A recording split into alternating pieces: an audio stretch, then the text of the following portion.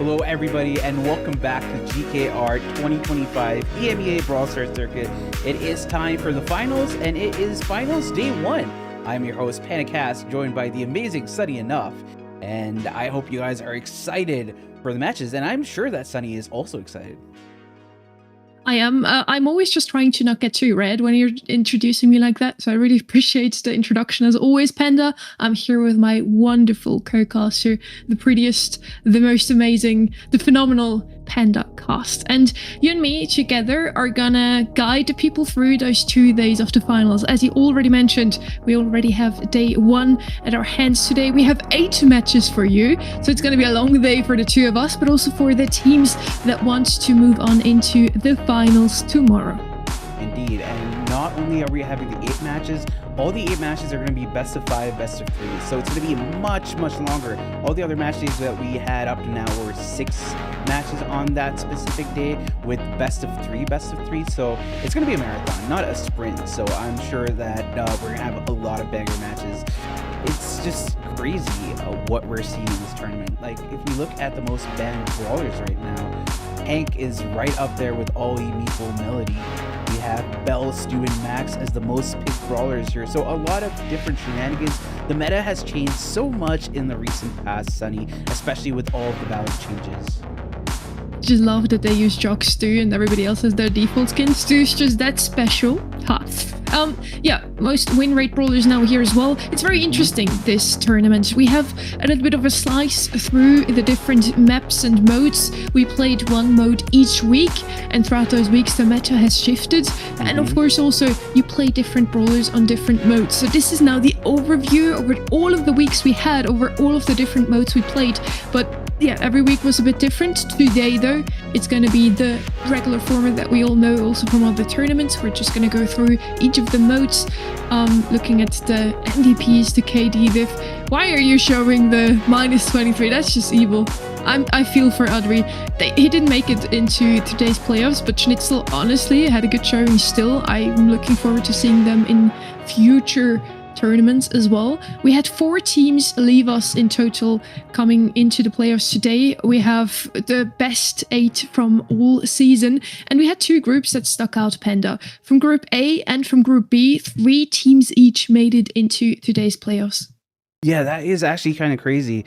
I feel like when you look at the different groups, we have the groups of death, obviously, with SK Gaming and Humble, but some of the other teams, some of the other groups haven't been so dominant. You've had a bigger spread across, which is why we have 3 teams in some of these groups making it to the playoff stage. So congratulations to them. They barely scraped by in a lot of these competitions here, but luckily they are finally here today, which is all that matters, honestly.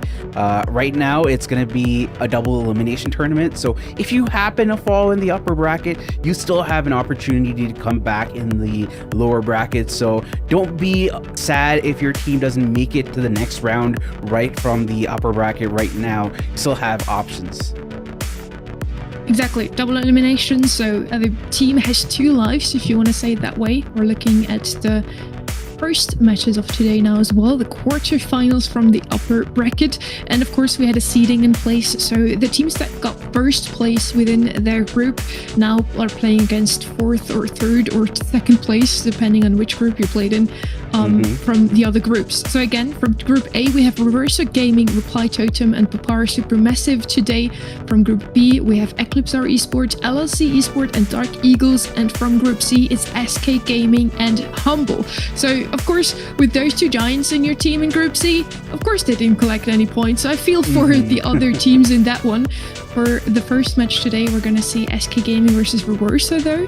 And I'm looking forward to it, despite it looking like SK Gaming should take it quite easily. Reverso had a great showing in their matches. They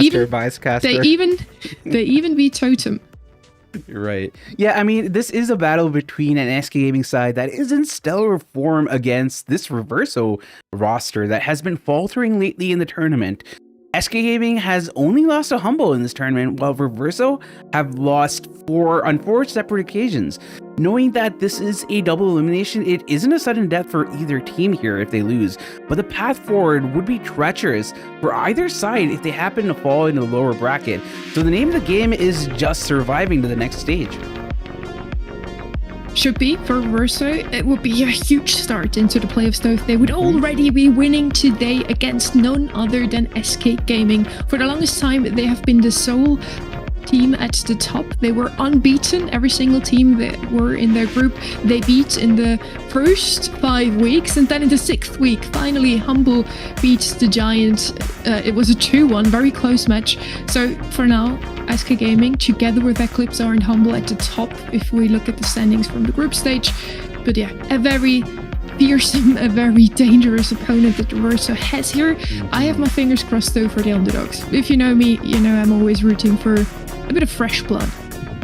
Indeed. I mean, you want a little bit of a mix-up at the top. You don't want the same teams always being at the top. Sure, it might look great because some teams might aura farm, but I feel like the nature of esports, the nature of competitive across all major sports is that teams which are not of renown come out on top, come out and show us what they're made of. And I think that tournaments like this for GKR, it's a perfect opportunity to show everybody what you're made of. And I think this is an amazing time for Reverso Gaming to really give it to SK Gaming, but it's definitely going to be a tall order. We'll see if they can deliver to the order. We're going to start with another Brawl Ball map. The 6th week that we had was Brawl Ball, and for SK it meant losing their very first match, so that should technically mean Reverso has the upper hand here. They also lost their match though, so maybe Brawl Ball isn't the mode for both of those teams, but we'll figure it out. Pinhole Punt is our map, and I think we have a fairly good overview now over the current meta. The balance changes have been 2 weeks ago. The 6 new hypercharges we talked about so often last week are also in play for a little while now. And again, we already had this last week, right? We just saw the most picked brawlers, so I do expect the whole meta to revolve around Poco, B, Carl, Chester once again. Indeed. I feel like Buster is also another one which has a relatively high pick rate, a very high pick rate in scrims, and a pretty good win rate as well. So I wouldn't be surprised to see Buster B coming out, or maybe a Buster Stew as well. You could also see Poco with the Frank. I feel like these nucleus for compositions make a lot of sense because you can open yourself up to a lot of different strategies and ideas. And when you were looking at the bans, we've seen Meeple, we've seen Ollie being banned out a lot. Wouldn't be surprised to see some of that. I saw Mo actually coming back into the meta.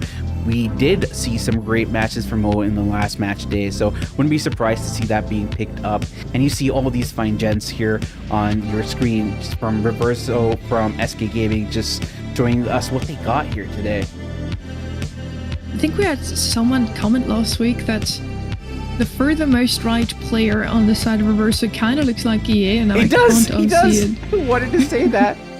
Honestly, we have, of course, on the side of SK Gaming, we all know them, Joker, Ope, and Yoshi. And then on the side of Reverso, I hope I get the order right here. I think we have Andy, Ness, and then Rob. So Rob is another Spanish guy that looks like EA. Maybe it's just a haircut. Let's see if he also plays as good as him in his prime time. No, I mean, it's the haircut, the eyebrows as well, and like that. I don't think of the beard, but the eyebrows and the hair specifically kind of do give that EA kind of look, especially with the fade as well. Anyway, getting back into the draft, it's Janet, Otis, Poco, Stu, Finks, and B being banned out here from both these teams. And first pick for SK Gaming, and I think that they should probably go for something like a Buster, maybe a Meeple. Meeple makes a lot of sense. You have your mansions of Meeple that can ensure that people come down specific lines of sights. I also like the fact that you can use the super to hit through those unbreakable walls. I feel like Meeple is really good on this map. Interesting to see those bans, honestly. I didn't have Otis on my radar at all. Finks is decent. I don't know if you have to ban him out if you want to play Max. Of course, B would have been a great counter to the Max with the slowing super, so good on Reverso Gaming for banning that one. Meeple looking quite strong in the current meta, but we still have a lot of options. I discussed it before. Chester just so strong in the current meta. It's really just revolving around tank counters or playing a tank, maybe a Poco paired with it yourself. Reverso has a great setup now. They already have the max best synergy apart from having a healer on your team with a tank. They have a tank counter themselves, so I do like what they're building here. On the side of SK Gaming, Meeple is a solid pick, but I can't really tell where they're going with this comp yet. Yeah, I feel like SK need to slow this down a little bit because they are facing off against a Max, and that speed is going to be something that's going to be detrimental to them. So the Buster, I think it does address a little bit of the aggression that Max can bring with his composition. You're trying to go all in, but with the Buster shield up, you're not really going to get much out of it, and Mo is going to be coming out, and this death-defying rat here is definitely going to go for cleanup duty with his super, and I wouldn't be surprised to see him be very centralizing in this specific map and in this specific fixture. You just mentioned it, Mo looking pretty strong in the current meta, even though he hasn't received Hypercharge yet, which is so interesting to see. Last pick now for Reverso Gaming. They have it in their hands to pick that one answer to every single brawler on the side of SK Gaming, but I couldn't even tell you what that would be. Ollie for them. I did mention that they have a good setup here to pick a tank themselves, so makes a lot of sense for me. They have a well-rounded comp on the side of Reverso. For SK, as you said, it's really just going to be about slowing that comp down from their opponents. That is the path forward for SK Gaming. I like both the compositions. I am excited to see how Reverso play this really fast comp with Max. They have a lot of different strategies that they can use here. As you go into game number 1, already Meeple with a gadget to block the opponents out. Elliot picks up the ball here. Elliot, I assume, is OP. Davey on the blue team, the last man standing, has to defend himself now. Is able to for now. The ball is just cornered, and SK with a great first attack. They still have full mid control here. Indeed, big mentions of Meeples and Joker going in, but he does get hypnotized, gets the kill nonetheless, and now we can just see, I guess that's Ope walking it in? Yeah, as I said, Elliot is OP, I assume. Buster ult coming up from the get-go. SK with the first goal already. 1-0 up now, can basically lean back. Could just wait it out for the timer to run out, but they're gonna go with another aggressive play from the other side of the map, trying to come in. Actually gets the sweep onto Elliot. OP, sorry. But Joker still gets the pass through, and this is a quick 2-0. Very dominant fashion how SK took that first game. I mean, but Reverso had some great moments still. There were some great moments for Reverso, specifically how that Ollie played, like you mentioned. I also like the way SK Gaming did pass the ball back and forth and ensured that they kind of distracted the Ollie in that last interaction. And I think that the teamwork that SK Gaming is bringing right now is really coming to the fore. I do think they could stop SK with the comp that they have. Reverso probably want to play a bit quicker. They want to shut SK down before they get their Buster ult that gives them a free mid control with the Meeple gadget that they placed right at the start. We saw in round number 1. They already have mid control immediately though. It's so hard if you only have one lane to move up. That probably was a goal, the sigh of relief on the faces on the players, and there was a goal. Joker scores again here. We swapped direction, so SK now in blue. Don't get confused by that. And with a hypercharge ready on OP already, mid control immediately from SK Gaming once again. They are dropping a bit lower now, only getting some good shots in, but they still move up. It's just a unstoppable wave here, SK Gaming. Indeed, hypnotized there onto Elliot, but he gets taken out. Now we see Joker with the ball, clear line of sight for goal, and he is able to slot that one in. That's going to be goal, and that's going to be game and set for SK Gaming. So not really sweating in the first interaction here, SK Gaming, at all. Looking very confident now. The guys on the side of SK Gaming smiling already. Again, coming into this match, they're definitely the favorites. They should take this one. But Reverso still would have a second life even if they dropped to the lower bracket. We just have been on Pinhole Punt, now moving on to Heist. I'm gonna cheat real quick and see how those two teams have performed in the past. I think Heist SK won that match as well. for Reverso. I think that was one of the weeks they won, actually. But yeah, I mean, it was different opponents. Reverso had a great drawing in the group stage. They did win against Totem. Other than that, it didn't go too well for them, but they still qualified for the playoffs. They still have every chance, and I hope they use the last few weeks to train and get their comps right. And from what I've seen in the draft so far, Panda, they do get their comps right. Yeah, I think that they often get it right. I mean, the way they're able to not really falter with the composition, they're pretty comfortable. I feel like the way they're drafting, it's not only for them, but it's to ensure that the other team plays into the strategies that they bring to the map. And I think that really is emblematic of how dominant they were in the first set against Reverso, Sunny. I think that Reverso have a long path forward now because they are already down one set, but it is a best of 5, so it's not all over just yet. We go in a pit stop now, and we do have some brawlers that are picked very often on this map, Sunny.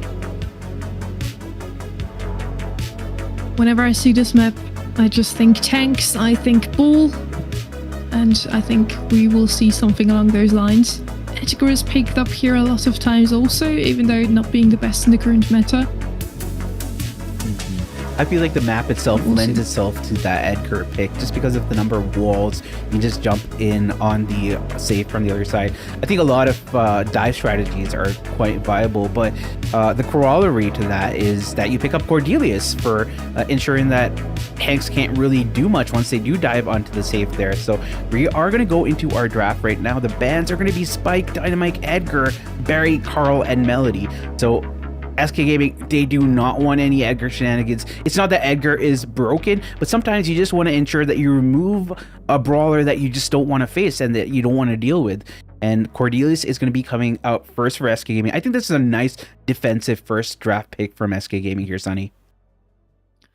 I don't mind it. Cordelius, definitely one of the best defenders in Heist. Probably not the one you send up the map to do a lot of damage. So we'll see what they will pick for that later on. Still a lot of throwers in play here. Not too bad on pit stop either. But we talked about it so often already. How good tanks here are here. Carl would also be very strong banned out by the side of Reverso. Their pick might be a tank early on, but we'll see. Spike also banned out by SK Gaming. A lot of non-meta brawlers banned by SK. They just want to leave those strong options open, it seems.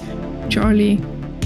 I heard the saying before, Lumi is the better Charlie now. Charlie's still not too bad in the current meta. Also a great defender in Heist.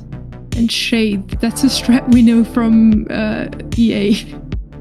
Yeah, I think that this could work pretty well. I like how Reverso Gaming are trying to bring out different flavors to this draft here, and Buzz is going to be picked up as a response. We like Buzz. Buzz is great because you can use the harpoon to get across the map with a hypercharge.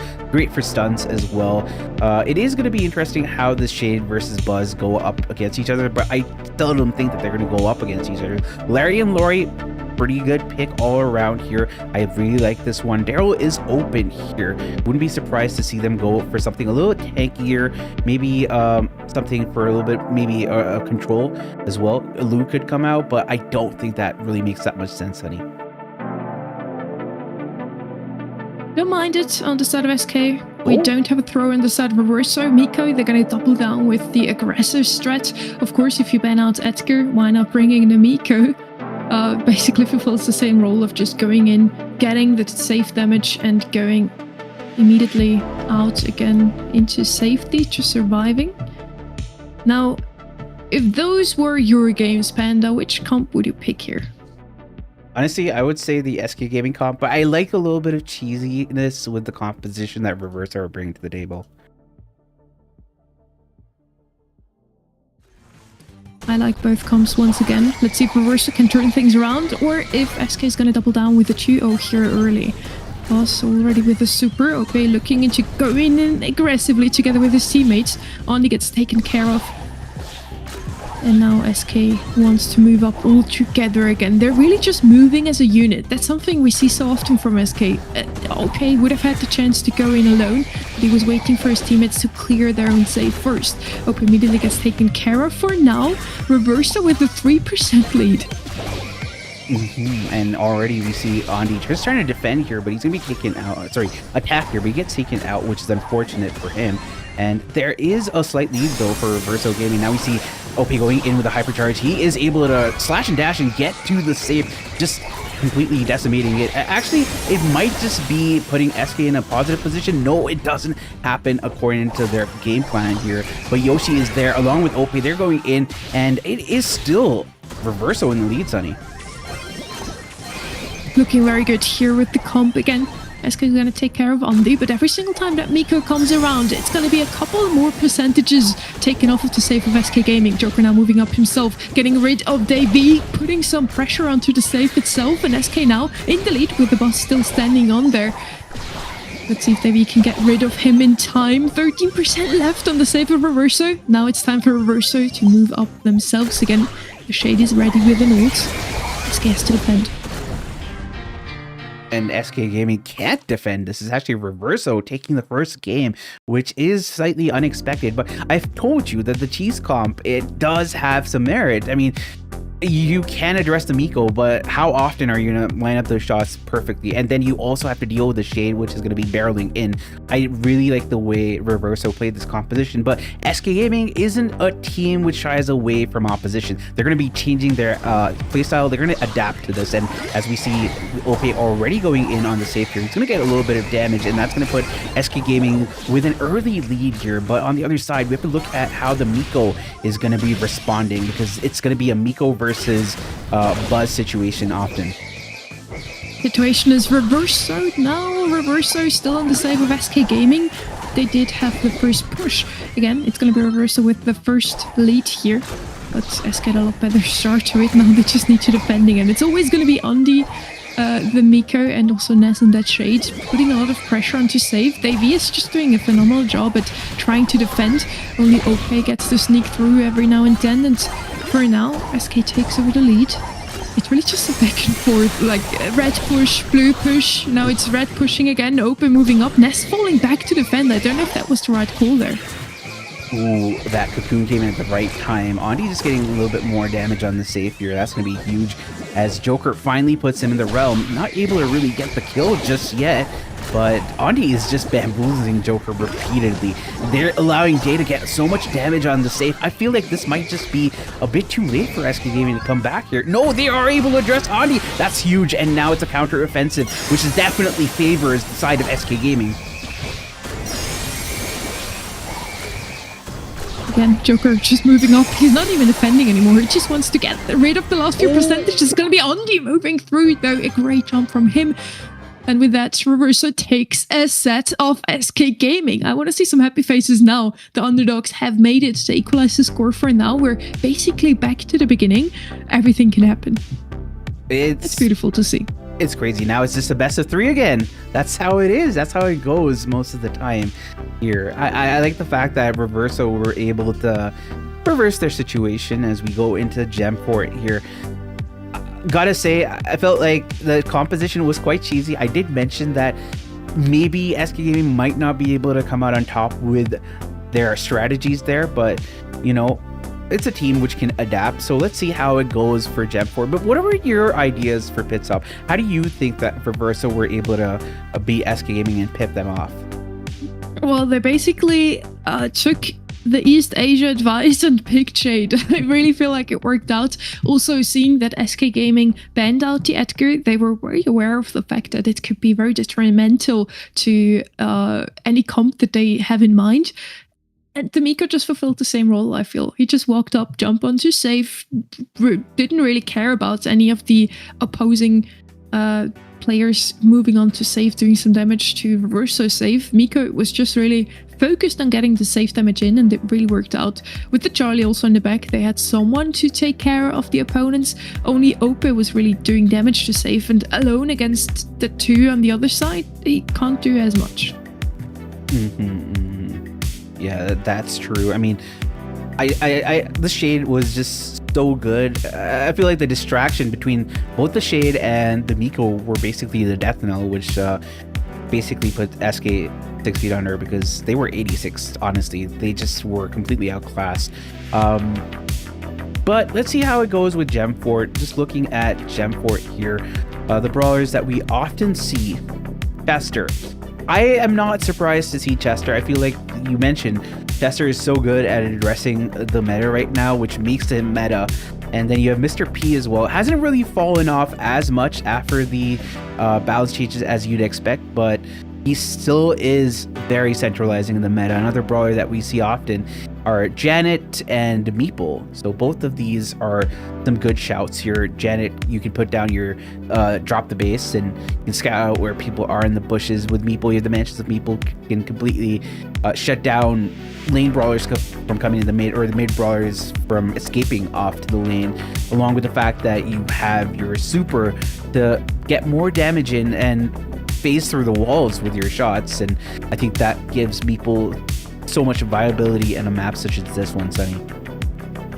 I agree with you. Probably one of his best maps here. I do like Gem Fort a lot. You have the literal fort in the middle of this map that you just need to control. You can decide to just send all three brawlers in mid to just keep the opponents out completely. And of course, with shutting down one of those 4 openings completely with the Meeple's gadget, you're gonna do fine. Meeple probably banned out here because of that. He's just way too strong to leave open if you have last pick.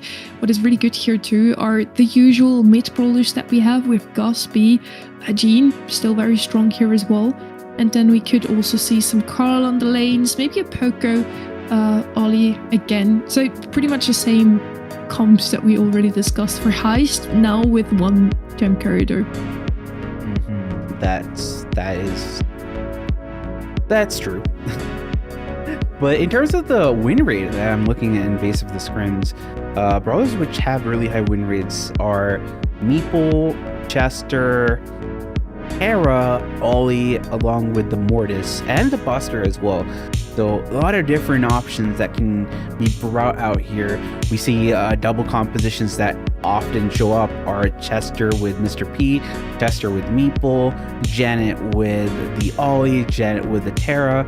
So different ideas that can be really brought around. But I feel like we have 6 or 7 brawlers that we see quite often in the meta, and that's going to be dictating a lot of the bans that we're going to be seeing here, Sunny. I agree with you on that. We will probably see pretty much the same brawlers every single map and mode, but with a couple of exceptions that are just especially good on certain maps. Like a Jean, I would probably not pick him on anything other than Gem Grab and maybe Bounty Knockout. We probably won't see him today on Heist, but that's just how it is in Brawl Stars overall. Heading into this match now, we're just waiting for the draft. And I'm super excited to see if SK now have adapted a little bit to their opponents. They certainly underestimated them. We should be going into the draft now, as we are. And our bans are in. They're going to be Stu, Ollie, Melody, Buster, Jean, and Meeple. So a lot of our talking points have been heard by these players here, and they have banned them out. But Chester is still available, Mr. P as well, and the Janet as well. So I wouldn't be surprised to see these teams go for it. Makes sense in terms of the fundamentals, and Janet's going to be picked up first, and I think that's a very solid pick from SK Gaming. No surprises here with the Meeple banned out, Jean, all the brawlers that we mentioned really. What we didn't really talk about so far is of course also Janet, very good because of her gadget. You can completely control and find the opponents in those bushes in mid. Max and Carl. So Reverso really like their Max. They want the speed. Carl, I mentioned as well, just so good with his heat ejector gadget. He can completely shut down one of those bushy lanes on the side. What I would like to see here as well, maybe a Griff to open up the map a little bit. It would certainly help the long-range brawlers, but so far we don't really have those in either of the comps. Jester has been left open here as well. Of course, makes a lot of sense that he's picked up here. We don't really have a mid yet for SK, except if they want to put Janet in mid, she of course can always just take off and fly away if danger is close. We'll see. Mortis, definitely not the gem carrier, it's probably gonna be Janet. Yeah, for sure it has to be Janet. I like the Mortis though. With a hypercharge, he's so scary, and I feel like he can really use the Chester as a kind of a shield to hide behind people because Chester is just so scary up close and personal. So I feel like you're gonna have Mortis drafting off of the Chester annoyance factor to really put Reverso in a very, very scary predicament. Hank is coming out, and I haven't seen Hank much in the meta at all, especially after the balance changes. So I am a little surprised to see this one, Sunny. Me too. I mean, he was one of the best brawlers, the most banned brawler in the March Monthly Finals until the balance changes. Now, he's not looking too strong anymore. His hypercharge isn't too, let's say, overwhelming, too broken as it was before the changes, but let's see what they can do with it. I would have expected an Ashe or something against the Mortis. So far they can control him pretty well. Hope they falls immediately, and we do have mid control here completely taken over by Reverso. Joker pushed out of mid as well. Yoshi trying to come from behind, gets taken care of by Davey. OP going in once again. He must be close to ult, but again going down here 2v1, and we still have Reverso sitting in mid, and they do have a small little lead. Indeed.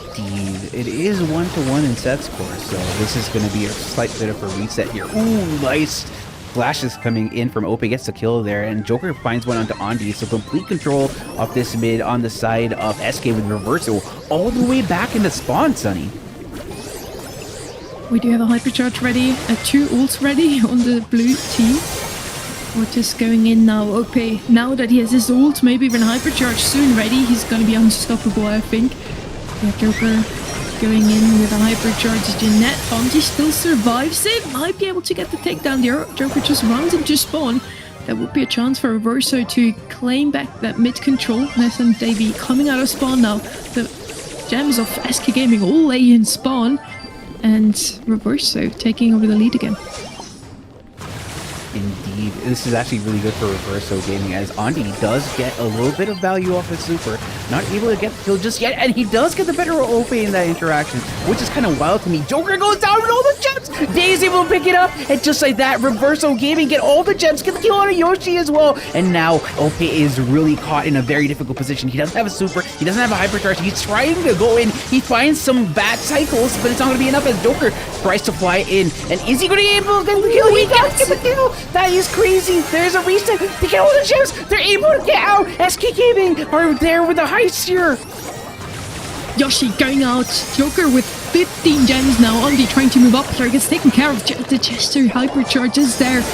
Maybe the last man. They could come close enough, but Joker up in the air with another hypercharge. I think that's 3 in this whole match. And SK run away. What a steal from them. Reverso really had everything under control. They did have the countdown, but SK with that Mortis knew exactly what they were doing. That was crazy. I didn't expect that to happen. Honestly, though, let's see what Reverso do in the next one. But that was insane from SK Gaming. I really thought that Reverso had that in the bag. It really looked like it. In hindsight, I feel like SK Gaming had a perfect game plan. They knew exactly.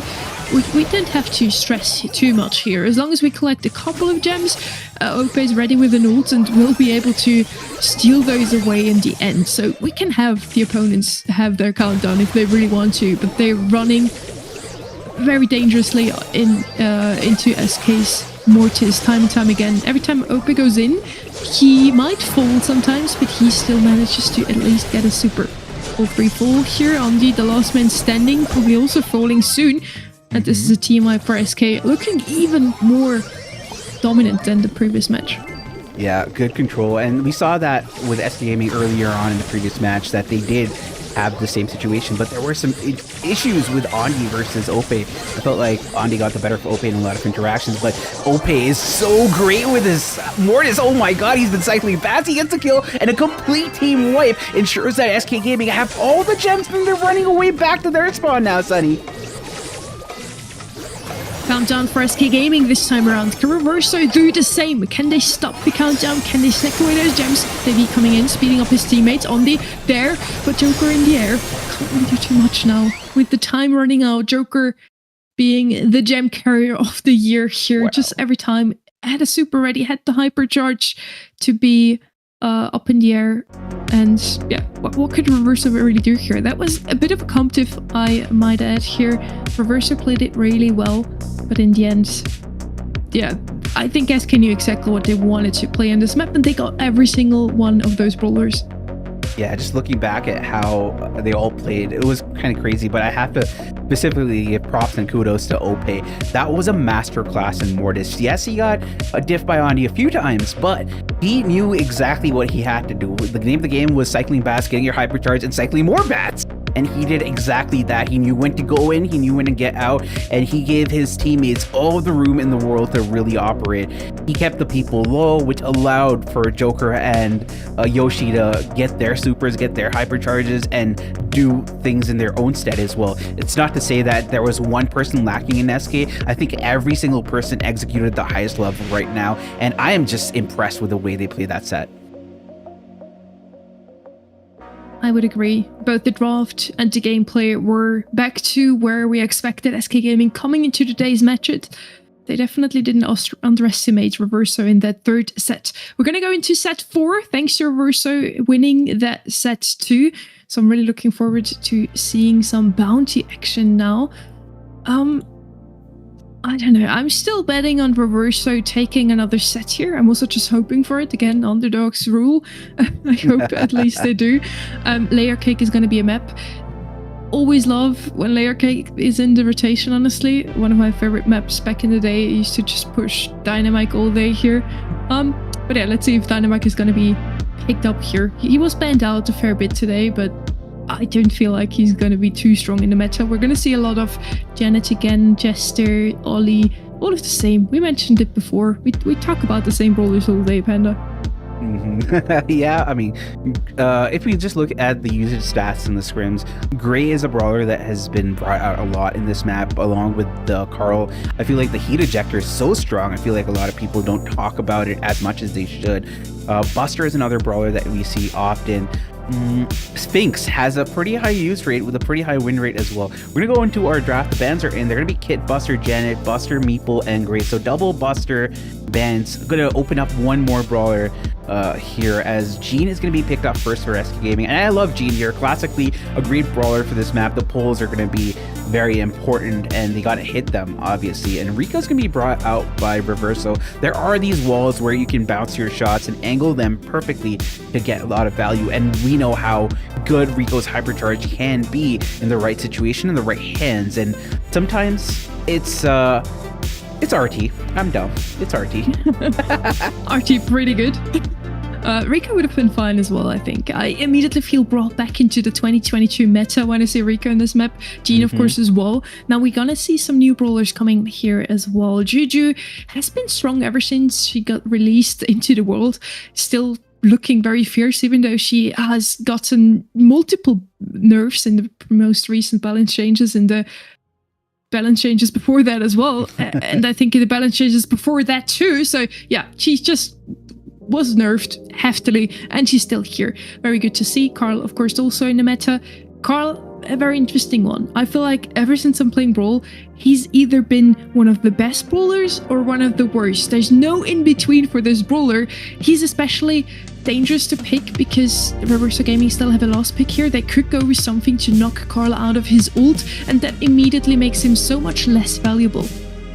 Indeed. I mean, that's certainly a threat that they have to deal with. But I feel like with the Jean Max, which is probably one of the best compositions of all time, regardless of the year, it's always been possible to run these two brawlers together. So I would be surprised to see Carl really getting pressured, but this Juju and Shade actually might really push Carl in a difficult situation. But there is no knockback here, Sunny. That is going to be dangerous for Reverso. Probably OP going to be on that Carl. Maybe the Max, actually. I don't know. Probably Joker on the Max. We're going to see once we get thrown into the map here. But yes, the Carl, no matter who's going to be playing him, is going to be very, very detrimental to Reverso Gaming. If they can't knock or stun him out of his ult, his hypercharge, he's going to wreak havoc. We're going to see how it's going to go down here. Is it going to be 3-1 for SK after this first match? Or can Reverso take it all the way to set 5? We're definitely have our seatbelts on here, Panda. It's going to be a long day if we're going to head into set 5 here in the first match already. Nest now going in the right-hand side. OP pretty low on that Carl. Joker on the Max on the left-hand side already gets the first takedown. SK in the lead here with 3 stars. great spot for SK. They have control, they have the blue star, they have all the stars, in fact, and I think this is an enviable position. Reverso definitely want to have that in their bag, but they aren't in that situation, unfortunately, as it is a little bit of a stalemate in the mid, but with SK in the front here, I think that Reverso do have their work cut out for them with the pull as well. So lethal, Joker getting the kill onto Ness, and now we see the flying hook, and Ope finding the kill onto Andy as well, and that's going to put 2 more members of Reverso 6 feet under as SK Gaming extend their lead to 7 stars. 0 stars still on Reverso, not a single takedown. No, the blue star going the way of the red team here. They really need to think of a different game strategy. Ness going in alone once again can't be the strat to go though. So at least push SKO into one corner. Joker's the first to fall. Ope gets a revenge kill though. Ness getting another revenge kill, I guess. Yoshi getting a third revenge kill. This is crazy. Another revenge kill. Andy getting rid of Yoshi, and all of a sudden it's only a 3-star lead for SK once again. What's going on? Hypercharge from Joker, and that's going to allow Yoshi to be very scary with that pull. They can't pull the RT, but so many kills, like you mentioned, back to back, people falling like flies. And as I say that, Yoshi goes down, but so does Andy from Ope. Ope finds another kill, and he gets taken out himself. What is happening? This is a 2-star differential here. Nez is going to be low, but Yoshi goes down. What? It is now, in fact, Reverso in the lead. They get the win. Did you see how Ness got away from that? First Grigri blocking the shot of Joker, and then Joker just missing 2 consecutive shots with his max. That was ridiculous. Ness walked away with like 40 HP. That would have changed the whole thing. Also, my favorite moment, or one of my favorites from all year here, like Joker gets a kill. He gets killed by Ness. Ness gets killed by Yoshi. Yoshi gets killed. It was just a complete... yeah, you kill my teammate, I'm gonna kill you. Revenge fiesta for like 4 kills in a row. I love that. They were just following dominoes one after the other. It was very entertaining, exactly. I have to say. But here though, we have SK Gaming on the ropes here a little bit. They are down 1 game and they have to play it a bit more careful. And as a result, we do see them actually being forced all the way back to spawn. And now Nez is forced to use his super to fight them into the walls, and he does get out alive, but he's certainly going to fall now as there is another kill onto his teammate as well as Ope goes down, and now it is a 6 to 5-star differential with SK being on top here. Blue star on the side of Reverso though, so if they get another takedown, they will be in the lead here. Joker with the super ready speeds up his 2 teammates. Yoshi can't be too far away with his team pull, so Reverso have to be careful here to not overextend. Ness again going in alone.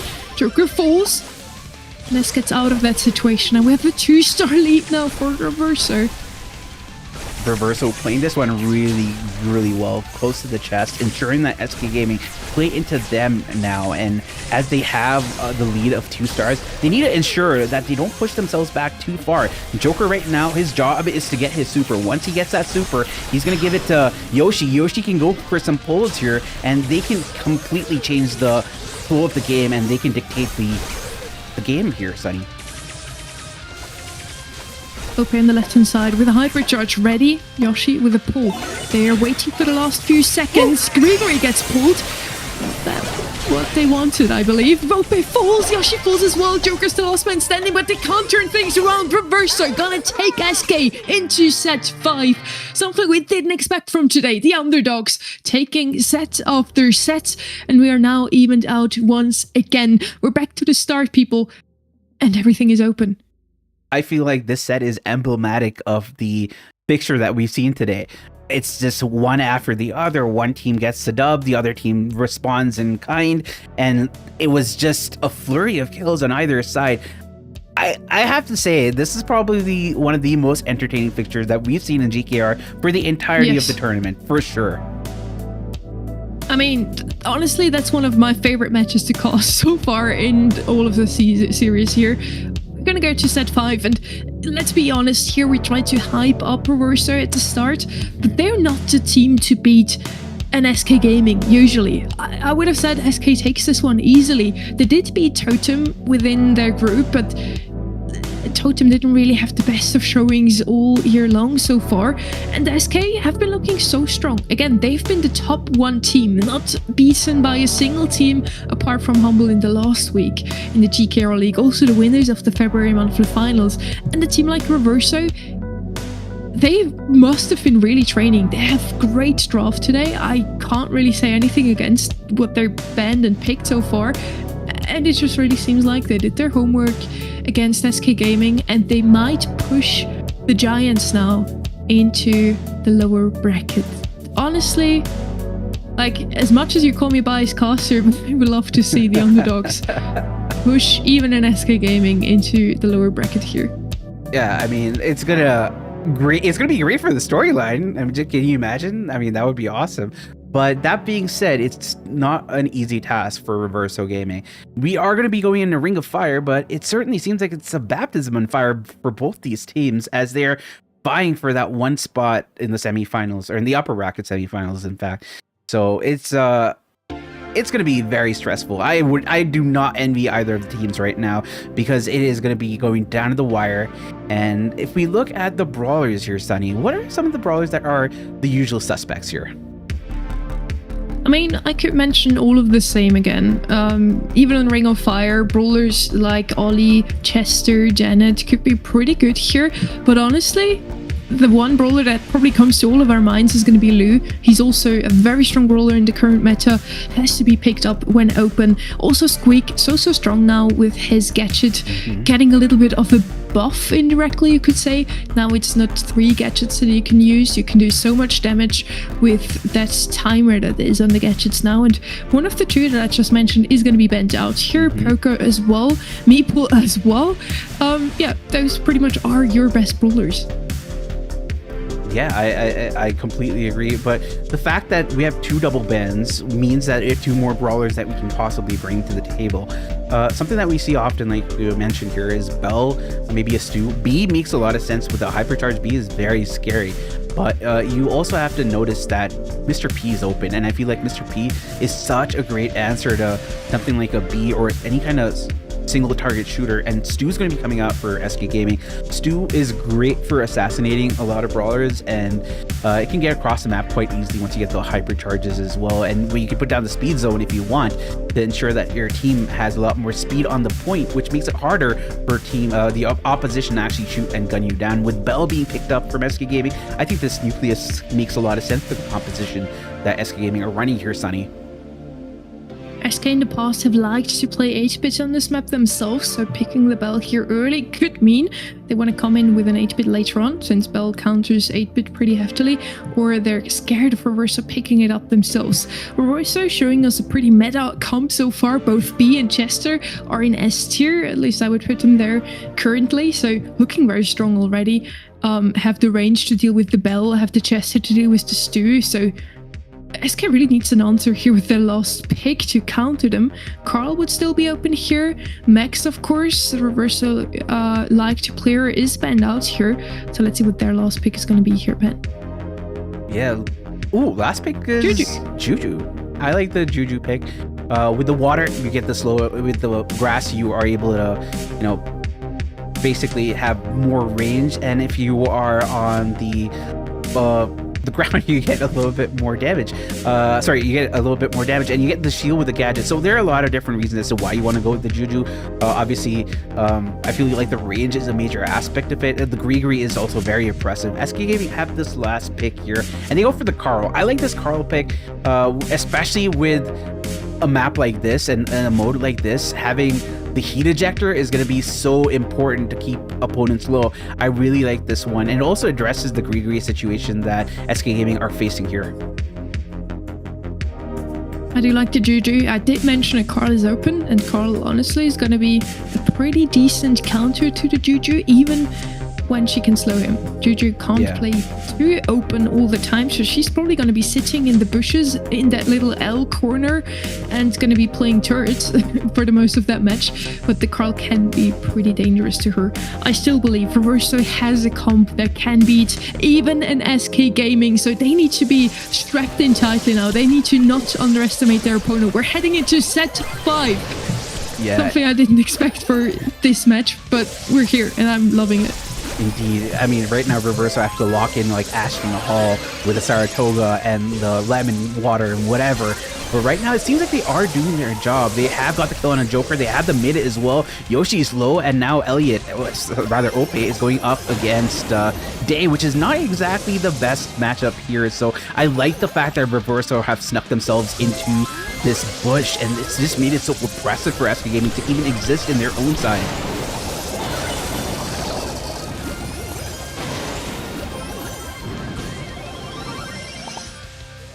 Looking pretty good for Reverso here. The red team still standing strong in mid now. Finally, Ness falling. SK Gaming pushing up, getting some percentages in now. But is it too late already, Panda? With the Reverso having a 20% lead here, it's going to be very scary for SK to come back here. Indeed, and a kill onto Joker has been confirmed, but there was a heat ejector on the other side. I think Andi goes down in the fire of that Joker put down, and this is why I say heat ejector is so huge. But once again, we see Day versus Ope on the right-hand side, and it definitely doesn't favor Ope as he gets taken out, and now it's going to be Ness versus Joker in the mid. Joker gets one kill. He goes on to Andi. Can he find the other? He does, and just like that, we see SK Gaming getting control of this mid once more. We do have SK coming close here, only a 6% lead now for Reverso Gaming. SK playing it a lot cleaner than they did at the start, almost taking over the lead here. Joker still standing in the opposing side's bushes. That's exactly the danger here for Juju if the Carl is coming in too close. SK now taking over the lead, by the way. Yoshi still standing in mid. Elliot, okay, being aggressive on the right-hand side as well. They be falling. They can't find their way back in mid. That is such a great start, but now it looks like SK Gaming can actually claim this first round, claim the match point, and they do. Match point for SK. They are one game away to win this one 3-2. That was kind of crazy. I feel like it was such a good start from Reverso Gaming. They were able to capitalize on a lot of misplays made by SK Gaming, but SK Gaming locked in the second half of the game, and they really came into their own once more and showed us that that's why they're SK Gaming. We go into the second game here. SK Gaming on match point, and certainly looking to close this one out. They don't want any more surprises, but Reverso have other plans in their hand. I mean, they have made it interesting enough now. I think SK could just win here if they really wanted to. Yoshi pretty low, has to fall back a little bit, as well as Ope sneaking around, trying to get rid of that Juju, just wreaking havoc amongst SK Gaming's lines here. The most aggressive thrower play here so far. SK with a pretty decent lead. They look like they found their groove again, Panda. Andi is able to avoid the fire damage. Does take a little bit of damage nonetheless, and Dave has been completely pushed out from this left-hand corner that he wanted to move into and has been forced to take up the mid role here until his teammate comes back with Andi going down. Now Dave tries to capitalize on SK being slightly distracted, not able to get really the better of the situation as Joker is able to get a kill. He's going to be low. He gets a kill. He gets a shot off onto Andi, and SK Gaming 70% to 3%. They are running away with this one, Sonny. Yoshi still standing in mid here. 1v3 finally falls, but Joker coming back with a hypercharge ready. Probably just want to survive here. Another 9% that SK takes this set and the match win. Not a single chance here for Reverso in this last set. SK leaves it unquestioned. Who's the true winner of this match? Joker holding in this fit one more time, and this is going to be SK Gaming taking the set and the match. Congratulations to them, commiserations to Reverso, but a huge shout out regardless to Ness, Andi and Rob here. They played it phenomenally. They took a team like SK Gaming all the way into set 5. That's a great success, and they still have a second life. They're losing, but they are dropping into the lower bracket and can go up against SK Gaming later if they have what it takes to beat other teams. Huge shout out here also to Joker in the last round. For me, the MVP, just absolutely wreaking havoc with his Carl. He was so dangerous for the opponent, cycled his hypercharges once again, looking very, very strong.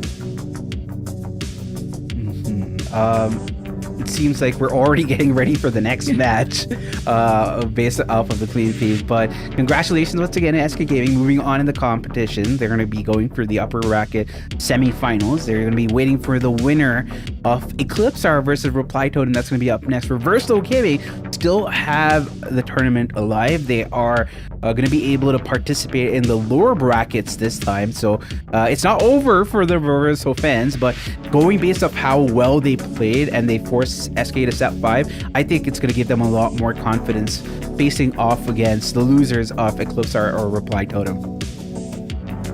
I mean, if it's going to be Reply Totem in the lower brackets against Reverso, they've faced them before and they've won.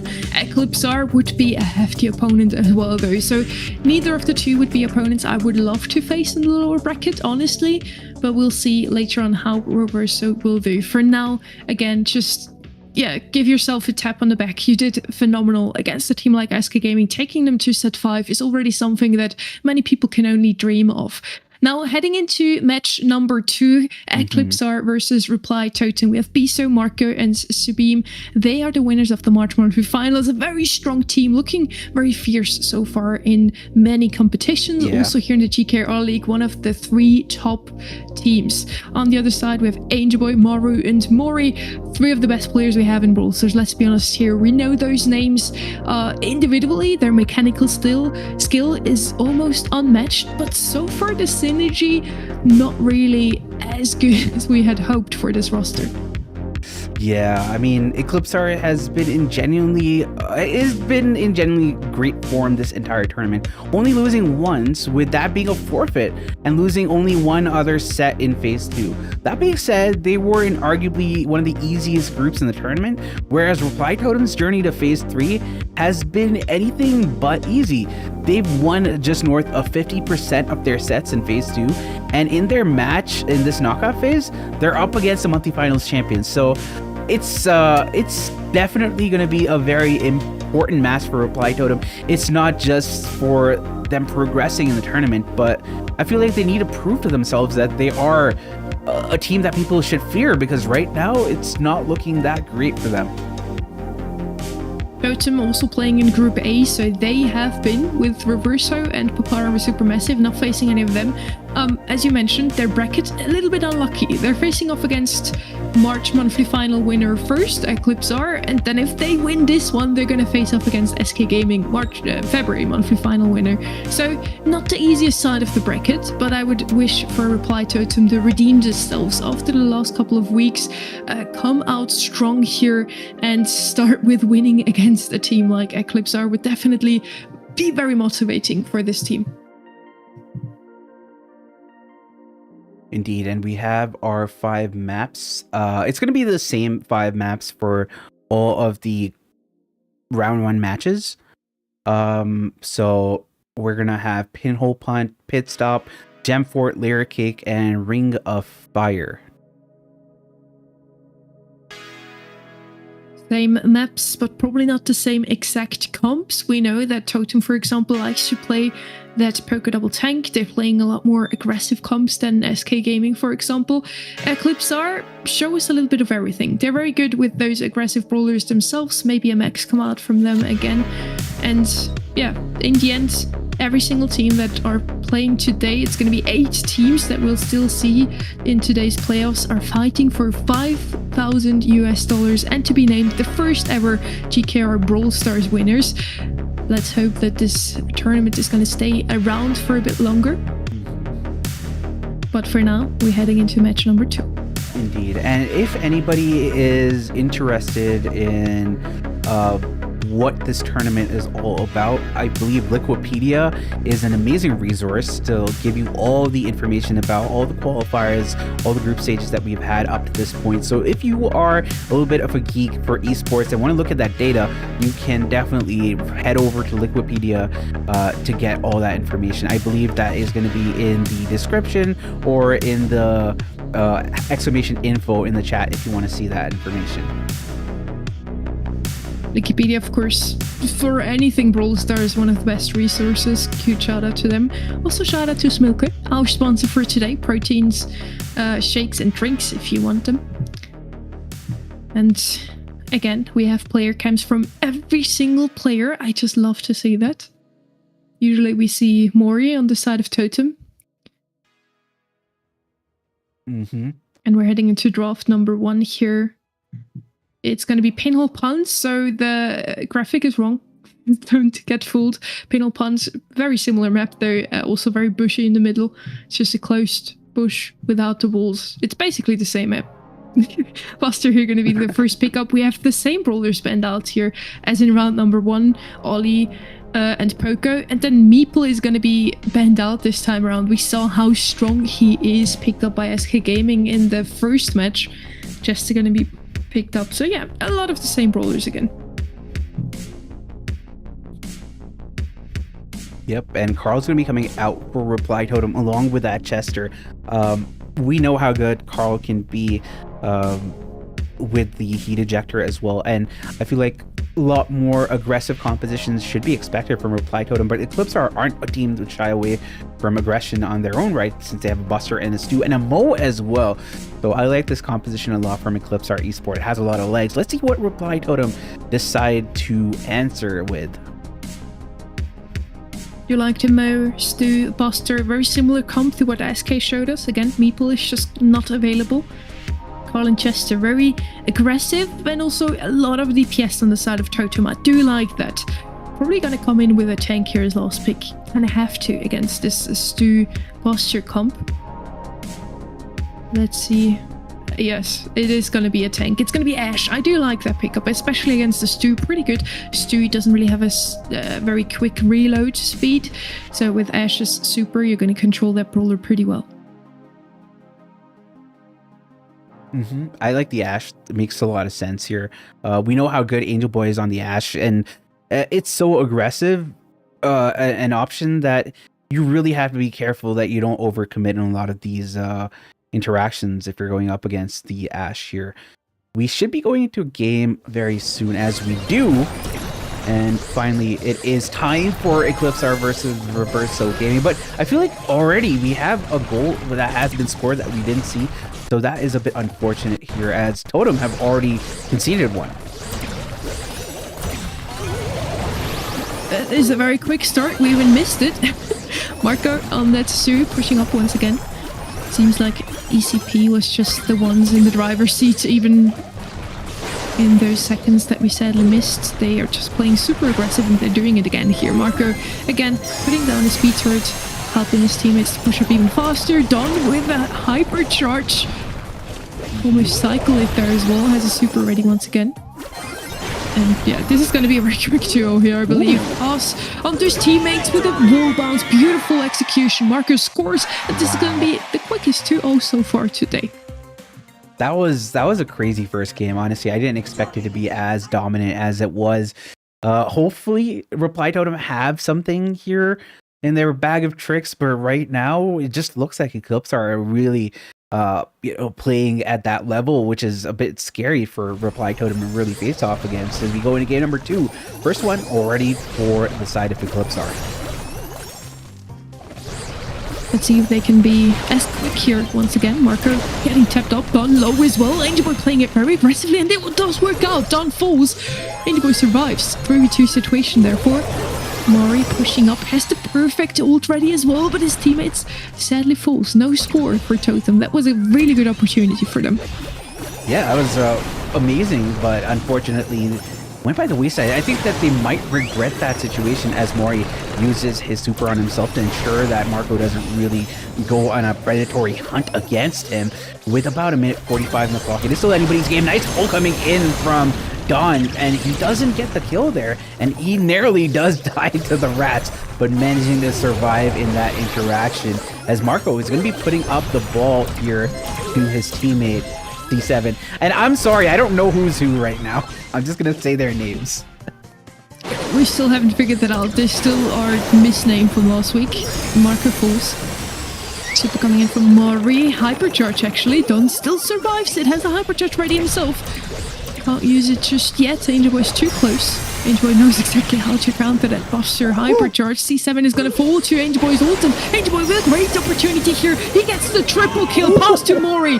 This was all Angel Boy. And thank you, chat. Thanks to you, we know now C7 is Sabine and Don is Piso. Okay. From now on, we know. I'm still gonna get it wrong, chat.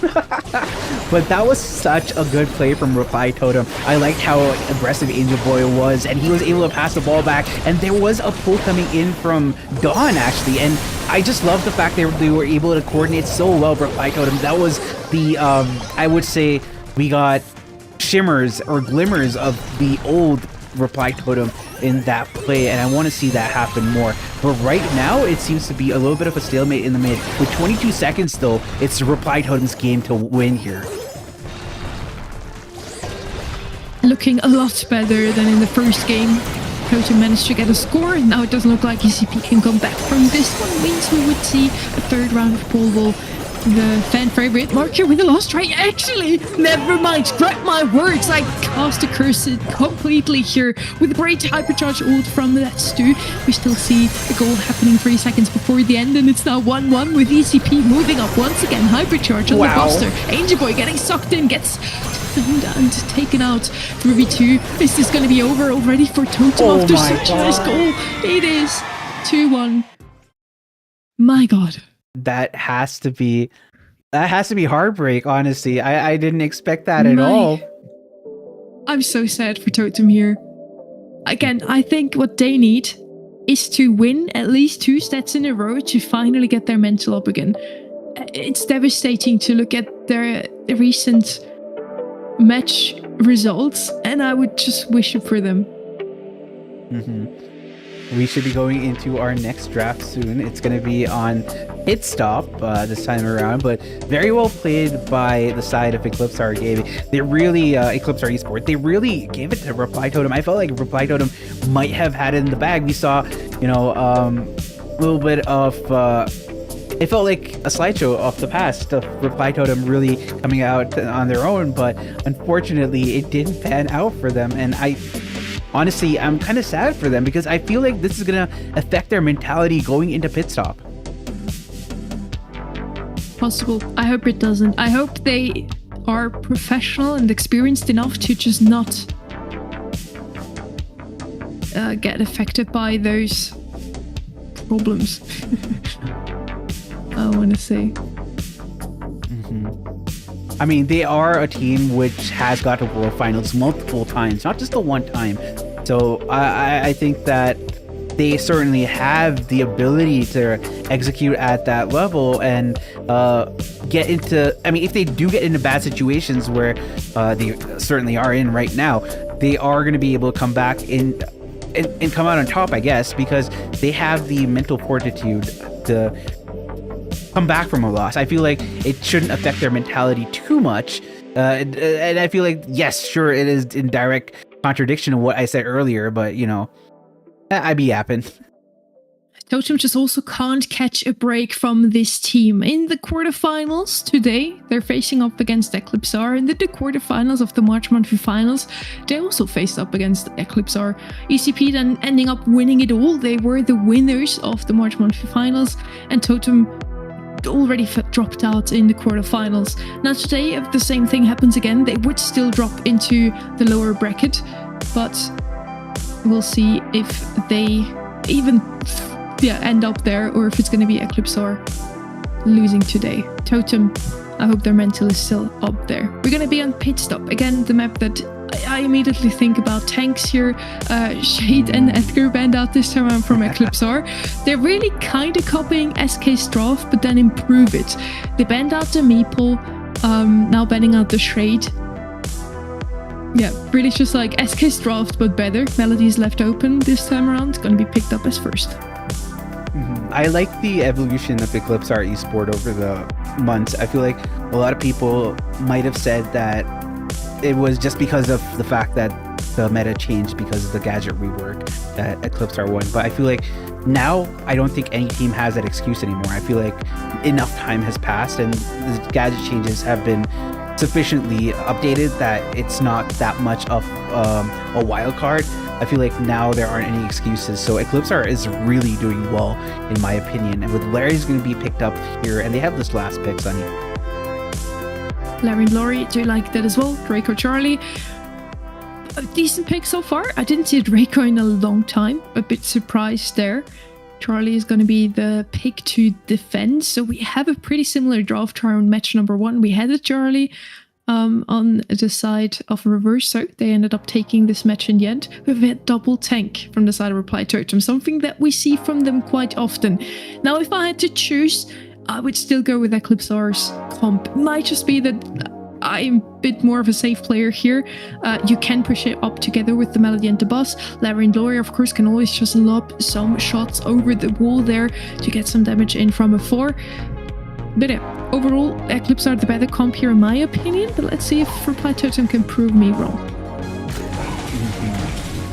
We go into game number 1 off the second set.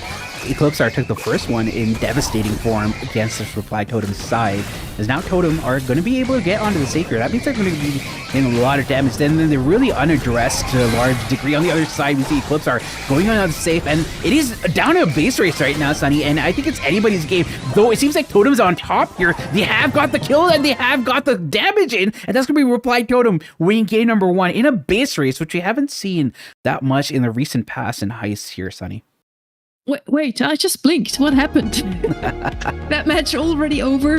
Totem taking it in the end, so they can indeed turn things around. But if we remember back, they had the first goal in Brawl Ball, and then Eclipsar still managed to turn things around. Let's see if they can do it here as well, if they're going to be the winners of set 2 after all, or if Totem can win this one. Jumping into the rounds, hopefully before it's over. It's not going to be as quick here, thankfully, and your boy still defending. Marco and Speem on safe, and we have a good lead here for Eclipsar.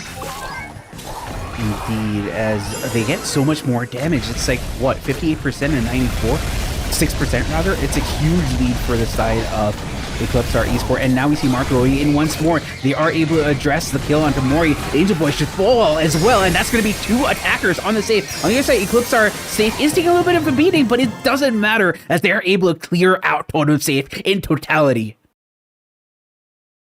I mean, round 1, there were at least 24% save damage left on the other side as well. This time around, it was very dominant from Eclipsar taking this one. Beautiful stuff, and both teams still don't look too happy. They're just very focused here. Indeed. I mean, you have to be locked in these sort of situations. We go into... wait, is this set over? I think we rotated the teams. Once Totem was blue, now they're red. So Totem actually lost the first and the second round of pit stop, so excuse us for confusing that. It was a 2-0, so Eclipsar so far didn't drop a single set. That's actually kind of crazy. Yeah, they didn't drop a single game, and I feel like they were robbed of one. Sorry, Reply Totem were robbed of one, and that was slightly unfortunate for them, I feel. But we are going to go into set number 3, which is going to be Gem 4, and now it is basically... Just warn me if you do plan to go back to camera in between games, so I can, like, you know, actually look like a professional caster. Sunny. Unbelievable. Sunny's like this. Hi, it's very dark where I am. It's like, anyway. Dude, we have an 8-hour cast ahead of us. I'm just turning off those very bright key lights that are shining in my face in between the set. So yeah, bear with me. I think you also don't want to look at our heads, so I don't have to use lights actually. Right? What's wrong with my head? I mean, they don't want to look at mine. Nugget. Okay. Maybe yours. Yeah, that makes sense. That makes sense. Look at your head, actually. What? Why would you say that? I don't know. Build you up. Build up your confidence, just like we need to build up Totem's confidence again.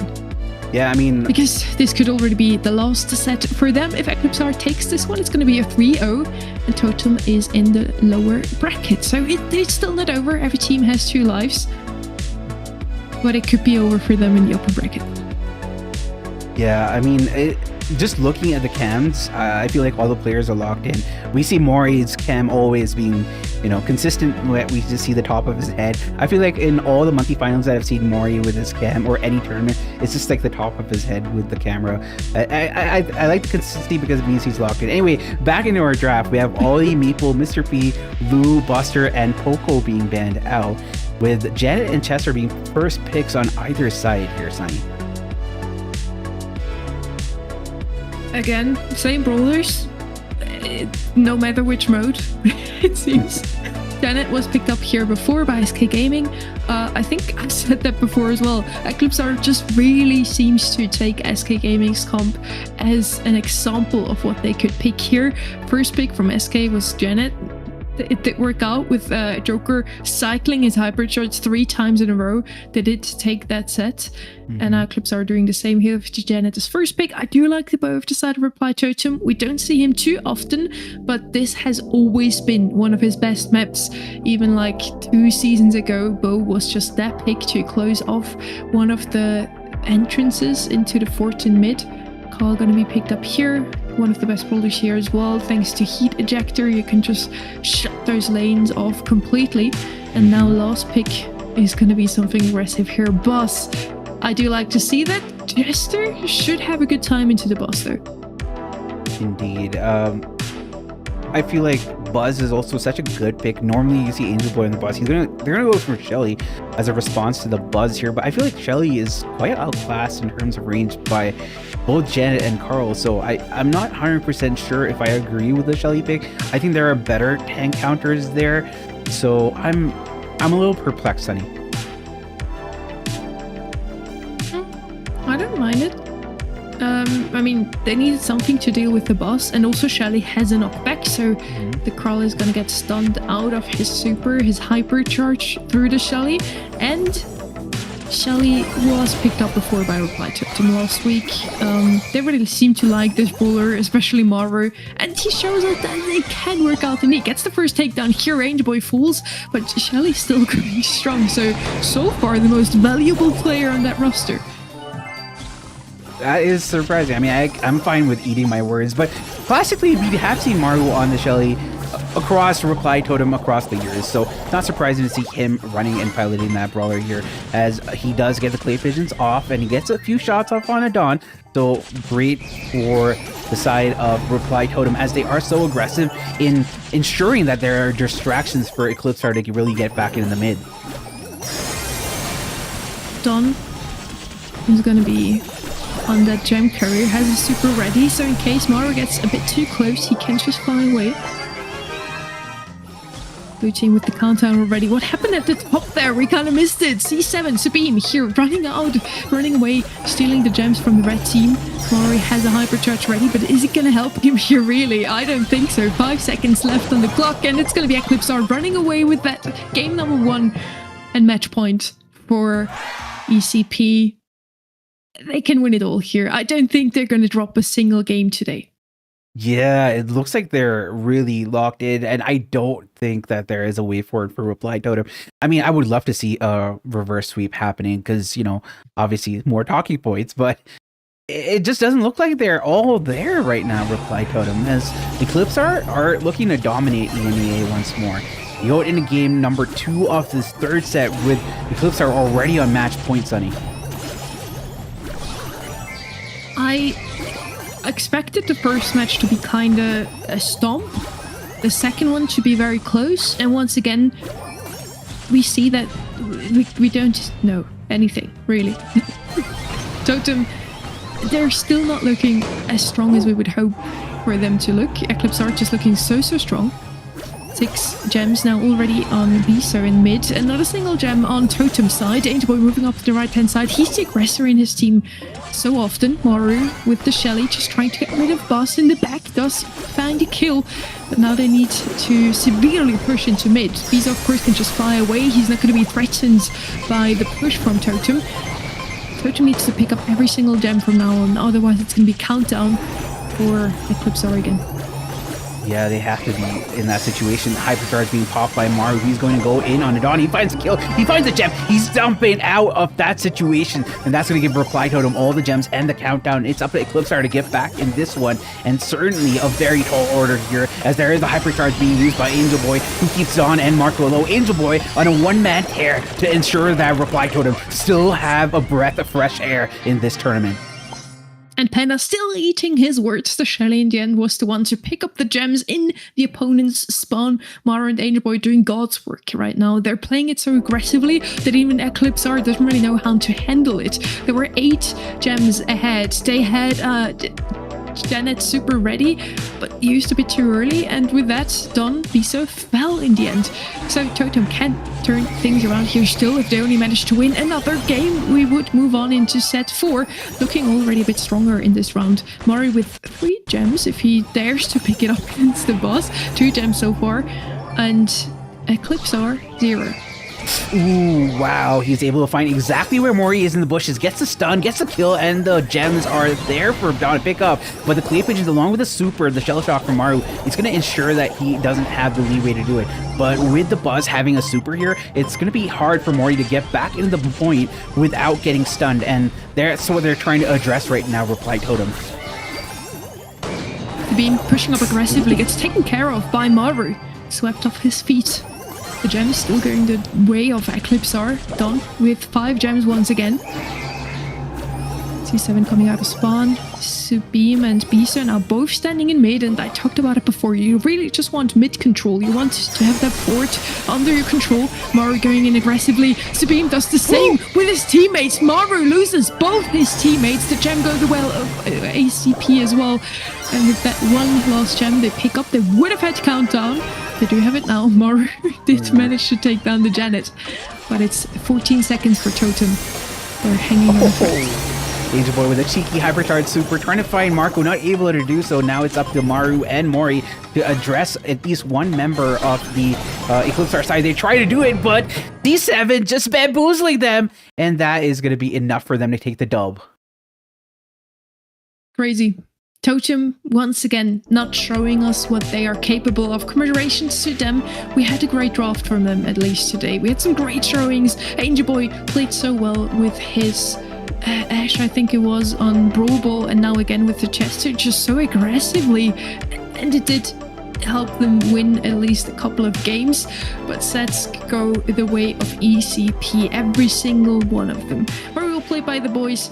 Congratulations to them. They are the ones to win once again against the Italian roster within the Italian org, ECP themselves, a French org, Italian players.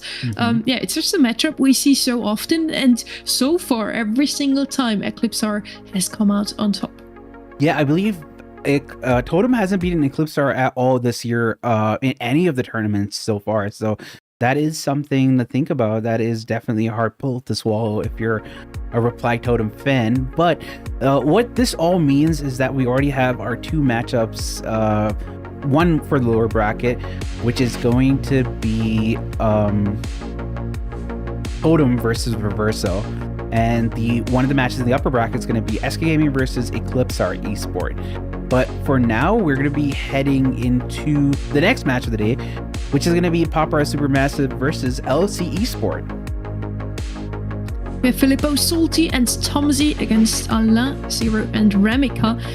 Roster that has had a slight change in the past. LLC, I believe this is the last tournament they play with Alain. They switched for another Serbian player and are now a full Serbian roster. On the other side, we of course know them already. Filippo, the Italian, Salty, and Tomsy played together for a long time before already. I don't know if you have followed last year with Dr. Lobster. Ooh, yes, that's one of my favorite teams, especially with the icon. I mean, so I just love this matchup. While seemingly close on paper, this fixture doesn't seem destined for a nail-biting finish, but I'll gladly eat my words if proven wrong, though. Papara Supermassive had a dismal start to the tournament, losing to Reverso on day 1, but every match since has been them showing and them going from strength to strength, only losing 3 sets in total. Whereas LC, have just about managed to win just about 50% of their sets. In reality, though, anything can happen, as we've seen today. And we've seen flashes of brilliance from Ciro, Allen, and Ramika, who put on a show on the last match day of Phase 2, in fact, Sunny. I mean, in the end, Papara Supermassive are the lead of their Group A. LSC sitting at that second spot behind Eclipse are in Group B. So you could argue that the groups were, also of different hardships, of different difficulties, with Group B having Eclipse R, with Group C having Humble and SK Gaming. But Papara Supermassive did win. Again, Totem, Reverso, Xperia and NXT, three very experienced teams themselves, have had showings in the monthly finals. So both of those teams have really proven themselves against one of the best in the region. And I'm really looking forward to this matchup. I believe I voted that Papara should take this one. They are also playing in other tournaments and have had some great showings there as well. LSC look very strong, but as I mentioned, they have had a roster change, and I don't know how often they still scrim together in this constellation. In this constellation. So we'll see. We'll have, Nice. I like that. We'll see how they will do. Pinhole Punt is going to be our first map again. And who did you vote for? I think I voted for Papara Supermassive. They're just looking very strong right now. I think that I'd be scared if I'm Eddie team right now going up against Papara Supermassive. I'd say that they're as good as SK Humble, Eclipse are right now. So that's just probably my bias, but that's how I feel. I just realized they always ask us for our opinions, but so far I haven't seen the caster predictions. I want to know what the others said. I don't think they asked us for caster predictions today. Well, I send it to them anyway, because so far they asked every single day. Oh. But okay, maybe I was too over-organized. We'll see. Pinhole Punt. In the last few matches, we've seen Meeple is a brawler you either want to have in your own hands or to ban out. We saw some Chester, Buster here picked up twice so far, won twice, so Buster with a 100% win rate so far today. We'll see a lot of the same brawlers, I believe. Ollie could be picked up here as well. Ash worked out pretty decently. Just anything that can really use those pushes in mid, I feel.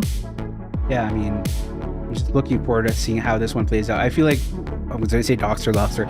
Oh, I feel like with Papara Supermassive, one of the things that you have to be careful about is if you underestimate them, they're going to run you through with a very aggressive composition, and you wouldn't even see it coming. So you have to be very careful with the way you're playing against these guys. It's not just necessarily about how well you draft. It's also about keeping feed into the game at all times and having a good read of the game. And I feel like if you don't do that with Papara Supermassive, you're gonna definitely pay.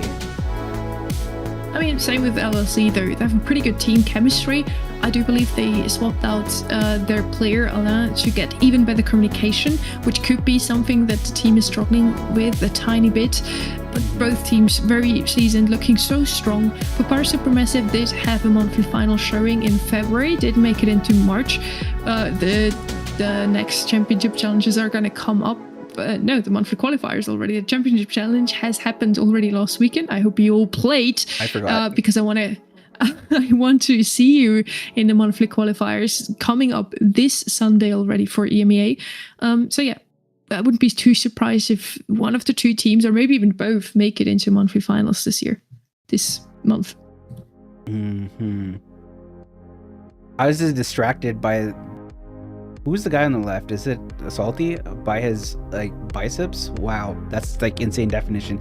Anyway, we're gonna go back into our draft soon enough. But yeah, all these guys are really good. I feel like LSC is a team which is slept on a lot. I feel like in the future with these guys, you're probably going to see them more often in premier tournaments, showing up and bring us the medal that they have. As we go into our draft, Carl, Meeple, Lou, B, Meeple, and Stu are the bans here. Double Meeple bans open up one extra brawler to the mix. It is Pinhole Punt, so could be seeing some Buster. Poco is also available, which is not usually something that we see open. And Chester is going to be picked up first by Popper Supermassive, and that just goes along with the DNA of this team. They like aggressive compositions, and Chester is just one of the best aggressive brawlers right now in the meta. I do like a Chester, also good into tanks, so the Ollie pick makes sense, I guess, but he does have a counter on the other side already. Poco could be picked up here. A second pick is going to be left open, but not picked up. The synergy, they go for speed instead of heals here. And Papar Supermassive could still pick up that healer themselves or go with something to slow down that max a little. The max comp is something we've seen so often today already. Can be shut down with the Buster, for example, because you can just, use your gadget and get rid of one of the 3 brawlers that are storming up against you, or just use the shield to defend your teammates and yourself. Poco's going to be picked up finally. Last pick now for Papar Supermassive. Yeah, I think they should go for the Buster here because Chester Poco with the Buster, it just makes so much sense against the composition that they might be going up against, because if anything, you're going to go up with a slightly tankier option if you're going to be LLC esport, and I feel like Buster shuts that down. And I honestly think that Popper Supermassive have already won draft for me, but let's see what LLC bring to the table as their last pick, Sunny. I mean, we have 3 meta brawlers on this side of PSM. I'm already scared for the LSE here. How do they want to slow down that comp? You can't really. Poco can just rock the I get rid of any slowing or stunning effect gadget. Mortis. I don't know. I don't know about that. Into a Chester, maybe not. The option I would have went for, but it did work before for SK Gaming on Ring of Fire, so it is a brawler that can work at the moment. I guess whenever I see a Mortis or Edgar, just the usual doubt kicks in me because I've seen too many randoms pick those 2 brawlers and not really doing anything really in my teams. Yeah, I don't know about this composition from LSC. Yes, they have speed. Yes, they have Ollie for the hypnosis, but without Mortis, I don't know if it's really going to address anything. And he gets addressed really fast as Salty gets the ball passed up to him. He breaks the wall. He goes for the goal, but unfortunately, that's not going to be enough as Ope is playing for them. Oh, Ope's playing for them, not Alan. What happened there? Is Ope allowed to play in 2 teams? I am a little confused, actually. I mean, maybe they just have the same name. Alain is also French, so maybe they just have the same name, you know? Probably. Or maybe they're just friends. With the Buster Hypercharge come out, Salty with the score already. So even this maybe Ope couldn't help his teammates, but yeah, it would even make sense that he's on max here if he was Ope.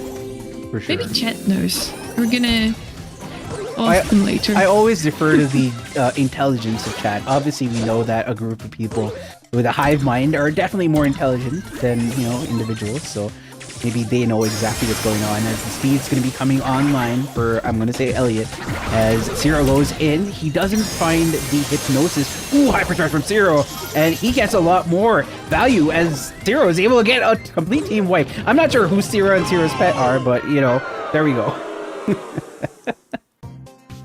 I also asked in the background, so I'm sure we're going to figure out if that is the case or not. So far, 1-1, so everything's still open with a hypercharge ready on the Poco, though Chomsy can just pick up the ball and walk through, and that's why you love, or you hate, rather, that Poco tank comp. I mean, at least it's Ellen in the camera, so I do assume they just have the same name, actually. I don't have to ask anyone. Yeah, I think it's definitely the same name. But it's very confusing, I have to say. It's very confusing. As we go into our second game of this first set between Popper Supermassive and LSC.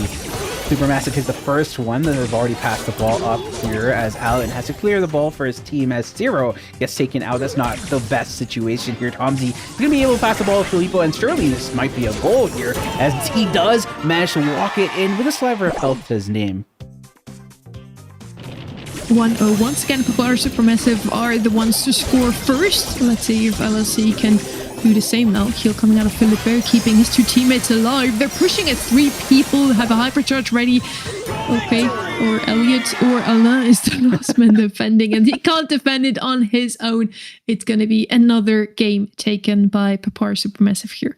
Maybe Elliot is just a current French community phenomenon, you know? And if you want to be him, you just have to be called Elliot. I'm changing my name to SK Elliot right now. For sure. You what? I said I'm changing my name to SK Elliot right now. Nah, that's right. You want to be him as well. Mm-hmm. We're gonna head over to pit stop again. And chat, what am I always thinking of when we see this map? Bull, yes, good answer. Any tank, yes, good answer. Shade recently, perfect answer. 100 points for chat. Yeah, it's just a map that you want to play all of those tanks. We saw Shade twice today and it worked out, so why not a third time? We saw Miko, we saw Edgar ban out a couple of times. Eclipsar also ban out the Shade because they just saw how strong he is. Yeah, we're gonna see if we have the same bans again, adapted one more time, since all those teams that are playing now as match number 3 or 4 can of course watch the previous matches and learn from them. Yeah, for sure.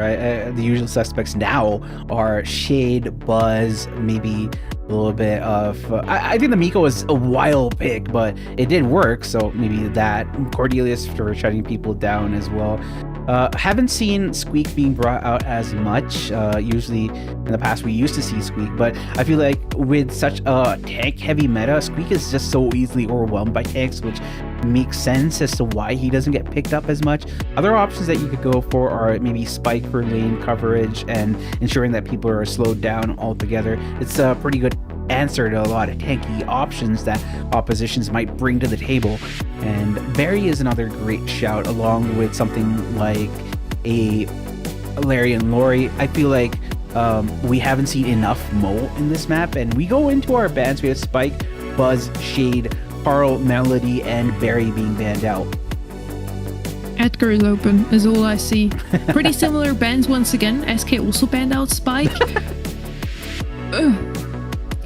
It's an Edgar pick, and I mentioned it before. Every time I see an Edgar or a Mortis, I just have flashbacks of the bad kind on to my ranked matches and the random that picked up those 2 brawlers.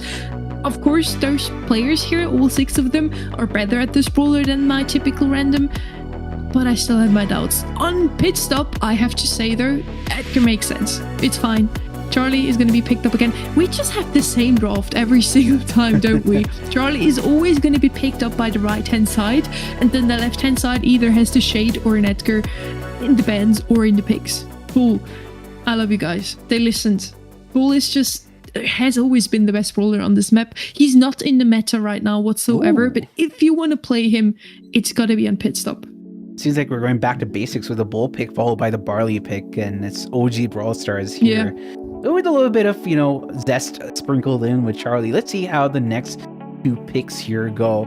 It's definitely going to be something newer. I don't think we're going to get maybe a Daryl, maybe a Carl. We get Lou. And I think the Lou is such a great pick to shut down the Bull.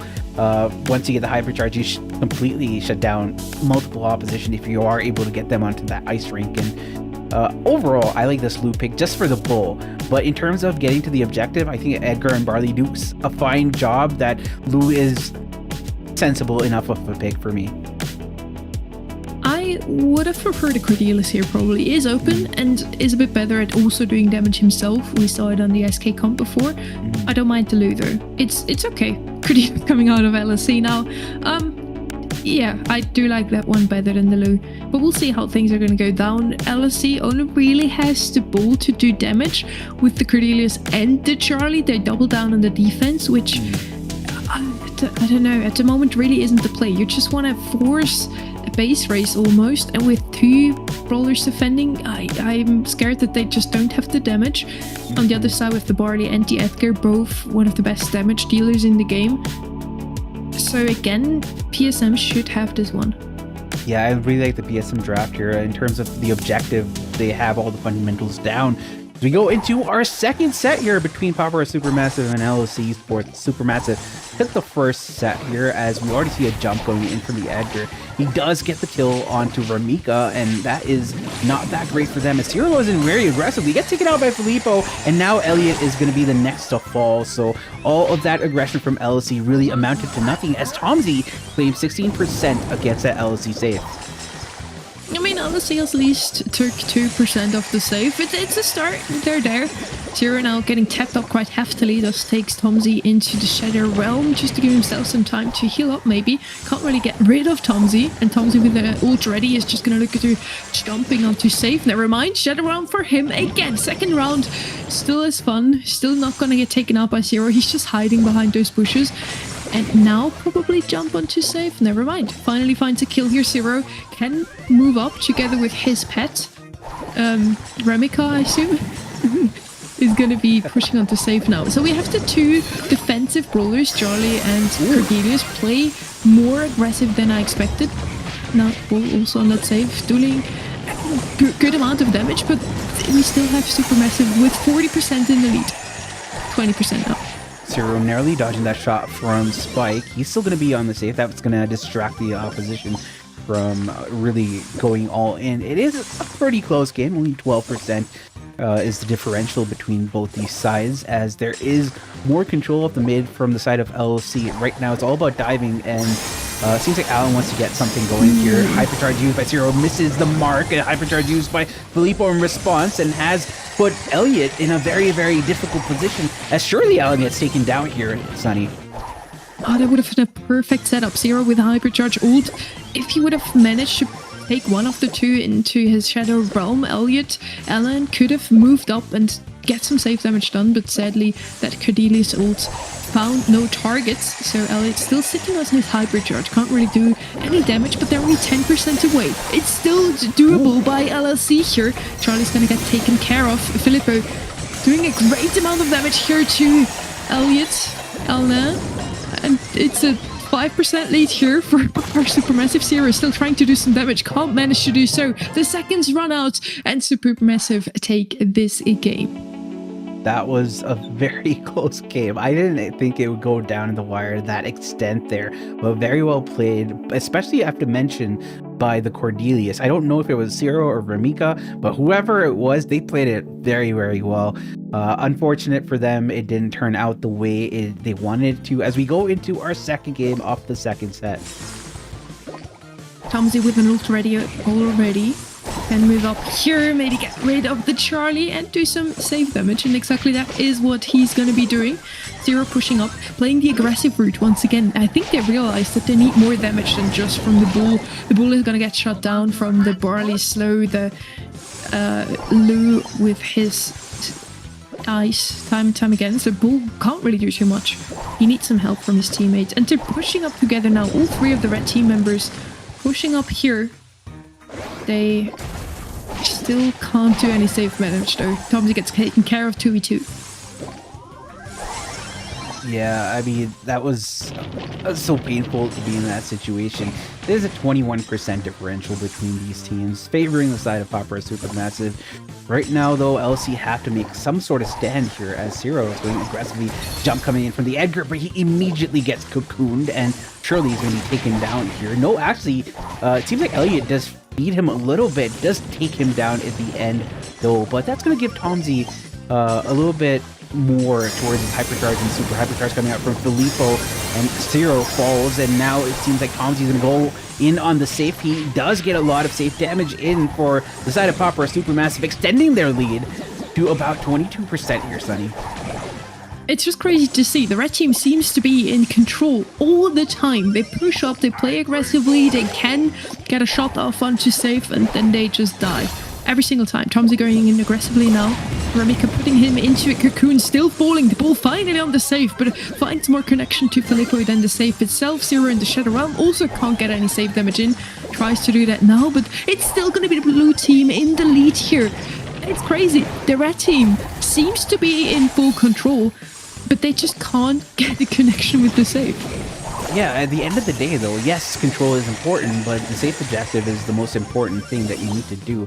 And right now, Filippo has a super, looking to get that super on the safe, which is why he's not on defensive duty. But once he gets that super off on the safe, that's going to give even more damage.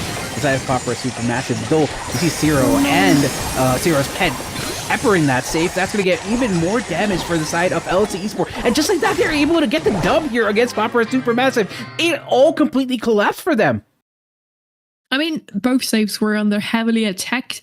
They did manage to do so in the end, but only with a 20% lead. LSE turning things around here. It was very unfortunate. Alain, I think he got stunned out of his hypercharge ult. He didn't really connect with save. And that's exactly the problem with LSE's comp, that they have two brawlers to defend their save. We see Charlie and Cordelius on the opponent's save now more often than the bull. I think they realized that one tank alone just isn't enough. Indeed, as we go into the next game here, the last one, it's going to decide who wins this set, and a win here for LC Esport is definitely on a requirement at this point. A kill has been confirmed on an Omzi, and now we see the complete side of LC Esport getting a lot of damage here on this objective, and have taken it down to 67%, but it's not as big of a lead as you would expect, considering all three members of that side were on the supermassive safe zone.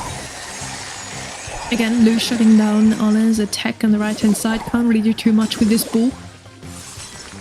This time, for the first time around, LSC take over the lead from the start. Something that we haven't seen in game 1 and 2. Shadow Realm for Tom Z. Zero always trying to target that Edgar just to take him out of the race for a couple of seconds. He usually doesn't find a takedown. Tomsy now with hypercharge ready, just looking into moving up now, getting some save damage in for his team and potentially take the lead. Jump in there from Tomsy. He gets a kill under Ramika. He has a hypercharge. He pops it as well. He's going to be jumping in on the safe, but Cordelius manages to mark him down. Though Tomsy's hypercharge has not got the value that he's looking for. He surely should be able to get out of this alive. No, he gets taken out as well. Though at the same time, his teammates have been getting a little bit more damage on the objective, and that's going to be putting Popera Supermassive within striking distance of LC Esports.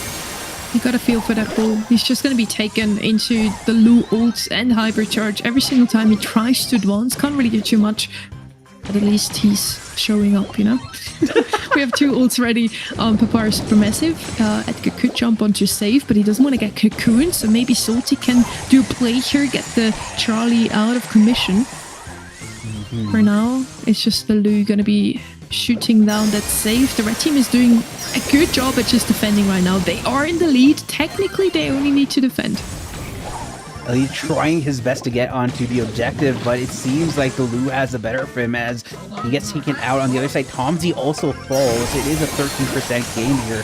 And right now, Popper Supermassive are not anywhere close to getting the win here, as Tomsy, though, has a jump, and this could be the game-changing situation. He tries, but 6% of a deficit is basically what ensures that LC Esport get the dub in the set. The game-changing moment came a bit too late for Papar Supermassive. They looked very strong in game number 1, taking it with ease, but LSC learned to play it a bit differently, maybe not put Charlie and Cordelius into defense, moving them up the map as well, putting your chess pieces close to the enemy's save and winning that set, that map, even though I felt like they had the worst comp. So they definitely made it work. We're now in an even playground once again, moving into set 4 in the long run. So yeah, again, a very close match here. Indeed, it was a pretty close match. I mean, I didn't expect it to be as close as it was.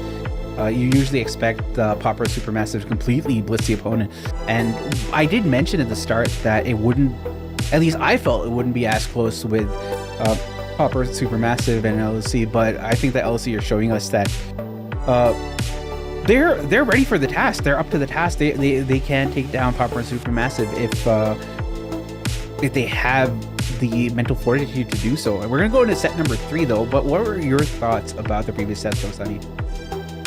I mean, we saw pretty similar comps that we have seen from the 4 teams that have played before them, so they seem to orient themselves into that draft. I did like that LSE went the risky route to also bring in a ball. It didn't really work out. Not really at all, actually. Ellen was just shot down again and again by Lou, but they adapted so well to what the opponents had in their hands, shutting down the Tomsies, Edgar time and time again with Cordelius. I really liked that they were able to turn the set around, even though the draft might have not been on their side. Yeah, I felt like a lot of times, especially in the first game, it seemed like Pauper Supermassive had what it takes to completely shut them down. We had situations where all three members of LSE Esport had all of their utilities down pat, and they were ready to put out an offensive against this Pauper Supermassive side, who were able to shut them down repeatedly. It was all because of the fact that despite them having control, they didn't have a way to really get onto the objective as often as possible. But despite that fact, despite the setbacks, they were still able to come out on top. We go into our next set here. It is going to be on Jamport once again. Sorry. You took a little time to breathe, so I thought I'd just tune in, you know? My bad. I guess I won't breathe ever again. we do have some delay still. You're in Canada. I'm still in Europe, so it's going to be a further away than... yeah, it probably should be for Discord to deliver our messages quickly. We have pretty much the same brawlers once again. Perk is left open, picked up here. LSC does really orient themselves into previous matches. We had the poke on the side of Power Supermassive in Brawl Ball, and it worked wonder for them. I don't feel like those brawlers have fallen all too often, if they even did. So LSE now have that brawler on their own side of things. Janet is banned out this time around. She was picked up twice on Gem 4 before. Definitely one of the best brawlers here, alongside the Carl as well. Stu and Ollie. Power Supermassive still need a mid, unless they want to play Stu as gem carrier. I think they might go over the Stu as gem carrier and pick up the Buster for just the Chester. Though that being said, the Buster Hypercharge, I don't think it really addresses the Chester Hypercharge because it's coming from on top. I might be wrong though. And we get Mo instead. So Buster's still very much open.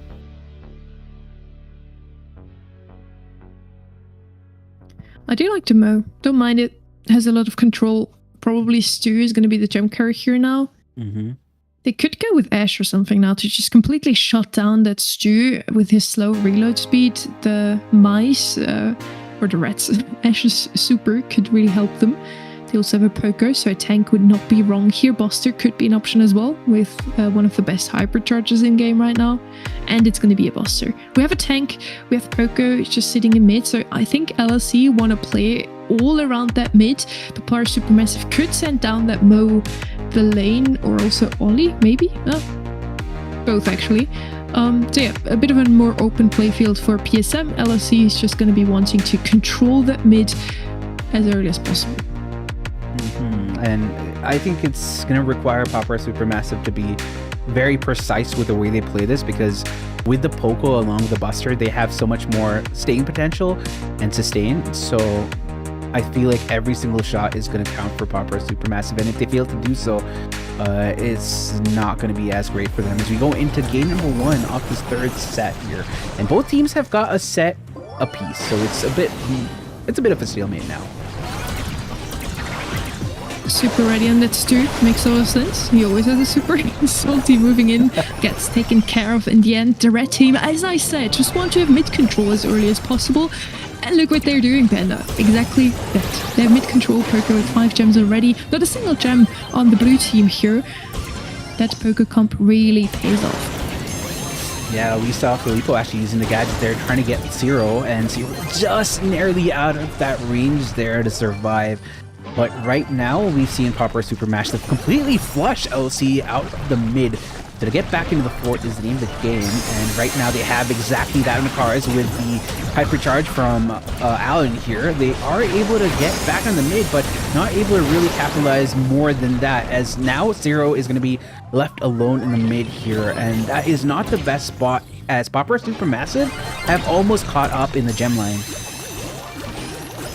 That is crazy to see. We had such a good start from the red team. The blue team adapts, knows how to play now. Have a hypercharge ready in this too as well, so they can pick up a bit more gems now. Salty actually doesn't pick up any gem. He just decides to go in aggressively. Zero Remika also popping his hypercharge.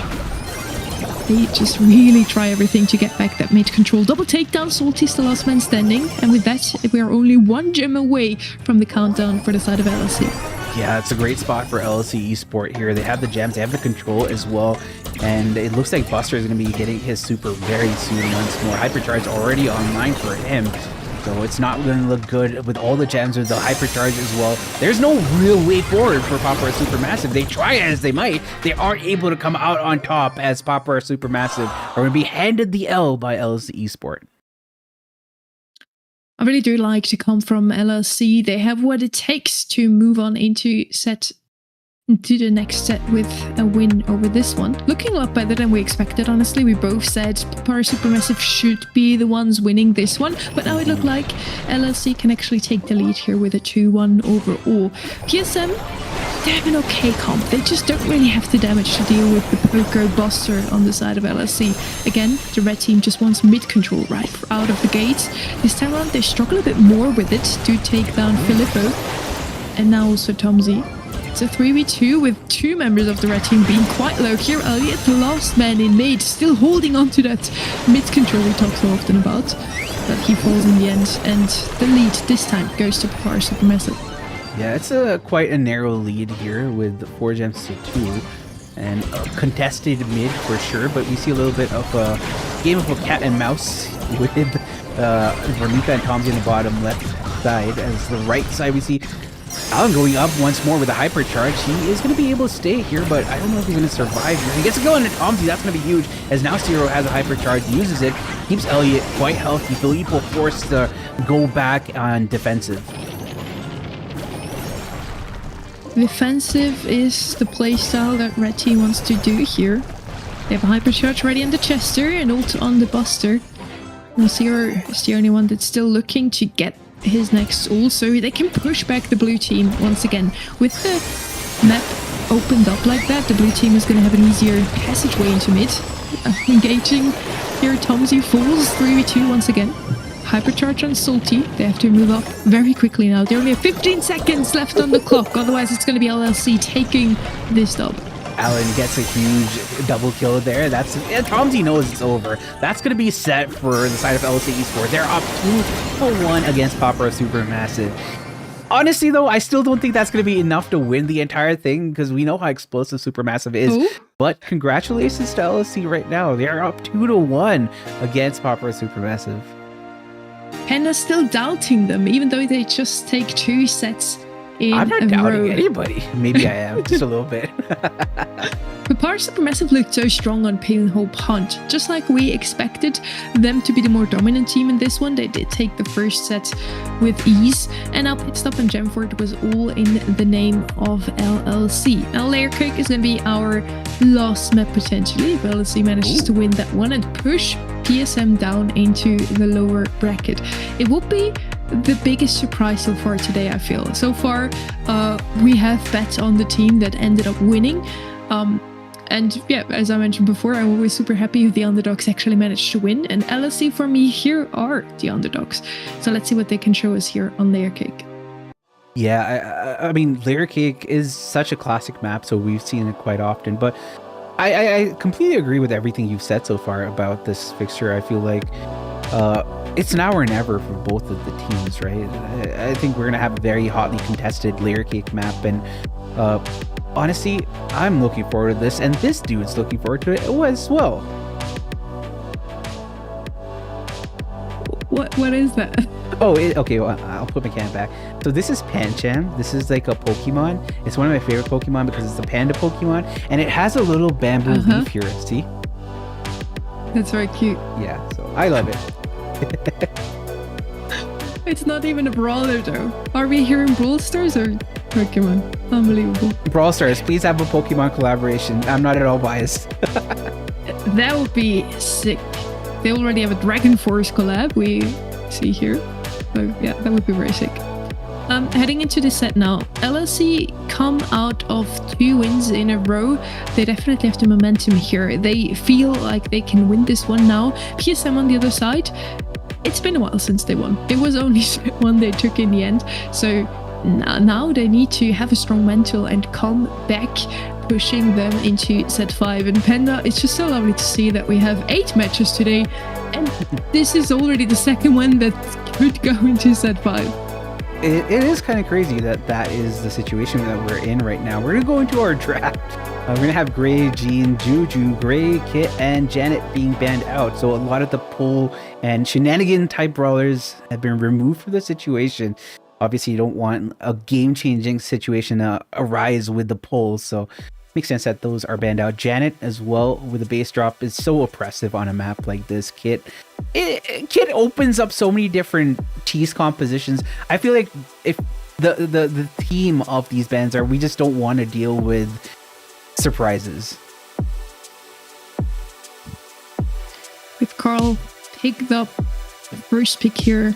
Of course, a strong brawler in the current meta, but also pretty strong on layer cake with Carl. If you choose to go with Flying Hook, you can just get the blue star right from the get-go. And from that point on, you can just play pretty passively, let the opponents come to you and farm your supers.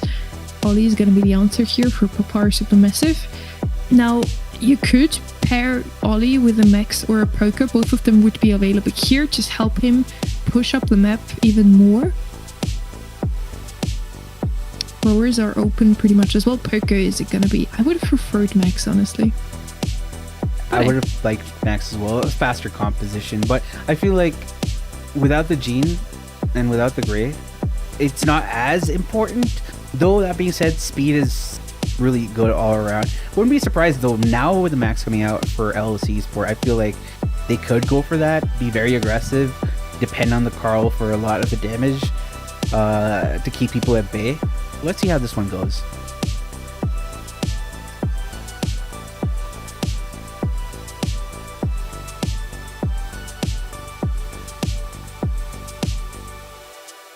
Feel like I might have lost study there. We got Barley coming out for LLC Esport. Going to slow down the game for sure and keep a lot of control. Take is going to do the exact same thing for Popper Supermassive here. So all in all, I like both of the compositions, though I would have preferred something more classical. I like the long-range brawlers. I like the mid-range brawlers. So seeing a lot of these doesn't really seem exciting to me, but it's going to go down to the wire for sure with the compositions that we're seeing. Sustain, though, on Ollie is going to be much higher because of that Poco. If you like the Poker, as mentioned before, we have 2 throwers on both sides as well.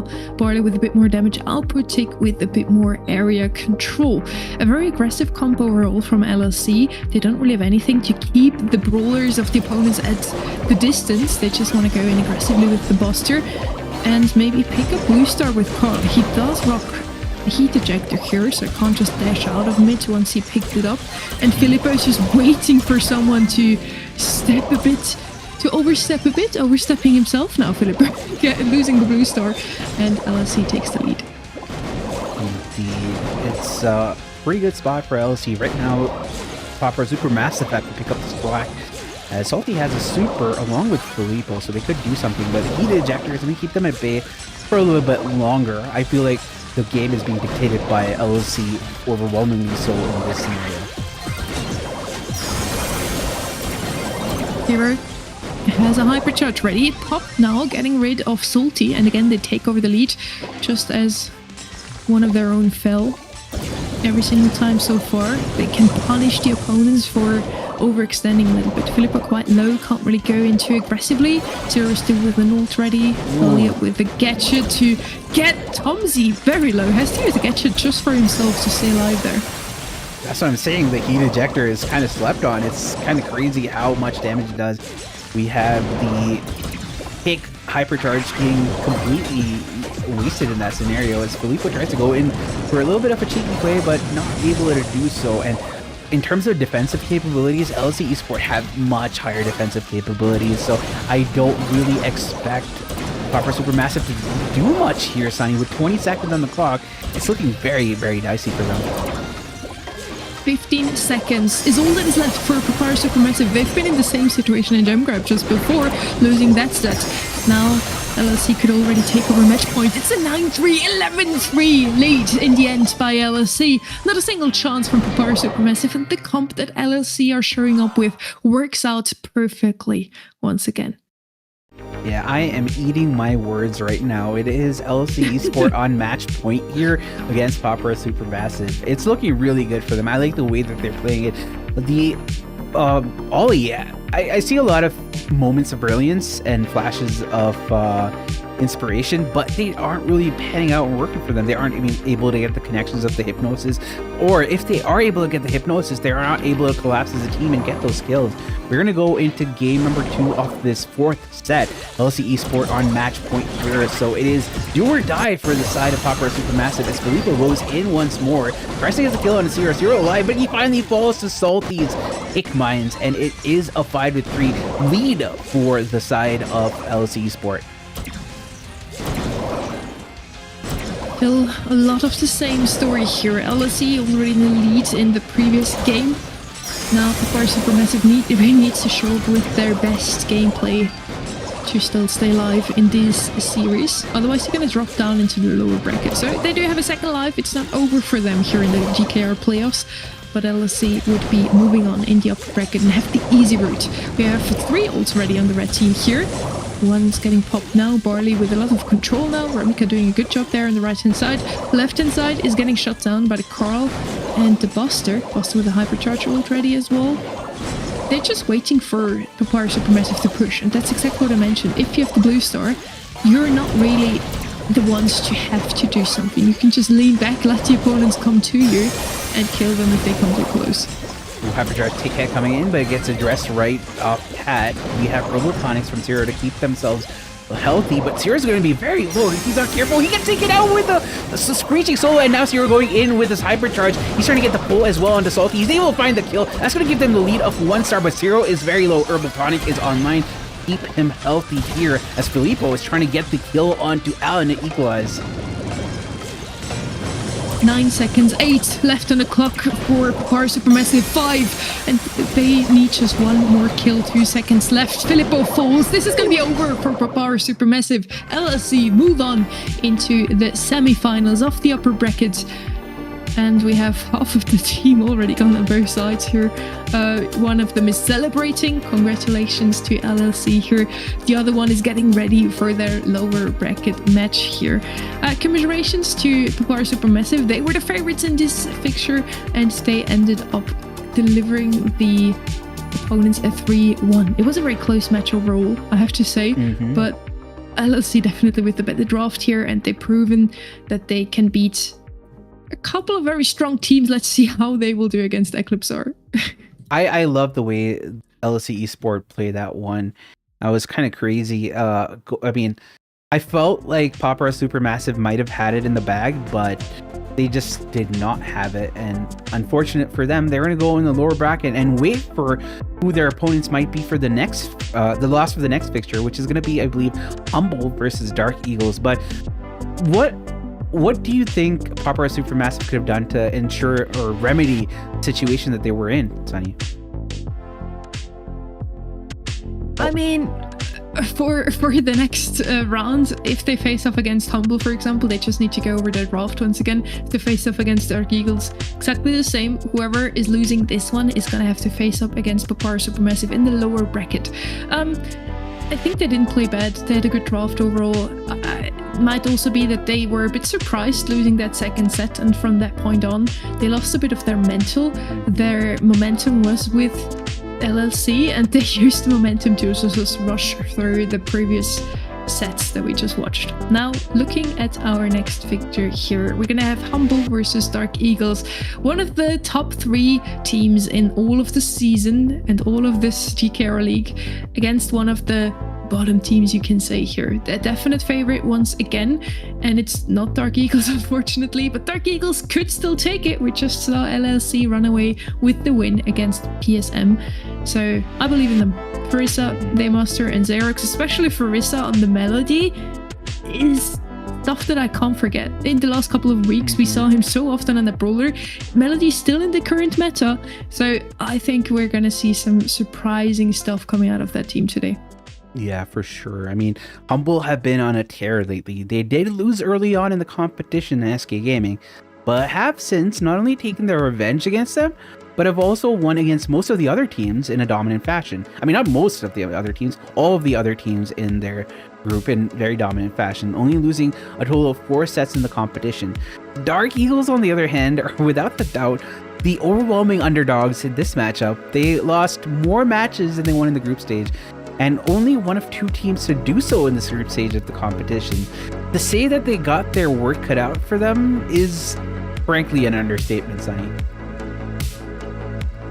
Yeah, I think Humble is one of the teams that we have to look out for. Could be taking one of the 2 grand final spots, definitely. Pinot Punt, once again, our first map here. And I think Humble are one of the only teams that is still bringing in Barry quite often. They also rate Mo quite highly, we talked about it. And yeah, I think overall we're just going to see much of the same once again. Maybe Dark Eagles could show us some new stuff.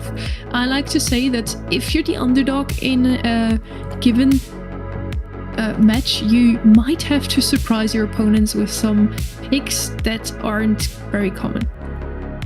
Yeah, I feel like that is what Dark Eagles have to do, because sometimes you might be a master at a brawler which people don't expect you to be as good at. For example, case in point was, I believe you said Farissa's Melody, so that's something that they need to watch out for. But honestly, Dark Eagles are going up against the defending world champions, and it's going to be hard for them for sure. I mean, I'm still looking for an underdog story here, and I'm looking to see if Dark Eagles are up to the task. We'll see. We're going to find out. At least the draft should be pretty good from both of those teams now. They could have technically just watched what the other 3 matches have showed us so far. So they could orient themselves a bit on the comps.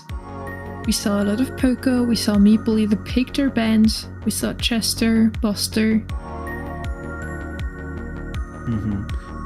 I haven't seen Finks at all, which I find a little surprising. Lumi, though, is banned for the tournament, so we aren't going to see Lumi in competitive play, at least for GKR and EMEA. So that is slightly unfortunate that we don't get to see how good Lumi is. You did mention that Charlie is like a worse Lumi, so I think that because of the fact that Lumi isn't there anymore, Charlie is still going to have some viability in the meta, especially on a map like Pit Stop where we've seen Charlie so often.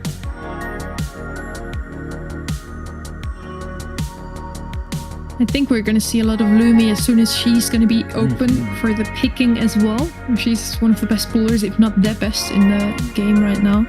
But usually a brawler is banned out 2 weeks every time after the brawler has come out. So Lumi's only going to be available this weekend for the qualifiers already, but not today. That is true. And I mean, I would be surprised if Poco isn't banned out. We have Poco be double banned out. And Buster, along with the B and Lou, are the other bans. I'm not sure what the last ban is. It could be Finks, because they might not have the graphic for it. I'm not 100% sure. As Ollie is going to be picked up first for Dark Eagles for their selection here. Don't mind that one. I assume Meepo is banned here as last ban from Dark Eagles, otherwise he would be picked up already. Poker banned out. Still, Dark Eagles is going to go with a tank as their first pick. Let's see with what they pair it with. Max technically still open. Chester and Carl, a lot of damage, so that's going to certainly help them against the tankiness that Dark Eagles is showing, also with their second pick now, Mo. Yeah, we see Stu as well quite reliably, and that's going to be picked up by Dark Eagles. Hey, if any teams want to, get a person for an analyst position or drafting, you can just, call me, because I 100% I'm keyed into the meta, obviously. Like, yeah, I knew Finks was going to be brought out by Humble, obviously. Very well, he read the script, Semantic, on that Finks, and this is the quickest goal we've seen all day. Humble with a 20-second goal here already, 1-0 up now. Dark Eagles with a good draft overall. I like to Stu as their last pick. Definitely could win this one.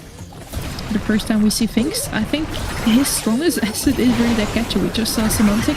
If played right, teleporting back, getting a couple shots back is gonna help this brawler to really shine in this current meta. Xerox falls. Farissa is the last man standing, has to defend alone, doesn't have the DPS with Stu though. And this is gonna be our first game of Humble versus Dark Eagles over already. That was actually crazy. That I kind of blinked and the game's already done, which is crazy. Be like Humble were just so much better than their opposition in that specific game. Let's see what happens in game number 2. It seems like they're already in it. So yeah, we're finally gonna see the stream here, and already we see Humble in a very good position, though Boss is able to clear out the opponents. Is he going to be able to get the kill here? He does manage to get the kill and super kicks it in. That's crazy.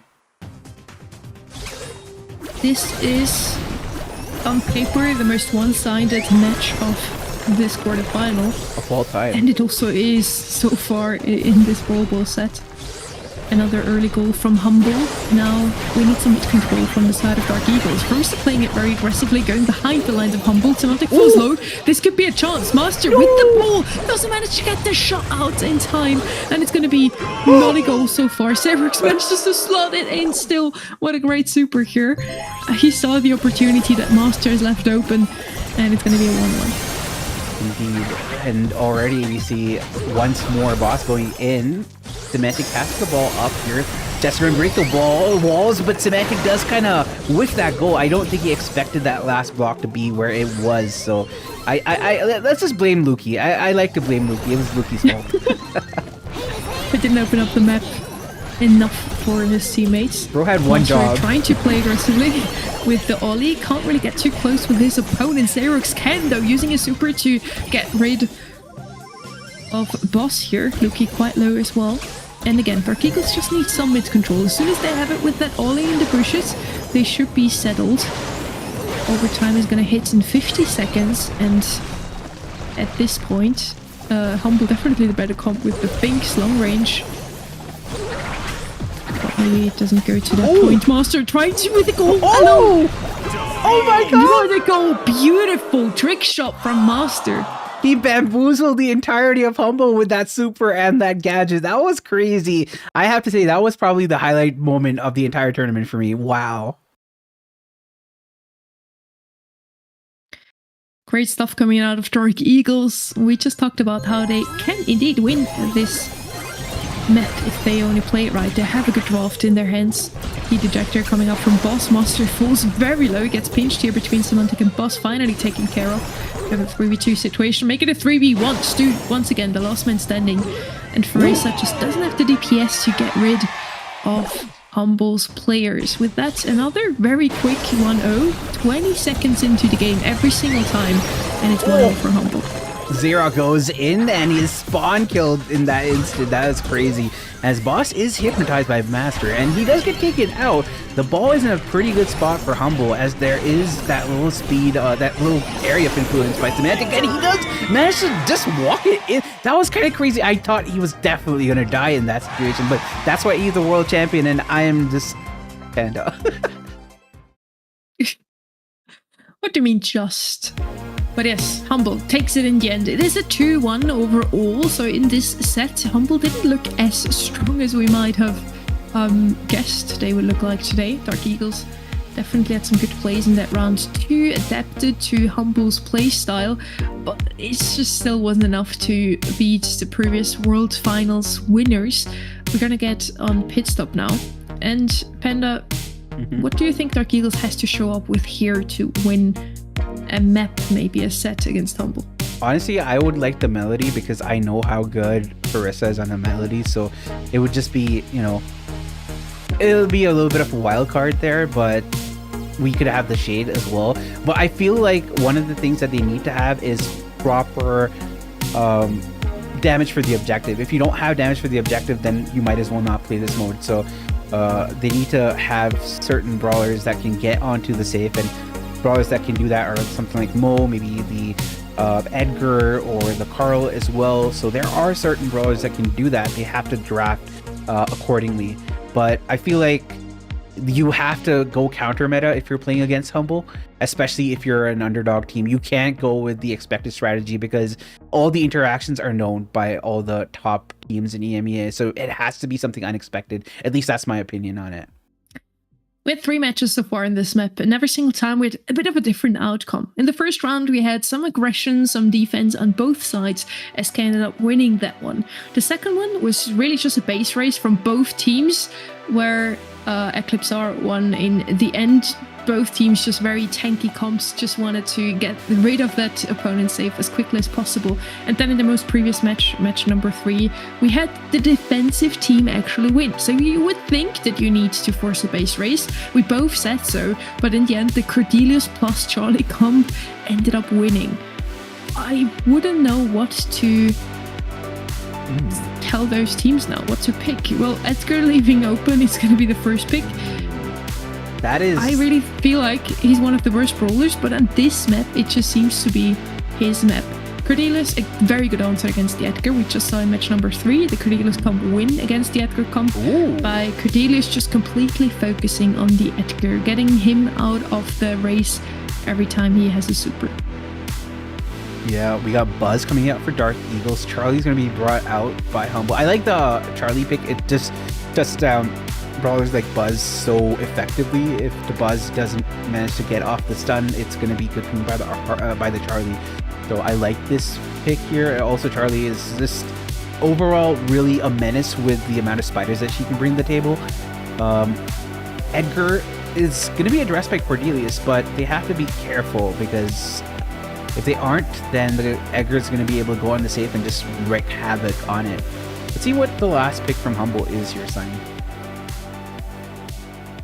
They already have some aggression. They're all gonna come in regardless. 2 aggressive brawlers, 1 defensive brawler. Charlie and Cordelius, the 2 most picked brawlers in Heist today, even though they're both very defensive. It's so interesting to see.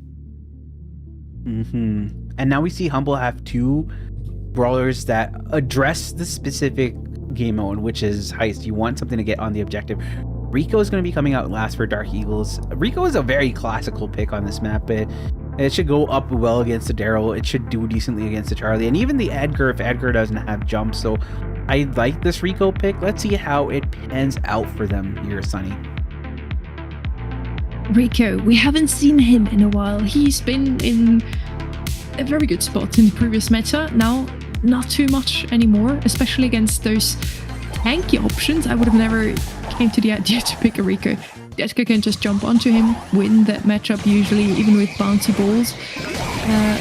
Multi-ball launcher, it's cool.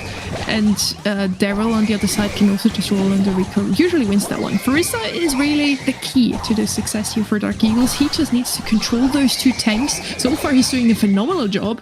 Their safe has been tanking a few shots already, but Farissa is still getting rid of those 2 tanks as quickly as humanly possible. Ooh, Xerox hits the stun on Luki. He's able to address both members of Humble, and now the only member is Boss on the defense here. There's going to be a super buy if Master. He goes for it. He's not able to get all the value that he's looking for. He tries to use a multi-ball launcher, but Semantic gets the better of him in that interaction. Farissa has the gadget primed, and Xerox does have a hypercharge. Goes for the gadget instead. There is going to be Boss over there using the cocoon to get him out, and now we have Luki going in, but he's going to be hypercharged into the Demon Realm, and that is going to be ensuring that he doesn't get as much value as Farissa does address Luki. On the other side, Xerox going in on the save, getting a lot of damage in, and Humble are actually down here by 22%. Crazy to see the underdogs in the lead once again.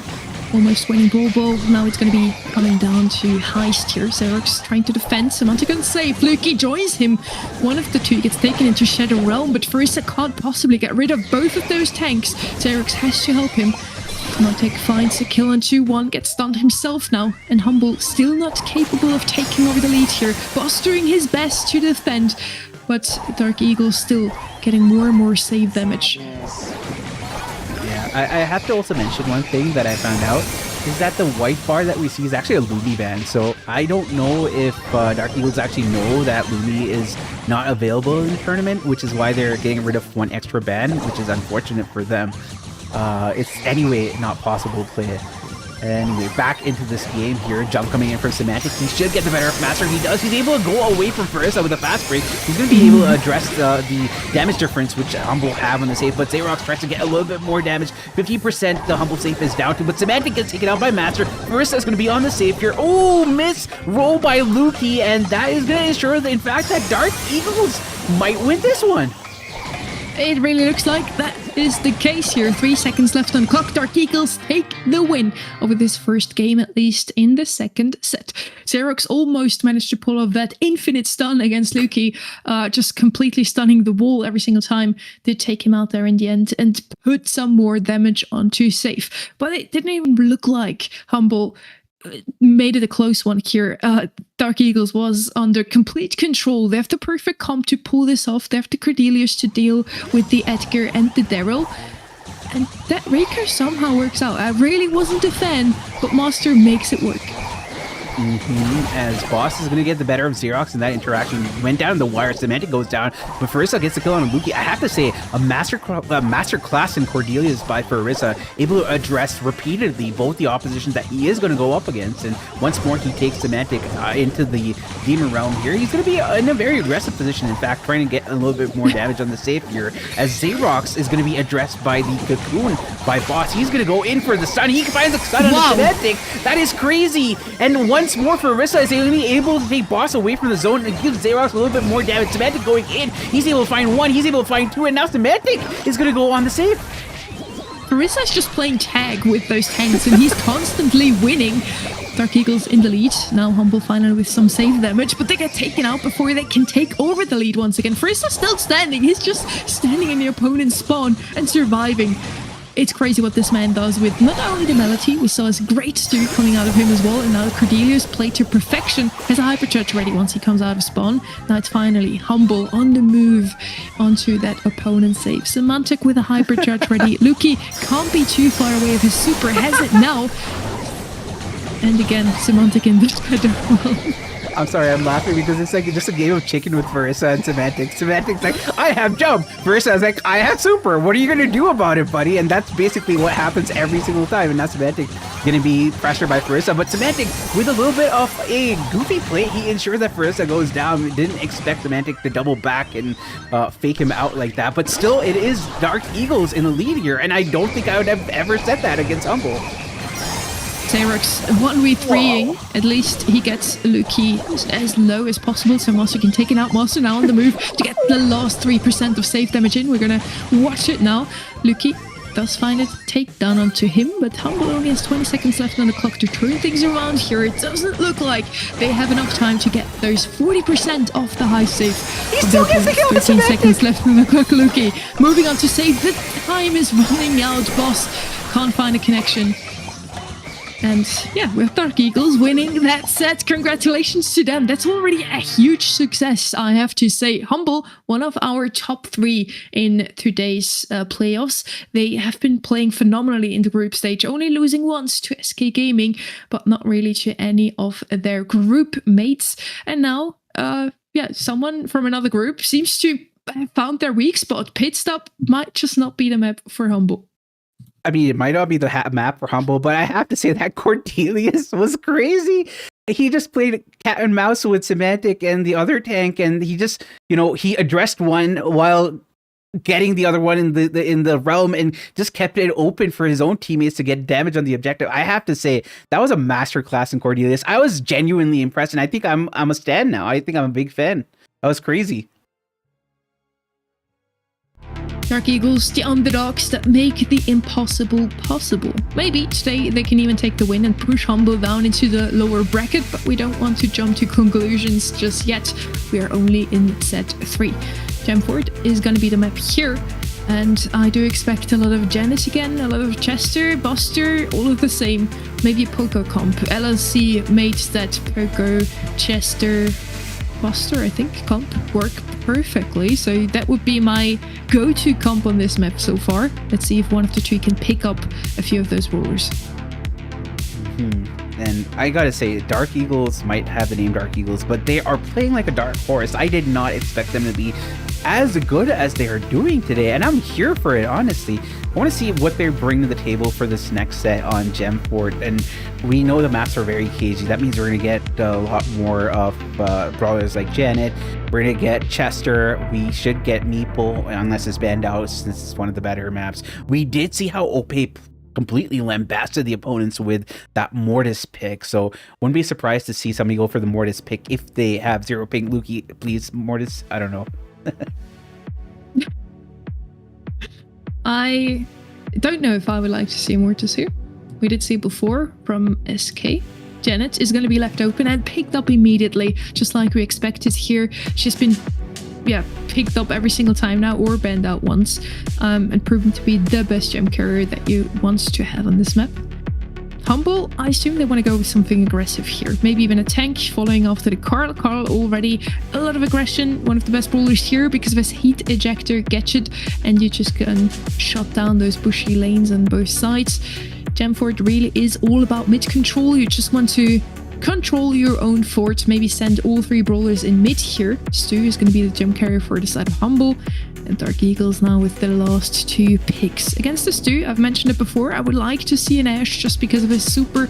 Stu doesn't really have the reload time to go up against super of Ashe. Buster is a good option too though. Chester banned out, so that's not going to be an option here.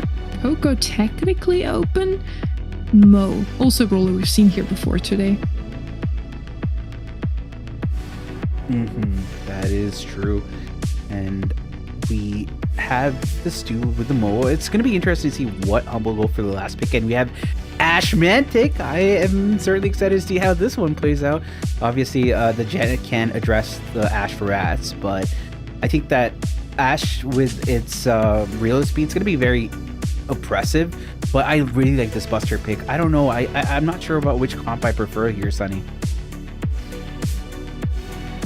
I mean, Humble, listen to me. I wanted to see an Ashe. They delivered. I do like the Janet, and she's also going to be able to get rid of those Ashe rats very quickly. I don't know. I feel like it's pretty evenly matched here, honestly. So if I say evenly matched, technically Humble should win this one, right? On paper, they are the clear favorites. They are the world champions and had some great wonderful final showings. But let's see. Farissa is just him today, I feel like. Let's see if he can also play that well on the Buster again. As we go into game number 1 of this 3rd set, both teams have won a set each, and let's see how this one does pan out, as there is a speed zone being put down, and he gets taken out. Luki's almost addressed immediately as Master goes in now. He should be able to take out Boss. He does get taken out himself. That's Mantic's the last one alive, but he's not going to be able to pick up the gems. Luki is just there to pick up 1. Not sure if he's going to be able to pick up more than that, as Farissa in a very awkward position where he might be able to pick up a few more. No, that's not going to be the case, as they give Xerox the room to finally collect every single gem on the map, and that's going to give 7-1 in terms of the gem line towards the side of Dark Eagles. Xerox now has a hypercharge ult ready, and that's exactly why Janet is so strong as a gem carrier. She pushes it now. Maybe can get rid of Boss here. Uses his super to get the shield. Boss also dropped his hypercharge, and Xerox got out of harm's way, keeping the gems for his teammates. But Humble now standing in mid, slowly and steadily picking up more and more gems to even out and maybe take over the lead. With just one more gem, it would be a 7-7. First on the left-hand side tries to do something, gets hit by the heat ejector, falls here. And Humble looking a lot stronger now than they did at the start. Indeed, Hypercharge being popped by Semantic here, but he doesn't really get value there, just playing cat mouse, and Semantic doesn't really get any value whatsoever. Now Master going in on Semantic does get the kill along with the help of Xerox, and Xerox is allowed to pick up the 9th gem. Now we see Luki going in on the Stu, but not able to get the value that he's looking for. The 10th gem is still there for them to pick up as Master collects it. Now he's going to be collapsed Xerox by both Boss and Luki's able to pick up that last gem, and it was amazing for the side of Dark Eagles, but it's now heartbreak for them. Farissa, quite low, falls there in the end. Boston himself with a 1-1, 17 gems on a Luki, 3 seconds left on the clock, and this is going to be Humble taking that game. running away, stealing the gems off the Janet just when I praised her about being one of the best gem carriers right now because she can always just fly out of harm's way. She didn't have a super ready. Seems like one of the players is having a little bit of a ping issue. I'm just looking based on the webcam. Hopefully that's not affecting their actual in-game gameplay. But we are going to go into the second game of this third set. Humble did claim the last one. Let's see how this one goes for them, as I feel like the dominant position was with Dark Eagles for the majority of the game. So surely and certainly they have a way forward here, Sunny. I would hope so for them. They did have the momentum in the previous round, and they also picked up the first few gems. Now it looks like Humble is back in the driver's seat here. Never mind, Master getting rid of him. 5-0 gems now. Very well played by Master. And Farisa again just standing in a very aggressive position. He wants to hold control with his Buster. Hypercharge ready as well here. Semantic gets taken care of. Luki, the last man standing from his team, again taken care of. Again. And it's 7 gems now. I think there's even more laying in the spawn of the red team here. 8 in total. Wow. Boss went in with the hypercharge and he got taken out almost immediately. It was crazy how fast they addressed him. Now it's back to the side of Dark Eagles having a lead of about 6 gems. But control on the side of Humble is certainly going to be great for them as Semantic goes up against Farisa on the right-hand side. He has been getting bested, and he does get bested once more. Farisa has a super, but Luki just walks up through the montage, gets that last little bit of a kill, which he requires because he was one shot. With Boss going down, though, I think that there is a way forward for the side of Dark Eagles to get back into this one, as there are trades happening. Semantic goes down, but so does Farisa. Master the last one alive. No, Xerox is there as well, but control, though, for the side of Humble here. Xerox actually used his Janet ult to get rid of the Ash Reds to protect his teammates. Farisa, Xerox and Master, they all need to stay alive. All have some gems in them. 10 gems, 10 seconds for Humble to turn things around here, to not let them even out the score in Gem Court. 4 seconds left on the clock, another hypercharge popped by Xerox. Farisa probably falls here. The countdown is going to be interrupted, but no one is left from Humble to pick up those gems. Indeed, this is a really good spot for the side of Dark Eagles, as Semantic is trying to find his way in, but Farisa with the hypercharge is going to shut down Semantic, certainly. And here it is, Dark Eagles taking this game, so it's going to be down to the last game for this set here. That is so good to see. The underdogs, some fresh spirit from the side of Dark Eagles, can indeed win against even a Humble. We'll see if they actually manage to do so. Within their group, Dark Eagles wasn't really shining against Eclipse R and LLC, the team that we have seen already in match 2 and 3 today. They lost their matches 2-4 overall, but they did still qualify for the playoffs as third of their group. And now they're showing up against one of the strongest teams in all of this league so far, with such a strong mindset, with a good draft, and they can indeed even win against them. Semantic again getting taken care of here by Farisa and Xerox. Does survive it in the end, but he has to fall back. He's just too low to really engage. Luki in mid gets rid of Master, and with that we now have Humble in the driver's seat and with the lead. Luki gets the 5 gems here. It's by a 2 gem line favoring Humble, who do have mid control, and mid control is so important on a map like this here. And it's going to help them out, as now we see montage coming in. Lots of kills happening. Master gets the kill, though. Semantic is there to keep a little bit of a defensive line, as they are going to allow Luki to pick up the gems. No, Boss is going to go for the gems instead. He's going to get the 8th and 9th one as well. Boss with hypercharge ready. He can just get out of harm's way very quickly with that. Yes, the 10th gem, and now countdown for Humble. 14 seconds left for Dark Eagles to change something about their fate here, but with Xerox, the only one that's close enough to get rid of Boss, it's not looking too good. Xerox, however, gets rid of Boss. Countdown reset, another countdown already going there for Humble. I wonder how close was Xerox's super there. It could have probably been a few shots away, and that would have been heartbreak for them. But let's see, hypercharge being brought in by Luki. He's going to have all the momentum in the world to run away, and they certainly do, as they run away with this set and go up 2-1 against this Dark Eagle side. It is a match that we expected to be over already. We're gonna see a set 4 though, because Dark Eagles are just showing up with their true best performance, I feel, that we've seen from them in the past 6 weeks already. They really show us that they do know indeed how to draft, they do know how to play the comps that they're drafting, they just know overall what they're doing. And it could be a mixture of a lot of things here. Humble maybe underestimating their opponents, sitting themselves on a 5-win, 1-loss streak, and Dark Eagles on a 2-4. Could be that. Could also just be that Dark Eagles maybe they did it on purpose, you know? They held back within the group stage to now really show what they can do. I mean, I have to say, it's not just that Dark Eagles getting lucky or something. They're playing very well, because we saw how good Master and Versa were on either lanes, and I think it really comes down to how they're doing their 1v1s, and also how they're collaborating with their mid. And I think it's been bamboozling Humble for the majority of the last 2-3 sets here. But let's see how it goes with the next set. Maybe Humble can be a bit more clean with how they played, but I have to say, it's not any fluke that Dark Eagles are here today. They are playing really well.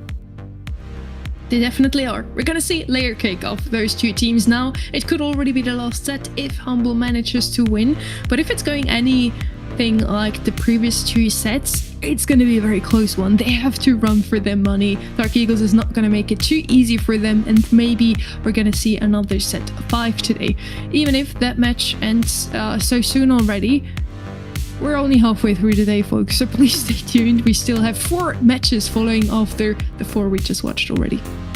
Yeah, I mean, we're not even halfway through today's match day, which is kind of crazy. We're going to have a lot more exciting ones, because after this, we're going to go into the lower bracket matches, which are sudden death. And you don't want to be in that situation if your team's there. But already we have a few matchups solidified. It's Reply Totem versus Verso Gaming.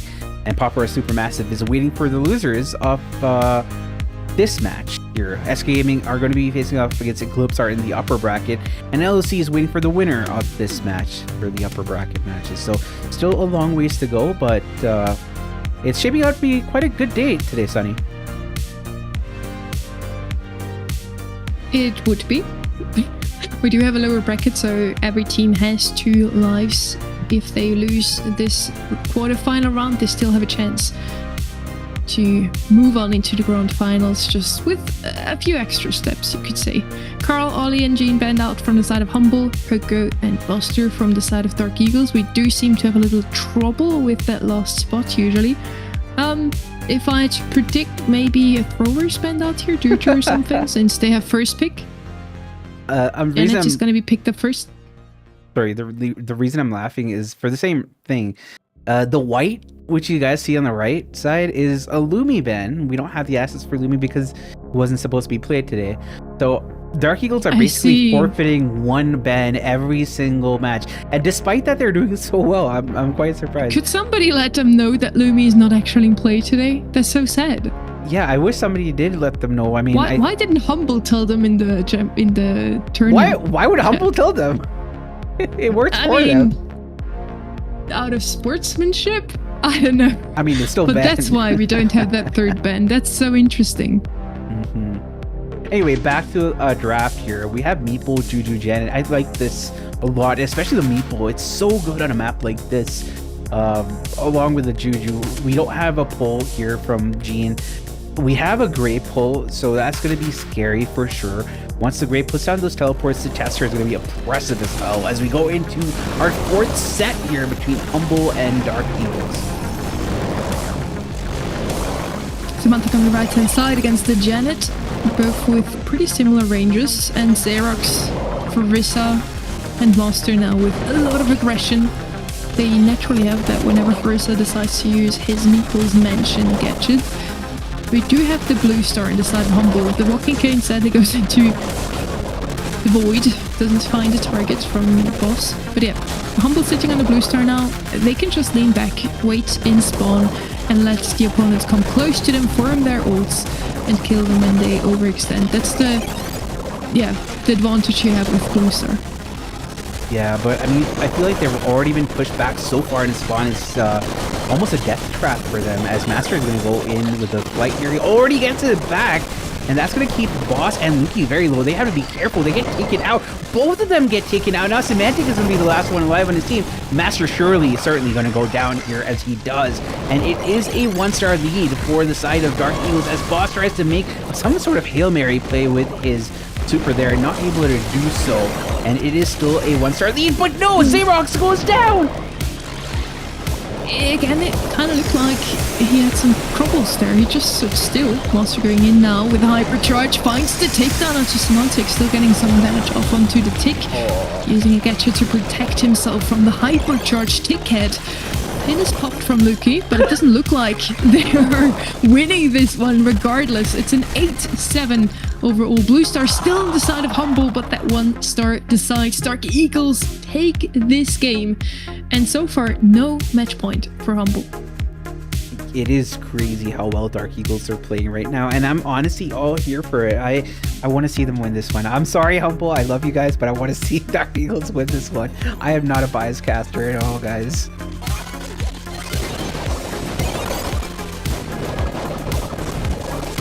We're gonna go into We're our. heading. We're gonna go into the I second thought you game. continued talking there. We're gonna go into our second game of this fourth set between Humble and Dark Eagles. For Dark Eagles, did get the first one, but Humbles has a set lead on them, so it's still not over for Dark Eagles. They have a way back, but they have to be very careful. They need to win this one, and it's all that they need right now, Sonny. Very quickly, Panda, I think you need to turn off the music. Chat is complaining. Semantic on the left-hand side against Farissa. Luki with a super ready against the Juju in mid. The two throwers just in a 1v1 here. Monster and Boss on the right-hand side. Everybody's just facing off in 1v1 here. And again, the team with the blue star can lean back a bit more. They're letting themselves fall back into spawns. Eric's now getting sucked in by Boss here with a great walking cane. The blue star switches sides. Semantic is trapped, but nobody can really get too dangerous for him right now. Monster with an ult. They do find the takedown onto Semantic and take the lead back. And it is 45 seconds here. Only 1 star differential between these sides here, as Boss is trying to find some way to get his hypercharge up. Not able to do so just yet. Mancho Meeple going to keep Semantic away, but doesn't trap him in that scenario. Juju wasn't even there to capitalize for that play, but it is a Juju versus Xerox, Juju versus Tick fight on the left-hand side. Though Xerox does have the advantage because of the range that he has with the grass, and he almost gets taken out, but Grigri is there to pick up the slack, and just like that, he's able to breathe a sigh of relief. 8 seconds left on the clock. Only 1 star difference. Can Dark Eagles take this one into the end? They can't. It's going to be match point for Humble. They get the takedown onto Xerox in the very last second. And do you win this one? And again, chat, if you just say fix the sound, could you let us know what exactly is broken so we can try and fix it? Otherwise, it's is it the background music or is it the game sound? If it's the game sound, I'm sorry, it has to be on. If it's the background music, I can remove it. Anyway, we're back here. It is match point between Humble and Dark Eagles. It is very important for Dark Eagles to get this one, but Humble have already claimed the blue star here. There is a mention of Meeple put around Luki, and he's still going to get away with his life. Thank you, chat. Glad to hear it's okay again. We want to deliver the best possible cast today. Monster's just standing in those 3 tick mines. Nobody knows he's there. Now they know. Boss with a walking cane ready. Can't pull him through the wall though. The tick ad is gonna come in. Monster's still alive. He also can't farm super though. I don't see him getting out of that spot anytime soon, and delivers those 2 stars to Humble. A bit unfortunate positioning from here there. Indeed, and with about a minute 15 on the clock, it's still Humble's game here. Dark Eagles have to really push to come back here, but with the amount of area control that Luki can bring with his tick, it's not going to be easy for them to do so. But Luki is very low. He gets taken out. Griri is going to be there. There is a super used by Boss, but he's not able to find the Meeple, and that is unfortunate. There is still, though, a blue star lead for the side of Humble. It's only the blue star with 50 seconds left on the clock. Technically, Dark Eagle has more than enough time to turn things around here, but none of them can really farm ult right now. Juju is the only one that can reach the opponents, and Master probably not too far away with Hypercharge. That could be their key to success. Farissa now with an ult as well. Can they get out of that situation with their 5 stars now. They did find a takedown onto Boss. Boss with a nice walking cane. Teresa dodges one shot. Master dodges as well. Flies up in the air. They're both staying alive and still in the lead here. 9-2-3. Master getting another takedown here. Still with a hypercharge. Equipped, now getting out of the situation. 12 seconds left on the clock. If Master falls, Boss can turn things around here. The Master with another super ready. What is going on here? Dark Eagles is running away with the win. We're gonna see set 5. Wow, this is unprecedented. I think that's an understatement. Seeing Dark Eagles push Humble all the way to set 5 is probably not what anybody had on their bingo cards for this tournament, Sunny. No, I think I threw my bingo card out of the window already in the previous match. LLC won against Papar Supermassive, also quite a surprise. But if Dark Eagles now win against Humble, I think I live in a different universe. Any multiverse believers here? But no, I'm serious. Like, I did not see that incoming, but I love to see it. As much as I'm a Humble fan, you know, kind of a wordplay there, I love to see underdogs win. If Dark Eagles really win that match against Humble today, I'm super happy. I'm just going to be going to bed happy today. I mean, we've rarely seen Turkish teams perform at this level, so it's nice to see that happening. And previously we had a Turkish organization, which was Papar Supermassive, which played before this. So I think a lot of Turkish fans are going to be quite happy with how things are going. So if they get the win here today, it's going to be huge for the Turkish Brawl Esports scene, especially against the defending world champions like Humble. And Humble are definitely in form. I mean, you could say that Dark Eagles are getting a fluke or something. No, they're playing it clean. I feel like they're playing it really clean this time. I also feel like this is one of the first showings from Dark Eagles. They are playing in other smaller tournaments, but we don't really know those players yet. And for such players to pull off a win against a team like Humble, it would just be a phenomenal story. One thing that would push GKR as well into everybody's mouths. It just really would be like the thing you want to talk about if they manage to do so. Also in the BSC monthly qualifiers coming up this weekend. So is this a sign that maybe we're going to see some new faces in the next month? Honestly, EMEA is just a region that is pushing those new talents forward every now and then. We never have the same monthly final, the same 8 teams in the monthly finals month after month. So it's just lovely to see a roll. We're going to see a second set 5 today already, Panda. I feel like the competitive depth in EMEA is also very high, but now the competitive breadth is also quite big. You have a lot more teams who are able to compete at that higher level, and having third-party tournaments like this is so important to ensure that we can give fledgling teams opportunities to face off against some of the best teams in the world and show us that they are capable of, you know, tangoing with the best. And I think that Dark Eagles are showing us that they're that good. I would love to see them also in other tournaments. We definitely will after what we've seen from them today. We're getting thrown into the draft here. The bans, again, Lumi, Dark Eagles, still don't know that Lumi's banned out today, so I hope somebody tells them at least for next round. It's so sad. They're playing with the disadvantage here. They are like banning out a brawler that they don't have to ban every single round, and yet still they somehow managed to win against Humble. It's absolutely crazy. If they would have banned out the Mr. P here, for example, that would have been great, no? I mean, yeah, it would have made so much more sense to ban out the Mr. P. You wouldn't even see it being played at all. So it is concerning that we have it here. Always going to be coming out for Humble as well. And let's see what Dark Eagle bring to the table here. Ring of Fire is the last map. But are they going to be rising like the Phoenix, or are they going to be burnt to a crisp? And that is what I'm looking forward to seeing here, Sunny. I do like the comp from both sides so far. I'm just a bit scared of that Mr. P. He has been so strong, so oppressive in the previous meta. I do think the nerfs have hit him, but maybe not enough to really get rid of him. His hypercharge is just still so good. Buster being the last pick here for Dark Eagles. They again pair a tank here with the Max. Meeple, I like it so much as well. Probably the best brawler you can have in Ring of Fire, really. Just push your opponents out of that mid zone. Humble with a Hank picked up. Double tank and a Mr. P. I say once Humble has mid control, it's over.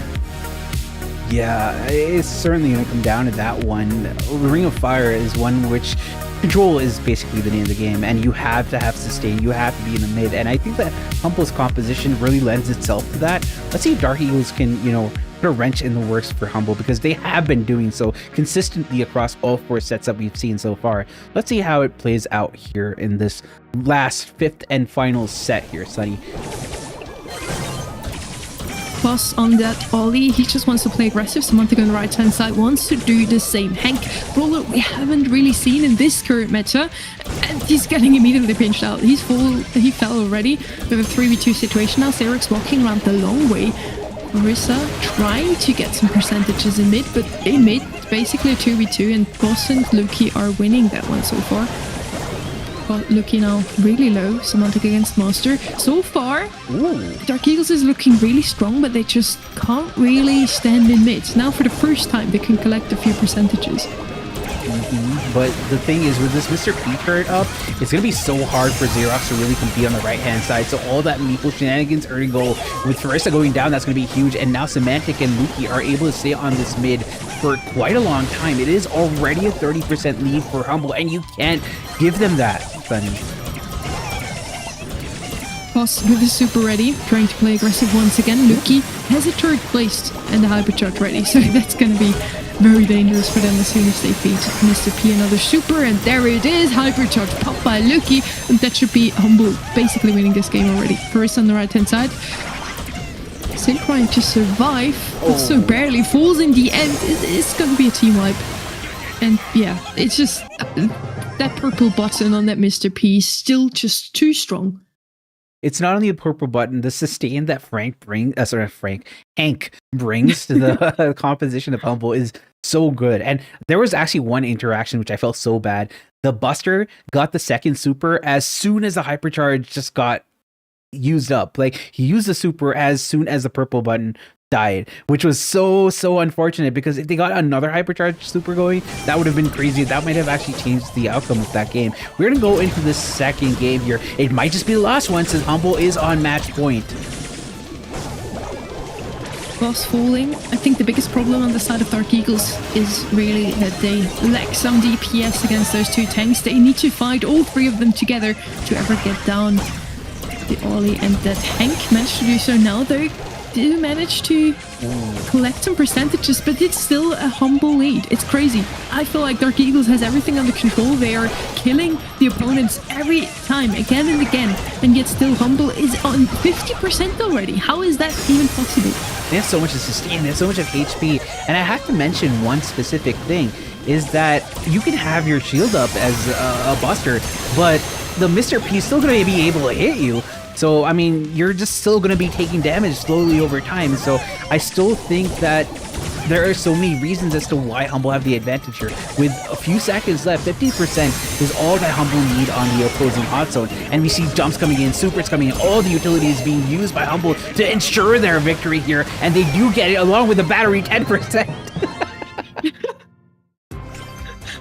Just like Dark Eagles fall, the battery falls low as well. Unlucky. Humble takes it in the end, after all, in a 3-2 fashion. So a very, very close match overall. I do feel like that draft in the end was a bit one-sided. I wish Dark Eagles knew that Lumi was banned out, honestly, and I hope somebody tells them now, going on into the lower bracket, so we still can watch this Turkish team strive in the lower bracket here. They are gonna face up against Dark Eagles are going to be facing Papar Supermassive.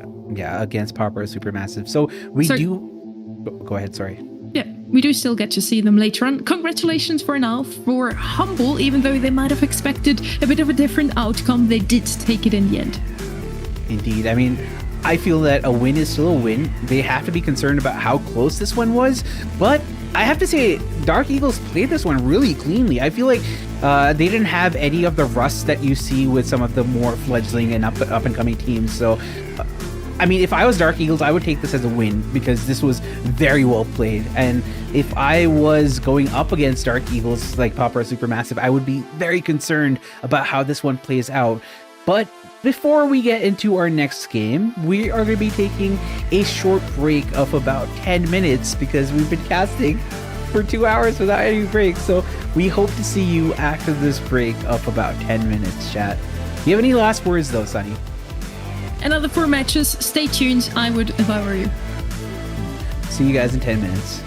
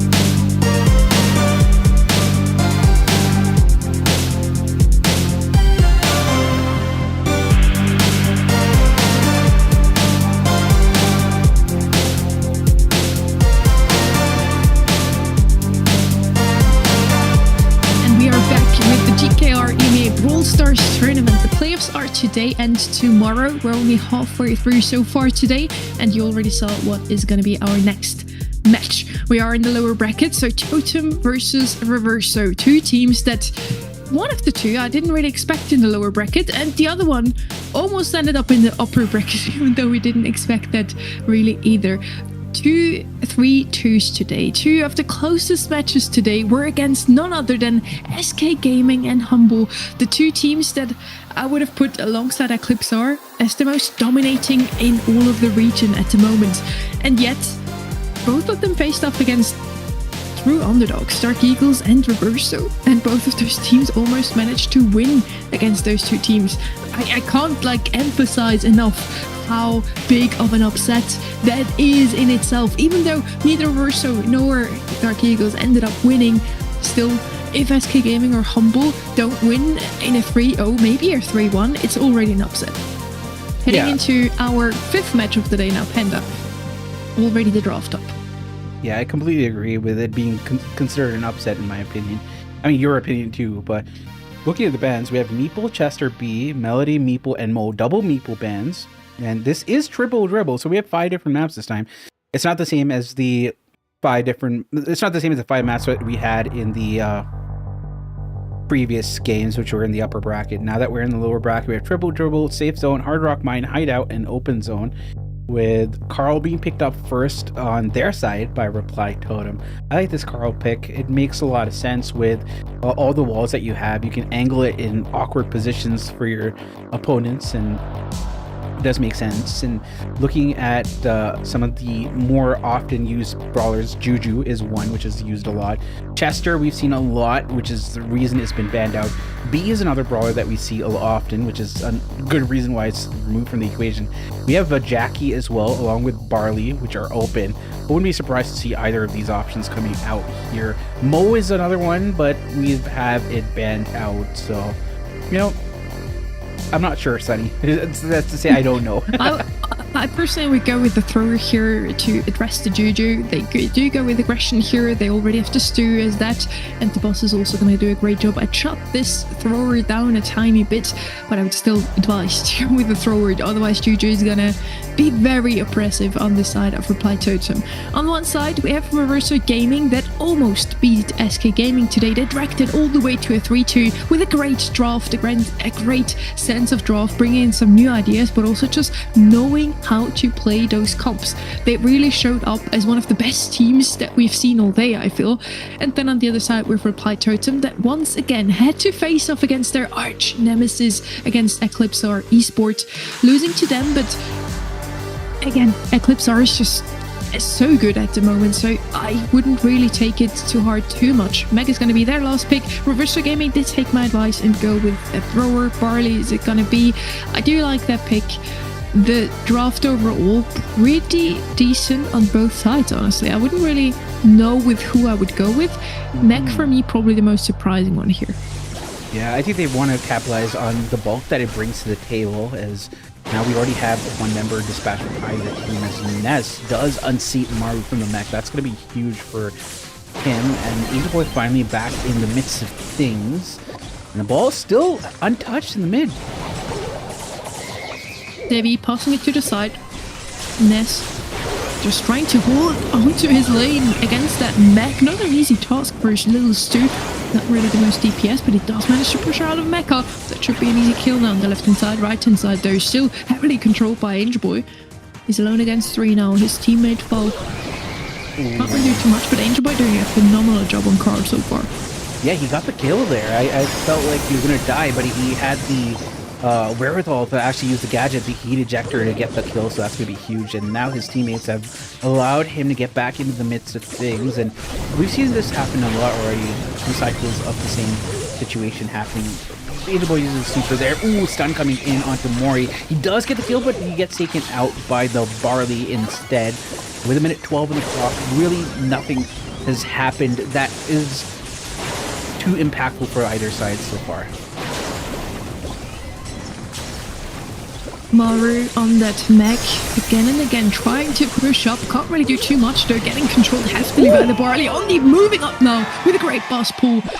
and somehow manages to slot that one in, even though all 3 members of Totem are still standing. Reverso is showing us once again what they already showed us against SK Gaming, that they can indeed make those plays and win against those of the strongest teams that we have in the region. Andy, he passed the ball up there, but he lost himself as well, so that was unfortunate. There was seemingly an opportunity for them to close this one, or rather equalize this one. With 23 seconds on the clock, though, it's a tall order for Reverse to come back from this one, especially with the ball placed where it is. Hypercharge being popped by Angel Boy. He goes in, but he gets taken out by Andy, who's going to fall next as well.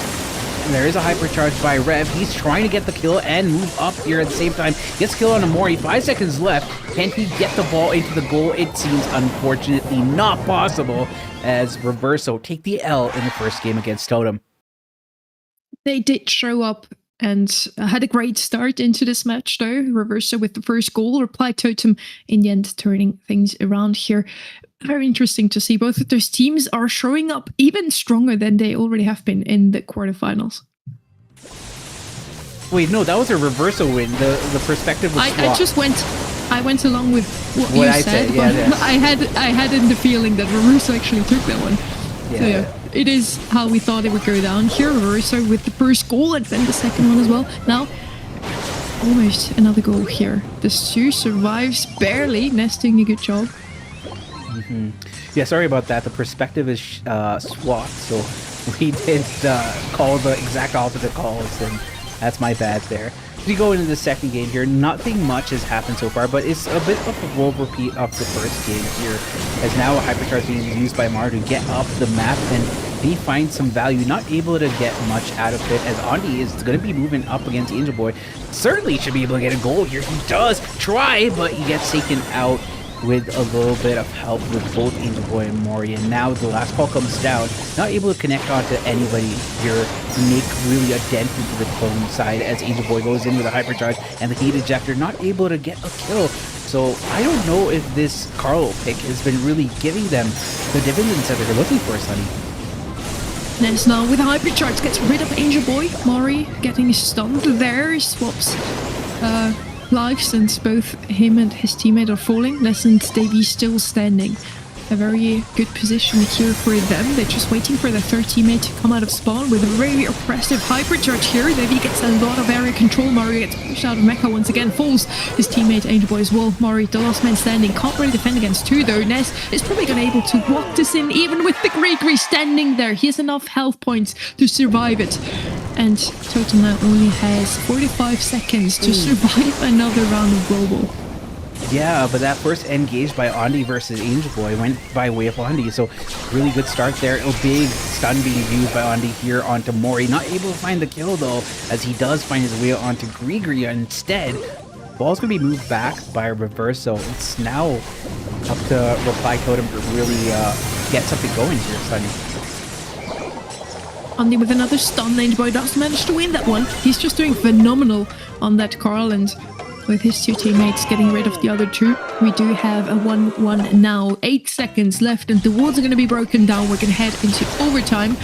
Then now, two throwers, both sides, a tank on both sides, and then the Stu and the Carl. I believe Totem is the better comp here for overtime. I mean, yeah, it does look like that. As Angel Boy goes in for the Stu, he finds a kill onto Dave, but there is a kill though on the other side, and Ness is able to slot this one in. That is unfortunate for Reply Totem. Oh my god, we see Maru also not really liking the outcome of that match. I don't know what to say anymore. I'm so sad for Reply Totem. Coming into this year, I thought Totem would be the best team in all of the region. And yet again and again, they face up against ECP, which do seem to be the strongest one in the region right now. They are the current monthly final winner, and lose in the quarterfinals because they face up against them. But then even against teams like Reverso, they just can't find their groove. It's so sad to see, and I still hope for a miracle run from Totem this year to still make it into World Finals, even though not making it to the Brawl Cup. I would love to see that. And now in the GKR League as well. They are in the lower bracket. This is their last lives. The matches that we have seen previously, those 4, every single team still had 2 lives. Now here, whoever loses is out of the competition. Yeah, I mean, it's not the best going for Reply Totem, and I think that it's something that they're thinking about quite heavily. I honestly, I've been a huge fan of Angel Boy, but during the Navi days as well, and when EECA was a region, and I just want the best for him all the time. And seeing this kind of like puts a tear in my eye. So I'm not envious of the situation that both the org and the players are in right now. So hopefully things turn around, but let's see how this one goes in the second set. It is safe zone, so this is a new map for today, and hopefully we see a lot more interesting things in terms of compositions. What do you expect here, Simon? I don't know what to expect anymore after today, honestly. In terms of comps, though, we have seen pretty much the same brawlers all day long. Safe zone now, a bit of a more long-ranged map. We had a lot of those closed comps, closed maps with pin or punt, with gem forts. Now safe zone. Chuck still open technically, one of the worst brawlers in the game right now, but still just so good on heist. And very many long-range brawler open here. We still have the Piper open, Bell, first pick here for Reverso Gaming, and 8-bit would also be a possibility. Carl, for me, still one of the best picks on this map because you can go over that water, as well as Juju and Angelo, of course. Maybe Daryl could still be an option here, maybe a last pick and not a first pick here. And Totem, they still have the Byron open as well, could still go for a tank comp called one of the best damage dealers alongside Colette and Melody. So yeah, I think Safe Zone is a bit of a more open meta map. You can play more brawlers than just the top 10. Yeah, that's true. We have Bell and Holt coming out. We have a lot of damage and sustain in the We do have Daryl. Daryl's going to be great for the objective. And just generally, it's going to be an annoyance that you have to deal with if you're going to be the other team. Let's see what Reverso go in response to this. Angelo being banned out is already huge, but Barry could come out here to synergize with a tank. Let's see what Reverso will go here. I mean, I did say Daryl would be an option here, but maybe not that early into the draft. Reverso can still come in with just a tank counter, maybe Cordelis again, a Charlie, and that Daryl isn't gonna do anything for Reply Totem. Chuck coming in now for Reverso. Maybe we see the Cordelius on the other side. Reply Totem needs something to shut down this threat of just putting down your poles and just dashing up the map, getting those percentages in again and again every time that Chuck dashes through. Reverso now, the last pick. What could it be? Eve. So they have lots of damage from range. I feel like just because of the Chucks, Reply Totem have to go for something which can get guaranteed damage on the objective. Otherwise, they're going to be in a very, very difficult spot. Yes, Daryl can get on the objective, but it's not going to be as consistent. I feel like if they have two brawlers that can do that, then it's going to distract Reverso a lot, and they have to force Reverso to play their game, not the other way around. Piper is going to be the last pick here. They want to have some range for mid. Makes a lot of sense here. You can shut down that Bell. I don't know if I like the damage. Piper and the Eve though. I mean, technically Cole could get rid of those Eve parasites, but at the same time, Bell just so good right now because you have those nest eggs that you have an infinite amount from. Once the Bell has mid control established, you can just put down those nest eggs with a timer and nobody can walk through anymore. So I would argue that Bell currently better in the meta than the Piper. As you mentioned, also not the best brawler into something like an Eve where you need to use your shots. Usually two if the parasites are too close, or the hatchlings, to get rid of them. But I still don't mind it that much. They needed something down that mid lane. Sorry, we're having a little bit of lag here, but already we see the Chuck more or less set up. In fact, it's kind of crazy that they've already been set up so early on. I believe that they're going to be changing the spectator feed because of the issues that they're having, but I feel like Reverso already got a very good start. We saw 3 Chuck posts already up. I don't think that's looking good for Reply Totem from the get-go, Sunny. It did look like they have a good start into this one. Again, I don't mind the Piper that much because they needed something down that mid lane. And the Reply Totem should have the better start into this one until the Chuck is getting set up in mid, and then they don't really have a Cordelius or something that can deal with him close range. Just yeah, they need to outpace Reversa Gaming here, get onto their save before they have that Chuck set up. Oh no, this is concerning. I really wanted to get back. I want to see. It looks like we're casting expressions once again. This is harkening back to the EMEA monthly finals of like February. Seems like something happened where people died, or maybe the game's over. I think it looks like the game is over. Who won though? What do you think? You can't tell by those expressions. It's crazy. I tried to see Maru's screen, but I wasn't able to see. The poker face is strong. Nobody looks happy. Was it a draw? I'm very confused. We could bet now, Penna. Oh, we're back in game. Or we just got thrown into the game, and it was indeed Reverso taking that first one. I do assume that Totem had the better start, but then as soon as Ondi was set up with his Chuck, it was over for Totem. Mari now on the left-hand side against that Eve, exactly how I would put that lane as well. Maru just trying to get his Daryl ult to go into save. He really just wants to ignore the opponents mostly and move on to some save damage. Does manage to get the takedown onto Nez. Ondi is on the save though. And we now have a base race here really with the Chuck and the Daryl. Daryl is still up there, I believe. He didn't fall, did he? He is still up there, but can't really do too much damage. Now it's Mari doing the save damage with the Colt and Chuck moving up again. And again, Reply Totem has nothing to take care of that Chuck. That's the issue here. Yeah, I feel like they should have gone for a Cordelius or something to shut down that Chuck instead of the Piper, but they want to sustain in the mid, and Piper is such a hit or miss brawler. You need to literally hit, or you basically end up. Or you basically miss. Yeah, crazy. I hate you so much. Anyway, we see Reply Totem going in all ham on the save. 26% left on that Reverso save, but Totem save is completely finished. It's done, and that is Reverso taking set number 2, the second set on the trot against the Reply Totem side, which is kind of crazy, Sunny. I think at this point, you can still say Totem are three of the best players we have in all of the world. They've proven that in the past, all three of them. And they're still mechanically incredibly skilled. Their draft is fine.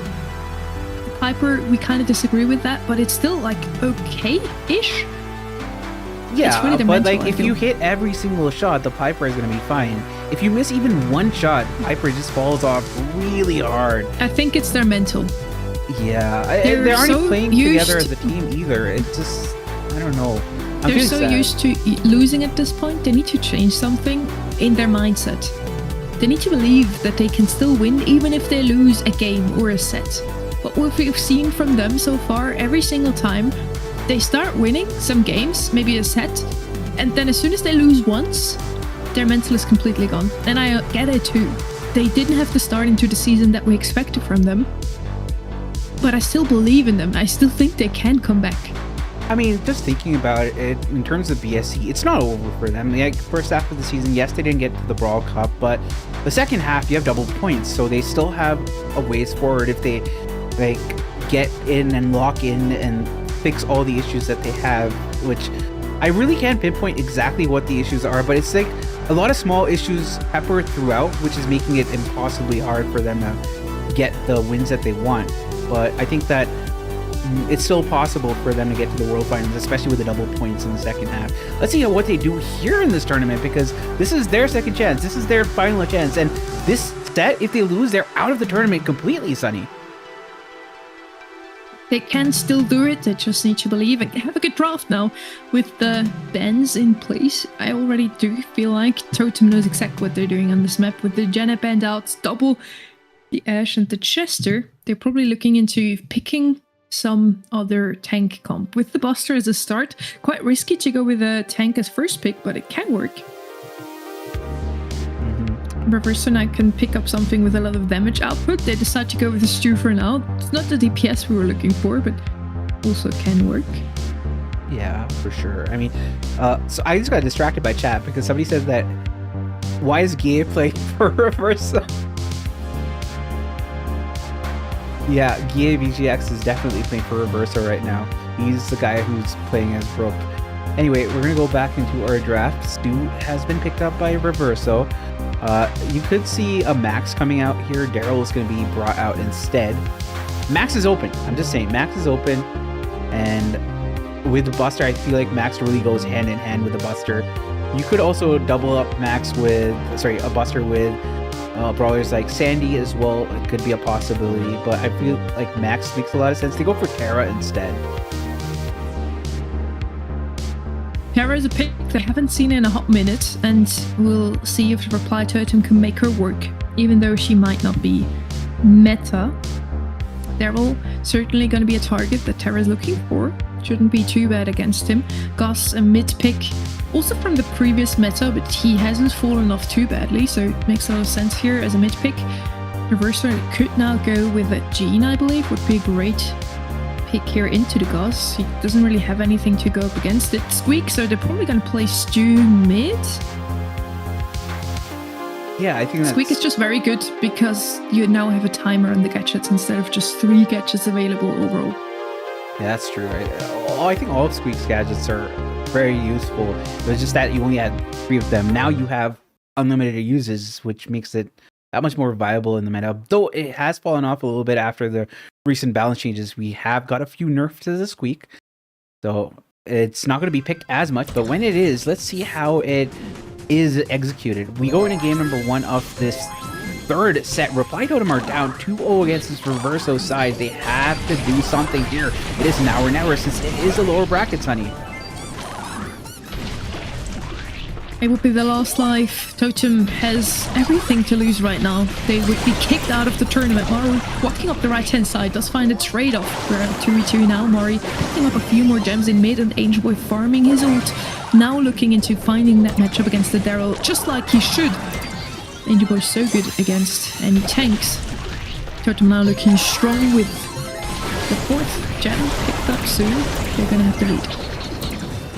Yeah, good spot for Totem. Maru does have the hypercharge, can use it if Andi decides to aggress a little bit. Ooh, kill by Angel Boy on Inez. And there is another kill onto Andi, so complete mid secured by the side of Reply Totem as Angel Boy finds another one onto Day. And this is sort of Totem's side that we expect. Mara in the left-hand side getting pushed back quite heftily, so are his teammates. Totem loses mid control, but they still have the countdown. 9 seconds left. They're getting pushed back all the way into spawn here. Ness falls. 2v3. Angel Boy very low. Can he get taken care of? He does! Countdown stopped for now. Reverso still has a chance to get a countdown themselves. Maru, very risky with 700 HP. Picks up another gem. Doesn't fall still. He's on 16 HP now though. And there's the second countdown for Reply Totem. 10 seconds for Reverso. Ooh. Day uses super. He managed to get that last bit of the hypercharge there. Mori's going to be low. He might get reset. No, he's able to stay alive just for a little bit. And that's all that matters as Reply Totem take their first win in the set. And that should give them a little bit more confidence and bolster them as they go into this next one, Sunny. I hope it gives them some momentum and they can come back strong. As much as I love to see the underdog strives, we talked about it before, Reverso already didn't manage to win against SK, so I do think they deserve to take the win in this lower bracket. At the same time, it's just a story unfolding this year with Totem that I didn't really want to see. I want them to do good. Yeah, we expect the Totem blitz, so when we don't see it, it feels kind of weird, it feels kind of sad. And here we see Andi going in onto Mori. Mori is going to be caught between 2 people. Surely he gets taken down, and he does fall here, but there is a super coming in from Day to address Angel Boy. Angel Boy he might be close to his own super, but Maru is going to go in aggressively, gets a kill onto Andi, and Angel Boy actually plays Gem Carrier this time around. With 5 gems on Reply Totem now, they continue to be very strong in this one. The gem grab map really seems to be a good one for them. Andi going in aggressively, doesn't fight to take down onto Mari. Maru defends his teammate here, but they are pushed back into spawn now. We have a lot of mid control from the red team.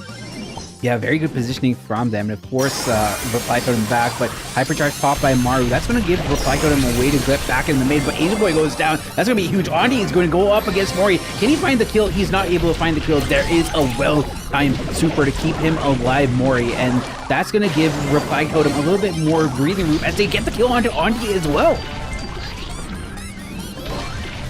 8 gems now for Reverse, so they completely turn things around now. They are in the driver's seat, they are in the lead here. Andi coming in once again, trying to target Maru this time. Has another super ready. It's knocked back here from Maru. Maru pushed up here, has a shield. He's very low, falls in the end, but they do get the takedown onto the gem carrier. Davey now has to pick up all of their gems. The red team only needs one more for countdown. Maru in a very precarious situation here against Andi. Was fall in the end and countdown for the red team. Huge plays coming in from the side of Totem, but it's a bit too late for them to happen as Maru goes in. Can he get the reset? He's so close, but at the end it's the Reverso taking that dub and forcing themselves in a match point against the Reply Totem. That's not something I had on my bingo card. As you mentioned before, Reply Totem, the clear favorites in this one, just because we know the names, but Reverso, just looking at their performance today, should be considered the favorites here. They already almost beat SK Gaming, took them all the way to set 5 and made it a close one as well. So they definitely deserve to move on in this GKR League. Totem on the other side with a good draft now. Have everything what it takes to at least take them to set 4 here. Nes falls, Angel Boy trades with him. Mari still with most of the gems. Totem with a good lead here. 4 gems for them. Indeed, and it is a 3 gem differential favoring the side of Reply Totem. As Andi's on the back lines here, he's going to be aggressing. He does try to go in against Angel Boy, gets the kill as well, and now Mori is back all the way to spawn. Control on the side of Reverso, and we saw this in the last game. It's not looking that great for Reply Totem as Andi goes in once more. He gets a kill, he's able to take some gems as well, but he gets taken out at the end. Maru popping the hypercharge, he's going to go up here in the mid, give a little bit more breathing room for his teammates as they get back into the mix of things. 6-5 now, a small lead for Reverso. They do have the match point. Only 1 game away to moving on into the lower bracket semifinals. Mari has a shield ready. Maru pushes up. That shield is gonna find Maru. Mari now potentially dying because he gave his shield to his teammate, but it's only Angel Boy dying so far. 7 to 4-star gems now. Mari can pick up a few more when Maru just pushed up like that, causing a lot of mayhem, getting the takedown onto Andi as well. Maru's still standing. This guy's going absolutely crazy right now with a countdown. 15 seconds for Reverso to stop it. Yeah, it's now or never for Reverso to get this dub here, and it's not looking that good for them. 6 seconds left. Nobody from Team Yellow able to get this kill on anybody from Reply Totem. And just like that, Reply Totem have forced the set number 4, which is going to give a lot of Reply Totem fans, such as myself, a little bit more breathing room and time to relax. We do see a set 4 of those 2 teams, and we do see a bit of a relief in the side of Totem. It was a very close one. Once again, their opponents had the match point. It came down to the very last game in Hard Rock Mine for them to move on. Now let's hope Hideout is going to be another close match. I think both those teams would definitely deserve to move on into the playoffs, but in the end we can only keep the best 2 for the finals, so I guess I have to say goodbye to one of them. It's going to be hard, Pendo. It is going to be hard because both these teams have... Okay, not both these teams. I would say Reverso has played their hearts out in this tournament, and I would feel sad seeing them bow out of this tournament at this stage, but at the same time, the Totem fan in me was like, I need Totem to win. I don't actually know who I want to win anymore. I just think that I want some good games, but it's going to be heartbreak either way for me. That is certainly true. Both of those teams have already faced up against each other in Group A. Totem sitting on a 4-win, 2-loss. Reverso sitting on a 2-win, 4-loss. And Reverso were 1 game away. Actually, they did win against Totem in week number 3. They did beat them before in a 2-1 in a very close match again. Then lost in week number 4, 2-0 to them. So it's a bit of a back and forth between those teams. They are very closely matched. And I think, like, as you mentioned, because Reverso has played their hearts out, they would deserve this win a little bit more. Just looking at the most recent performance. I was looking at the matchup data between all the teams that have participated in this tournament here, especially in the group stages, that in the groups, the only team that has won unanimously against their opposing team within the same group has been LLC, where they've beaten Dark Eagles both the times that they faced up. Every other team, every other matchup has been a 1-1. Like, no team has dominated the other team completely, except for LLC versus Dark Eagles. So it is pretty even in terms of the spread here, at least within the groups. That's very good to see. We're going to go into... It's very good to see. And again, Reverso already had a crazy match today against SK Gaming, taking them all the way into set 5. Now, against Totem, they are in driver's seats. They still have the opportunity to close it all out on Hideout on this set number 4. They are 2-1 in the lead now. Yeah, and looking at the Hideout meta, the brawlers that have been picked the most are Gray, Jean, Belle, I was going to say Candy, but it's Mandy, and Angelo. But Angelo has a crazy high win rate of about 90% with the number of times he's been picked. So it's kind of crazy how good he is. And when you combine Angelo with the Jean, he does even better with 100% win rate when you combine him with Jean, at least in terms of the scrim data that we have for EMEA. Do you think that Angela is one of the best brawlers on this map, as are many other long-ranged options? With Mandy, now with the Hypercharge, if you can cycle this ult and hit your opponents with it, right when they come out of the spawn, she's one of the best brawlers here as well. Piper, Belle, Nani, all of those long-ranged options are still available and quite good in the current meta, at least on Bounty. Then we also have our throwers. Juju would be an option here, as well as Tick, maybe Barley. And if you're SK Gaming, you probably also play Mortis. Mortos, yes, Mortos is definitely an option here.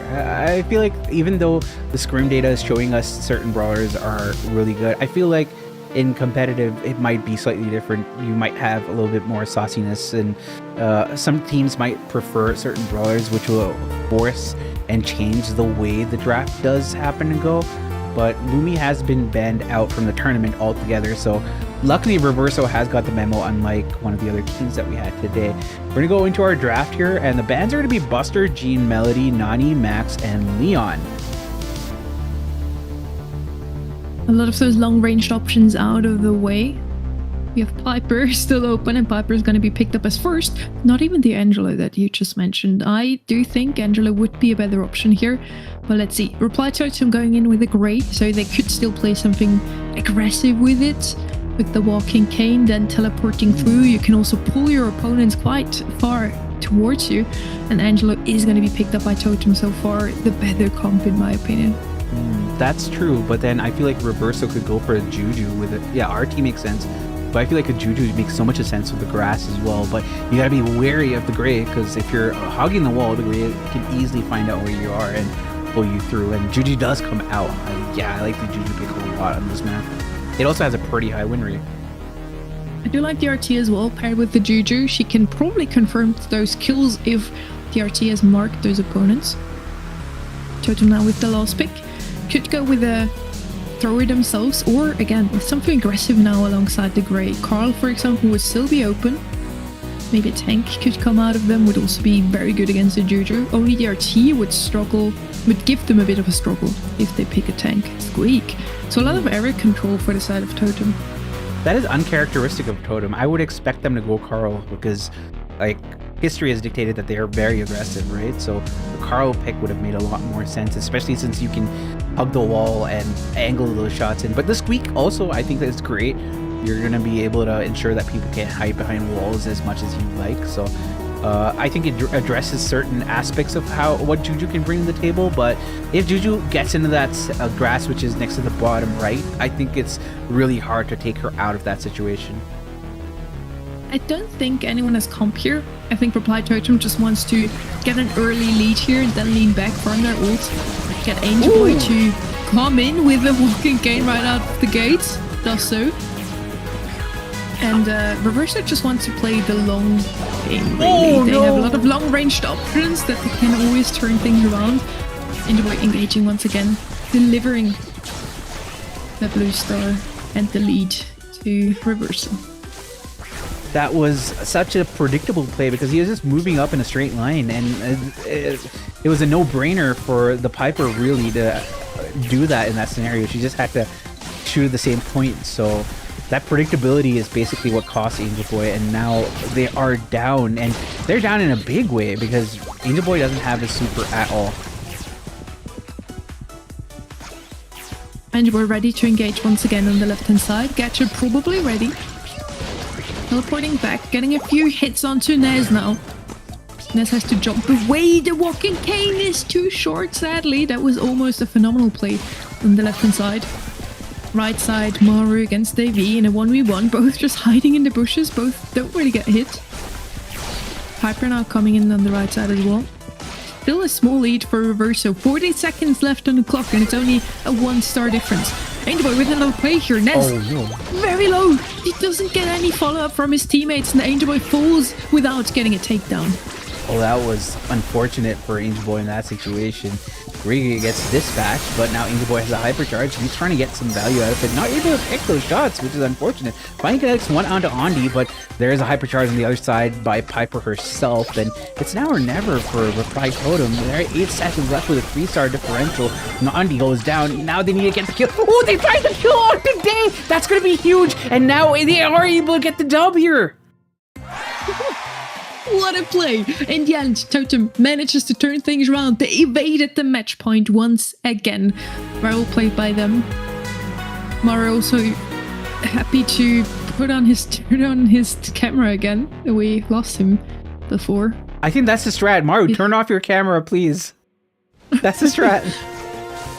I mean, Angel Boy had some great moments. It didn't really have a follow-up from his teammates, unfortunately falling and handing the opponents a couple of stars, but he had to do something. He's the only aggressive brawler that they have in their hands. They do have the blue star now, so now you better don't fall. Now you just keep on sitting on that 1-star lead and let the opponents come towards you.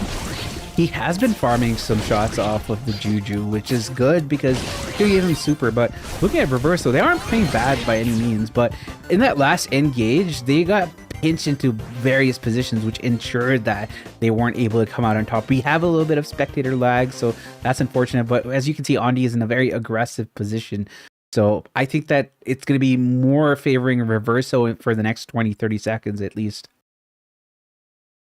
Can try and read their faces again. Everybody's still playing, so nobody's fallen so far. It's still a 1-star lead for Reply Totem. The blue star is all deciding in this matchup. Still everybody just staring at the screen, very focused. There was a kill here. Totem still in the lead, but both sides have gotten 2 more stars, so both sides have gotten a kill. Angel Boy with super. He can still save his 2 teammates if Reverso comes too close now. 35 seconds left in the clock. Angel Boy going in. He finds a kill on Andi. Ness goes down on the other side as well. And that's going to be huge. Day is the last one alive on his team, but there's a 5-star deficit for the side of Reverso. Things were looking so great for them, but it looks like Totem's back in form. I don't want to eat my words, but Angel Boy is on a tear. 12 seconds left on the clock. Reverso has to reverse the fate, and if they don't want to move on into set 5, they need to get 2 kills at least to turn things around here. Looks like they didn't. Totem still in the race here, and we're gonna move on into set 5. Panda, on the day where we have 8 matches in one day, 8 best of 5s as 2 casters, just to point that out once, we get 3 3-2s. I always love to see those, even today. Oh. Thank you for letting me know. I'm sorry. My lights are always on. What do you mean? Yeah, my love lights staring are always into. on.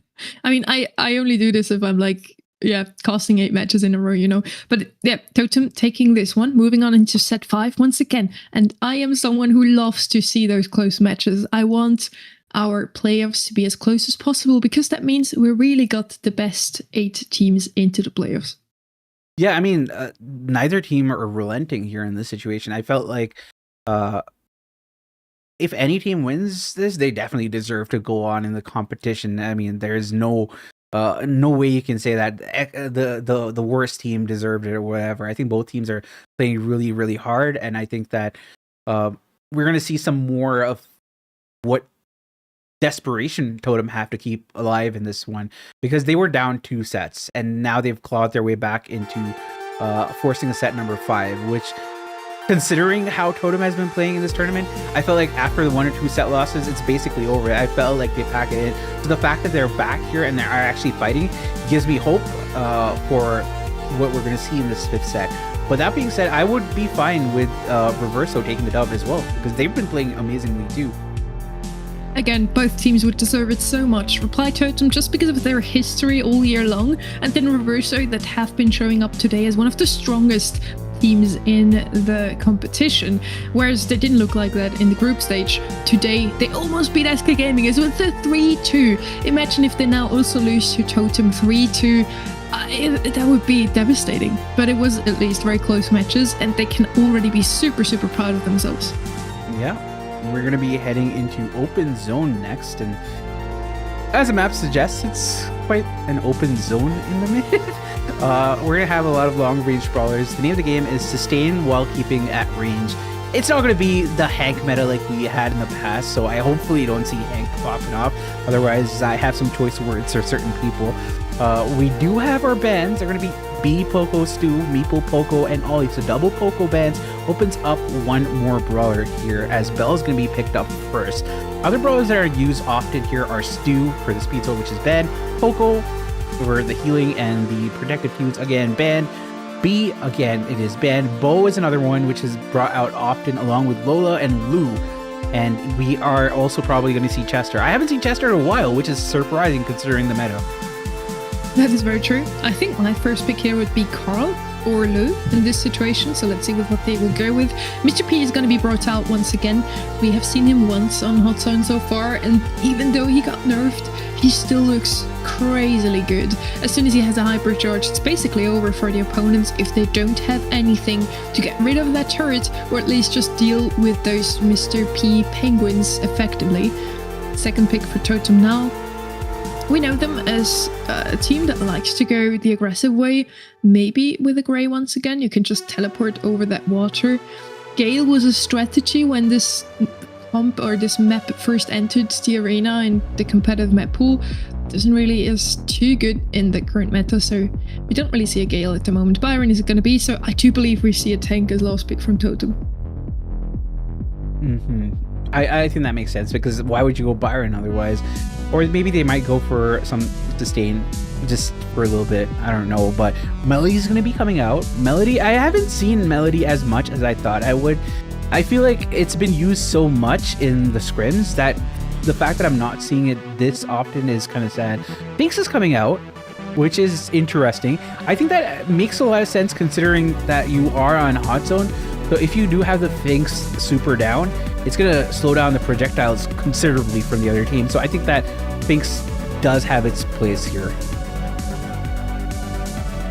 I would agree with that.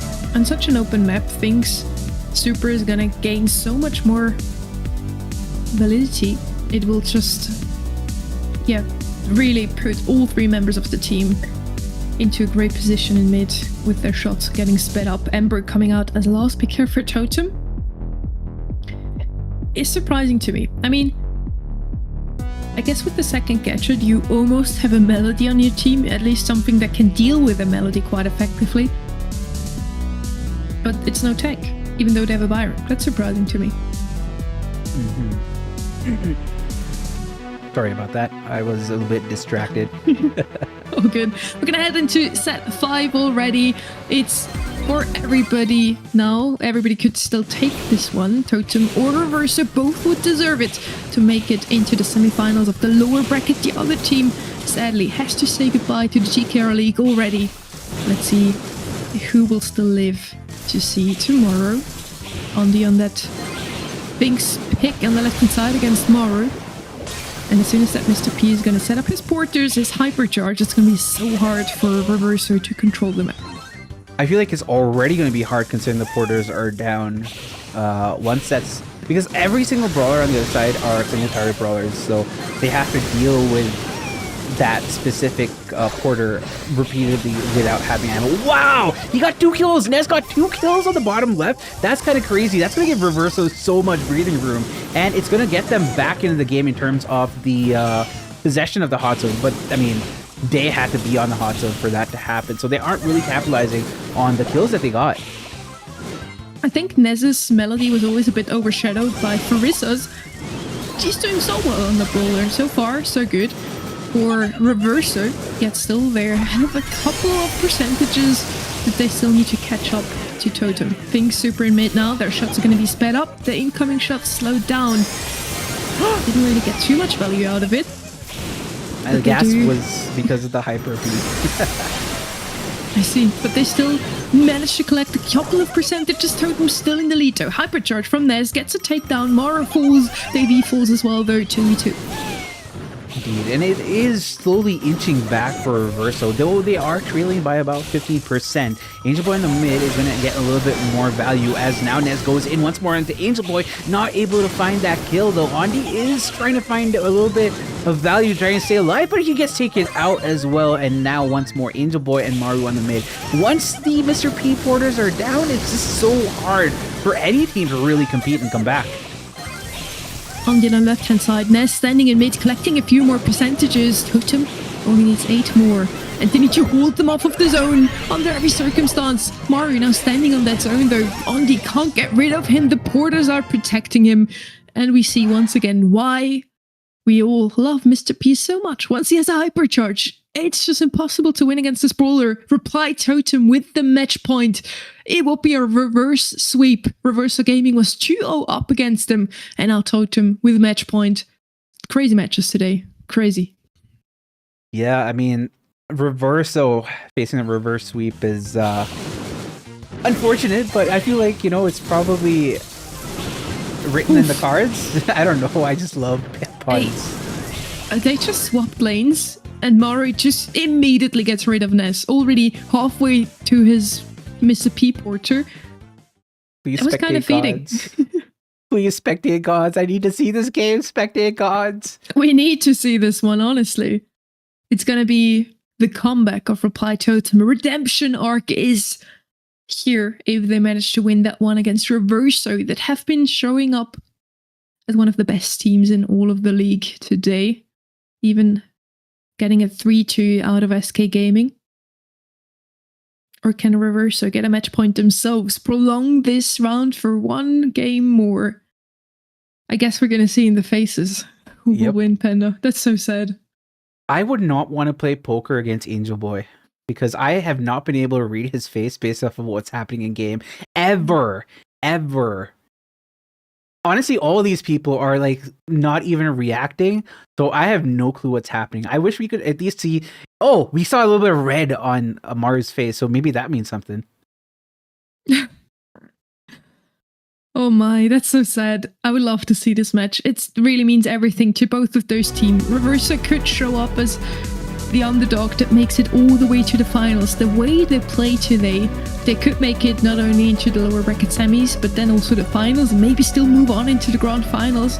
But for Totem, this would also mean just so much after the run they had so far this year. No. I want to see who wins, please. Unfortunately, this is... Oh! I think it looks like Reverso Totem is winning. L. Yeah. We saw... Not yet. He just got taken out, I think, I think so, yeah. My god. Oh. Just let us watch the match. If somebody's really... Even if it's lagging, let us watch the match, please. Yes. Even if spectators. If somebody is playing with the production here, please don't. Just you just destroy all the fun for it's so many a third-party people. tournament. Please don't. Yeah, it's not even worth it. So I guess. And Totem win! Yay! Congratulations! Congratulations, Sir Reply Totem.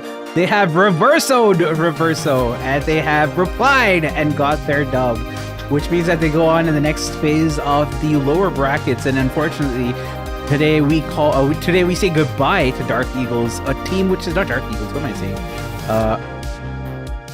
Reverso, sorry. We say goodbye to Reverso, a team that has fought so valiantly today, and I'm honestly so sad to see them go because they've been performing so great. They were RNO, they were undrafted as a team going into this competition, and they played so well in the qualifiers and the early stages of the group stage that Reverso decided to pick them up. So it really goes to show that there are teams worth looking into and worth supporting if you're not aware. So definitely, you guys should be big Reverso fans after seeing the display that we saw today. I think both Reverso and also Dark Eagles can still, give themselves a pat on the back. They did phenomenally today. Reverso first, going up against SK Gaming, the winners of the February monthly finals, one of the best teams all region, and they take them all the way to the last set. Now against Totem, a bit of the same. They had a 2-0 lead, already had to match point, and then Totem suddenly woke up and turned things around for them. But still, I hope Reverso stays together and still play in the upcoming matches, the upcoming leagues, and also the monthly qualifiers this weekend. I would love to see them still go all the way in one of these tournaments. The same goes for Dark Eagles. They also kind of are the dark horses that surprised us all today with taking Humble all the way to the last set. So both of those teams, I'm a big fan after today. I'm a huge fan of Reverso after this one. Honestly, they played so well. It's heartbreaking that they didn't win the final set, and we saw Totem coming out on top, so maybe that might be the silver lining. Maybe Totem goes all the way and wins everything at the end of the day. Who knows? But I think that Reverso should consider this tournament a dub, at least in terms of progress and the performance that they brought to the table. Definitely agree with that. We're going to see Reply Totem later again. For now, we're going to head into our second match of the lower bracket. It's only the 6th of 8 matches today. Panda, how are you doing? I'm doing pretty great, I think. How are you doing? I'm doing okay. I'm looking forward to this upcoming matches, especially since we had Papar Supermassive put down as the winner of the upper bracket already. Losing against LSC puts them in the lower bracket, and now they have to face up against Dark Eagles, a team that surprised us all today and that also played in their own group. Dark Eagles, every time they faced up against LSC, they lost. You mentioned that before. It was the only match of this playoffs, the only matchup that is a 2-0 so far, so maybe they get revenge today. Maybe they can win for the first time against never mind. I looked at LLC. They didn't play in the same group as Papar Supermassive, so we actually don't know how those two teams face up against each other. We're almost like 5 hours in. Very true. Papar Supermassive, though, the winners of their Group A, and Dark Eagles the 3rd spot in their Group B, so it should be a pretty clear story, but we said that before today, and Dark Eagles, again, almost won against Humble, so they can also win against PSM. Yeah, I mean, if you go by that math, yeah, for sure, I think that's possible. Let's see how it actually does play out. We saw so many good plays from Master Fursa and Xerox today, specifically against their opposition, who were Humble, which is crazy, the fact that they were able to get Humble all the way to that stage. But Papar Supermassive, on the other hand, haven't had as clean of a day today, so they definitely need to pull out themselves by their bootstraps if they want to get the win against this Dark Eagle side, which took Humble very far along in that match, which is crazy. They need to pull their socks up to be ready to face up against the dark horse of this tournament, Dark Eagles. And we're going to see, we're going to head into Triple Dribble again, a map that we've only seen once so far. So again, we're going to have the same maps for the lower bracket quarterfinals now, or semifinals? What do we actually call these? Round 1 lower bracket. Round 1, of course, quarterfinals are the next one. Yeah, so it's... I can't. I can't anymore. I'm super excited still, and I'm definitely still gonna be hyped for all of the matches that follow. But I do feel like I just casted 6 matches today. My brain is not braining right now. It's like a bowl of jelly. That's unfortunate. So I'm gonna be casting with a bowl of jelly today. Also first for me. But hey, we'll see how that is gonna go down now. Dark Eagles versus Papar Supermassive, one of the two. The second ones already have played in a monthly final in February. Papar Supermassive made it. Dark Eagles, it would be their first showing in a bigger tournament. Making it all the way would definitely mean a lot to them. The last time I saw a Turkish team get far in any tournament was FA Kebab, I think back in the day. So it's nice seeing a completely Turkish side getting so far in the tournament. Though I hope somebody on the admin team or somebody has explained to them that Lumi is banned out as a global ban in the tournament, because otherwise they're going to be going up against Papar Supermassive and giving themselves a handicap, because like they're such good guys, you know. They're giving world champions a handicap, and now they're giving Papar Supermassive one. Hopefully they don't, though. I really hope so. Oh, thank God. Yes, let's go. Lumi is not banned because she's global banned. Dark Eagles know that as well now. By the way, this is going to be... We have another tournament going on Thursday. I would say what? You can figure that out yourself, but it's going to be a matchup there as well. Dark Eagles versus Papar Supermassive. So I got to cast this matchup twice this week. Oh. That is going to be fun. B is going to be the first pick here. Makes a lot of sense. Since she's one of the best brawlers in the current meta and somehow slipped through the bans here. Yeah, and I believe you're also going to be playing Brawl Ball in that specific tournament too. So, yay, it's Brawl Ball all over again. I'm not going to say the full word. But B is going to be banned out by Papar Supermassive.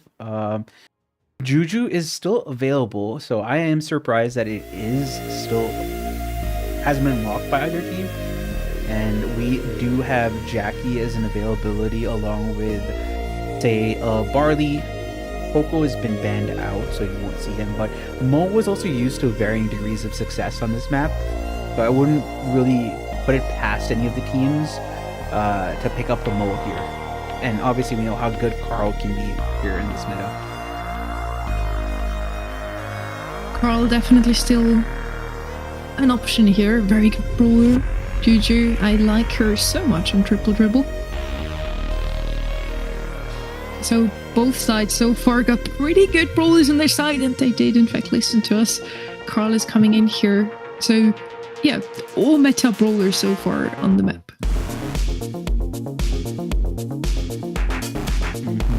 Yeah, I like this from Dark Eagles. They have really good picks here. Papar Supermassive have some really pop-off brawlers here. Melody is definitely one of those, but you see some really great plays, especially once you get the hypercharge going. And the B also is really great for cross-lane sniping on this map specifically.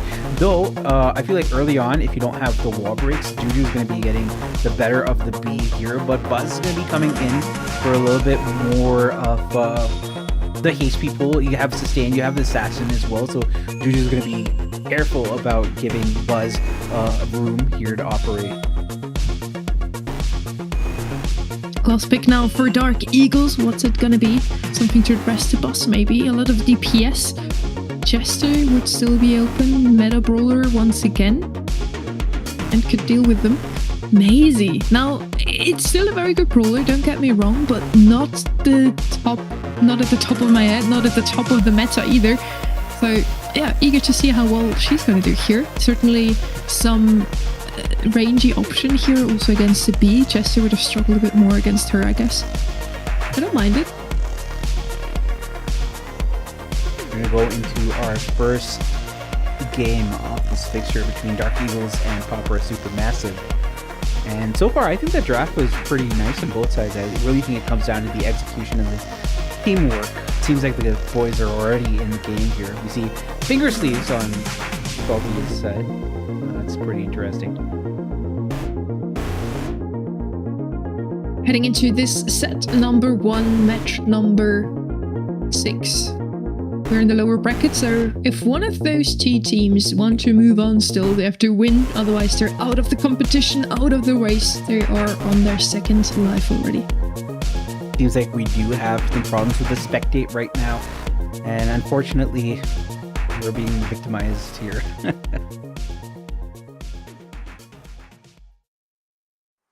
We are heading into spectate now. I love that they managed to have a solution for that. Yes, they took Tomzi's. We're watching Tomzi.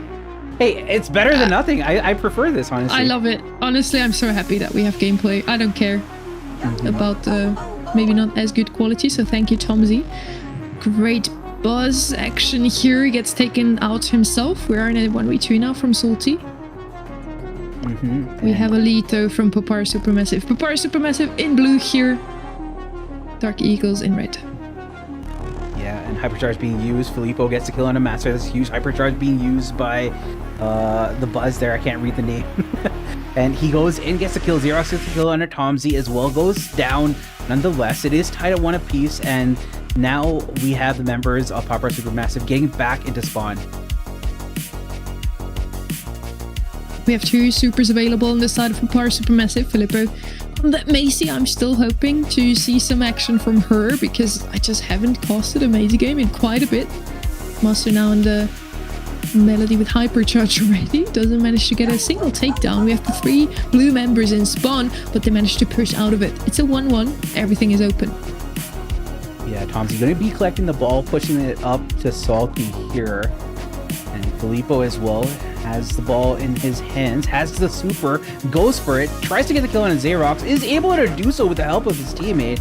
And now we see Hypercharge coming in from the... Oh my god, the save was crazy! But nonetheless, it was not enough as Tomzi is able to get the game, and that is going to be game number 1 for the side of Papar Supermassive. That's the outcome that we kind of expected. Papar Supermassive taking the first game. They are the favorites in this one, at least in my eyes. But Dark Eagles have showed before that they can be very resilient, even against a team like Humble. Tomzi on that Juju. He's gonna have a very key role on Papar Supermassive, getting just so much area control in. No thrower on the other side. Indeed.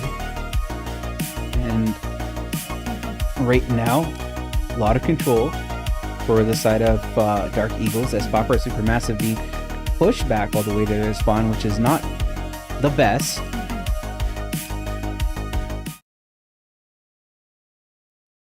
And it's just very cagey right now. It's Farissa emoting there. I think they're happy to keep this position. They probably want to play for overtime and keep them all the way back here. I think that might probably be the better situation for them. I mean, Farissa probably also just happy that he can finally have the Melody on his team, even though he's not playing here. Probably the brawler he's best known for, at least in the GKR League. Master now going in, finds one. Filippo falls. Tomzi as well. That could be a goal here, and it is a 1-0 for the side of Dark Eagles. Now, we still have more than enough time here. 1 minute 12 for the side of Papar Supermassive to turn things around. But honestly, Dark Eagles just looks phenomenal right now. Master going in aggressively again. Hypercharge popped. Xerox doing the same now, moving up together with his teammate. Does find a stun, and this is going to be a quick duo here for the side of Dark Eagles, and we are all evened out once again. I have to say, that was crazy. That was amazing buzz gameplay coming in from Dark Eagles, and unfortunate for Papar Supermassive that they faced that, but it is down to this last game to see who's going to be clinching the first set. I feel like both these teams are playing really well, but just something about the side of Dark Eagles looking very, very sharp today.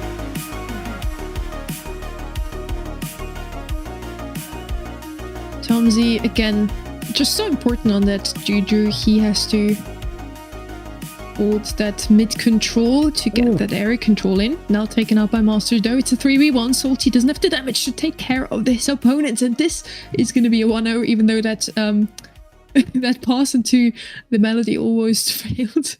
Yeah, if the Melody dies there, that would basically be no goal. That's crazy. I mean, he did die, but the Beast still managed to score. No?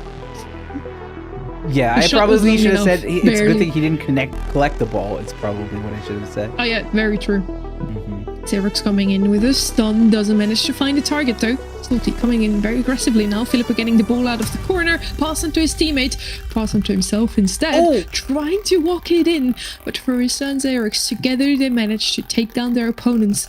And with that, Stark Eagle still in the lead here with the 1-0. Amazingly well played by side of Dark Eagles to push back this Popper Supermassive all the way to spawn. And they're put back in the spawn once more. Hypercharge Melody going kind of crazy, not able to get the kill there. But now we see Hypercharge coming from Xerox. He gets the kill there, but he gets traded out, which is unfortunate. Now Tomsy's going to be contending against Farissa, finds the kill there, and a lot of that aggression has been obviated, but only a minute left, or rather less than a minute left for the side of Supermassive to get the equalizer that they sorely need here, Sunny, as it is already match point. Sorry, not match point, set point. Set point for Dark Eagles here. Filippo moving up on the left hand side, Tomsy doing the same. Xerox doesn't manage to connect his ult. Doesn't manage to find the kill onto Filippo either. Popar Supermassive about to turn things around, just walking it in now. Tomsy manages to equalize the score here at 1-1 with 30 seconds left before overtime. That was cheeky from Tomsy. I did not think that man would stay alive, but he did at the end, and that's all that matters. Though there is a super by Master. He uses it to get rid of Filippo's value from that hypercharge, and now we see Farissa going in with the super, and he does manage to get a little bit of the kills there, but Salty's going to be able to collect, and that's going to be goal and set for the side of Popera Supermassive. Very, very nice to see. They are still here to fight. Both of those teams would deserve it, honestly. We do think that Popar Supermassive should take it overall, just based on the results in the group stage. But honestly, after this first set, after those couple of games we just see, everything could be happening now, from now on. And now we go into safe zone for a second time today. Just looking back at what things were on Triple Dribble, I think that it was a very close game, close set between both these sides. So it really does come down to both the draft and the execution. I can't say that one team is superior over the other on this day in particular. I feel like both teams are pretty evenly matched. So let's see how this one goes in safe zone here, Sunny. A bit of a more open map than we had in every single one of the maps actually that we've seen up to this point. Open zone of course as well, very open, but we're gonna get to that later if they manage to even out the score overall once again. Maybe this is gonna be one of the first games today that don't go all the way. We'll see. Safe zone, very open. You can play some long range brawler like the Angelo, like the Piper. We've seen her before in this map. Didn't really work out too well for Totem here. But yeah, could still work overall. If the matchup is good, Bell probably would be my preferred pick here. Angelo anyways because of the water, but he's probably gonna be banned out. And then you should still consider banning Jock maybe, even though he's not that good in the meta. Actually not played on any other mode other than Heist, but he is strong on Heist. Oh yeah, he's definitely a Heist specialist brawler. If you like Chuck, then this is definitely the map that you should go for if you're gonna be playing it. Man, we go into our bans. They are Angelo, Melody, Eve, Colt, Daryl, and B. And we did mention how centralizing Angelo could be on this map specifically. It is really good on this map. Colette is also another great brawler that is quite good, has a decent pick rate, very high win rate as well. We do have Daryl, so Daryl has already been banned. We still have Bull, we still have Bell, we still have Chuck, which is open, and Juju. So a lot of different options here that you can go for as an early pick. Once again, Chuck being left open. The last round he won. Let's see if he can keep his 100% win rate today or not. Colette's a good answer here. If you have the Colt banned out, Colette's probably the best option if you just want to deal damage from afar. With Hypercharge, with maybe an 8-bit turret, could come in later. She just does so much damage to save.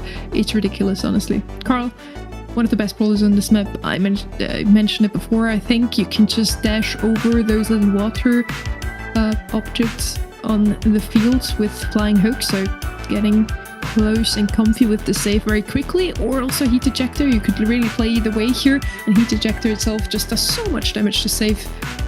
It's a really valid asset. Byron. Makes sense together with the Chalk, I guess. Not my favorite on this map. Yeah, I think that Byron's not the best brawler, but I feel like I don't know if you've noticed, but Byron's effective range is quite large now. I feel like he outranges almost every single sniper except for Mandy. So it is probably a good reason to pick up Byron just in general in these long range maps. And when you pair it with a Chuck or something that really needs sustain, and a Lily, I can see the smile on Salty's face. They're running a slightly unorthodox comp here, and they're trying to see if that works out for them. Let's see. I'm not sure though. You've been on social media lately. I saw that range comparison as well.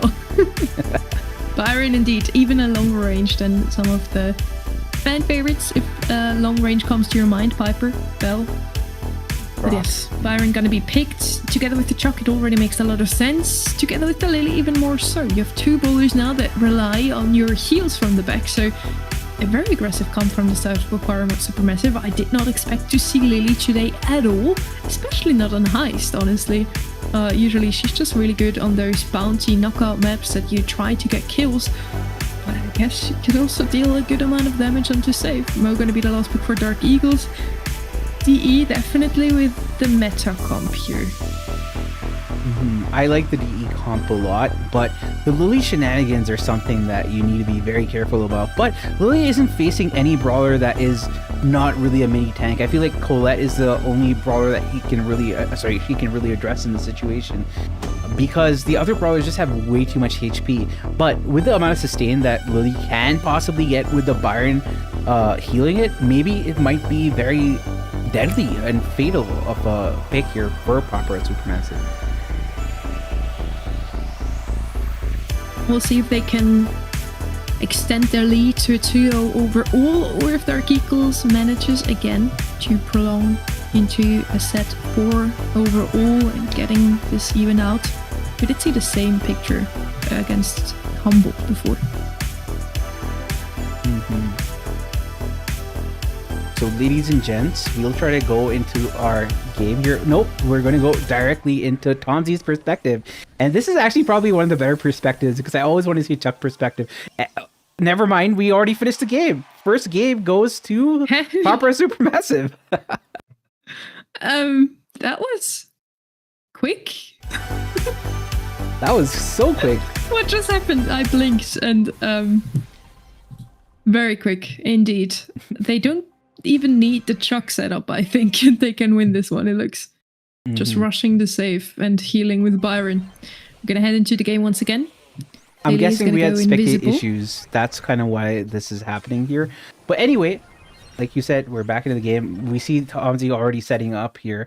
But Lily's on the other save, just getting damage, and they're completely ignoring the Lily in favor of damage of their own objective, which makes sense, all things considered. Tomsy going to go in once more, and we just see Proper Supermassive in a slightly, but the base race is very real here, Sunny.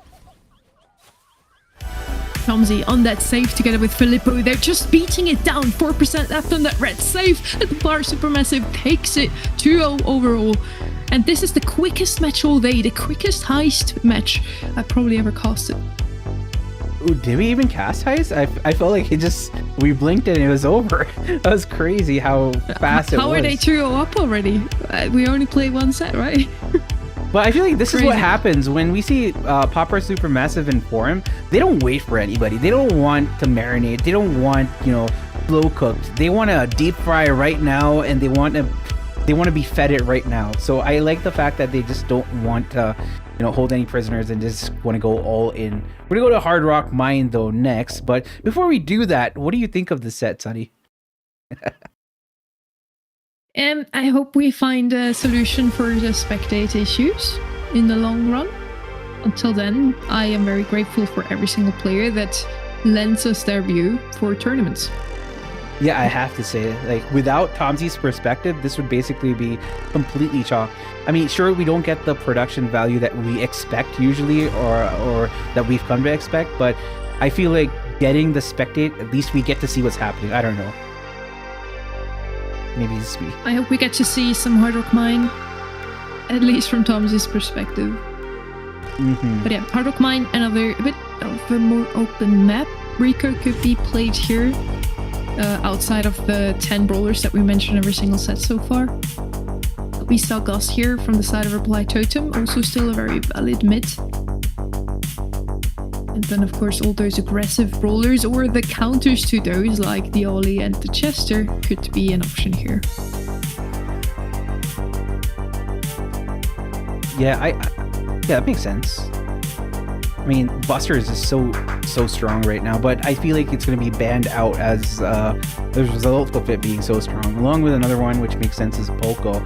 But I like the Lily pick, which we saw previously from Popper Supermassive. I wouldn't be surprised to see them double down on something like that. But honestly, I feel in terms of like fundamentals, Max Buster or Max Jean or Max Sandy or Buster Carl. So basically a lot of the Max or Buster nucleus makes a lot of sense here in this map for me. Definitely true. In the end, you just want one GKR, 2 brawlers that can go aggressively on the lanes and push out your opponents of those bushes. Get the mid completely to yourself is what you're trying to do on Gem Grab, especially on Hard Rock Mine. One of the oldest maps in the competitive map pool, probably. Yeah, I think so. You know, one map which I'm happy we don't see as often anymore, and I probably shouldn't say this because you'll probably get to see it all the time now, is wait, what is that map with a Minecart Madness? That's the one. It's a bit one-sided. I think that's the biggest issue. But honestly, as long as I'm not playing it myself as a caster and host, I love to see Minecart Madness. It's just so fun when even pros are struggling with a moving object. And it's the only map in all the game that has a mechanic like this. That's why I just love it. Yeah, it was interesting. It was introduced in 2019, like around June or something. And I felt like we would get more maps with objects like that, but unfortunately, I feel like the spirit of competitive, it doesn't shine in a map like that. Anyway, we're talking about... They could quite easily fix that. Just introduce 2 trains coming from top to bottom instead or something like that. Maybe. It would be an easy fix, honestly. Like, just, make it more symmetrical. In every single map that, like, Triple Dribble was very uncompetitive before because one team just had the advantage of the better spawn. They changed it, and now it's one of the best maps in all of competitive. They could do the same thing in Minecart Madness, in my opinion. Possibly. And looking at the picks here, Poco was picked up first by Popper Supermassive, Buster Gray being picked as responses here from Dark Eagles. I like this response. It denies the Buster to Supermassive. Buster also is great as an pick. It's not like you're just denying it. Okay, instead of Gray, we got Mo, which again, Mo is so great for addressing the opposing mid from lane. You do cross lane support with Mo, and you get those dives in. You assassinate the gem carrier. You assassinate a lane. It just is such a good option here. Jackie coming out with a Poco, so much sense. It just makes so much of sense. I like this Popper Supermassive comp a lot here, Sunny. Jackie also super good against the Buster. Colette's the answer now, though, to that Poco tank comp. I do like both sides. Once again, Dark Eagles had an answer as their last pick, but it might just be that it's not going to be enough. Gray, Jackie, Poco, very oppressive comp. Very, very nice to have the Poco probably picking up the gems, Gray and Jackie going in a bit aggressively. Or you can just swap, have the Gray playing mid, Poco and Jackie aggress together. I do really like that comp. We're going to go into our game here, and it seems like we're already underway. Pomsy, thank you for your perspective. Without you, this wouldn't be possible.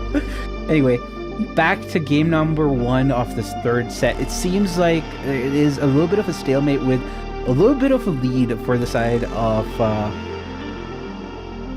Dark Eagles here. I had to think for a second. Xerox with a Hypercharge ready on his Colette on the left-hand side, now looking into making a lot of pressure to the opponents. They do have a poke ult though, so he can keep his teammates alive quite easily here at this point. Filippo now pushing up together with the Jackie, doesn't get his Hypercharge ult out in time. Jackie does fall, and with it our Spectate gets teleported back into spawn.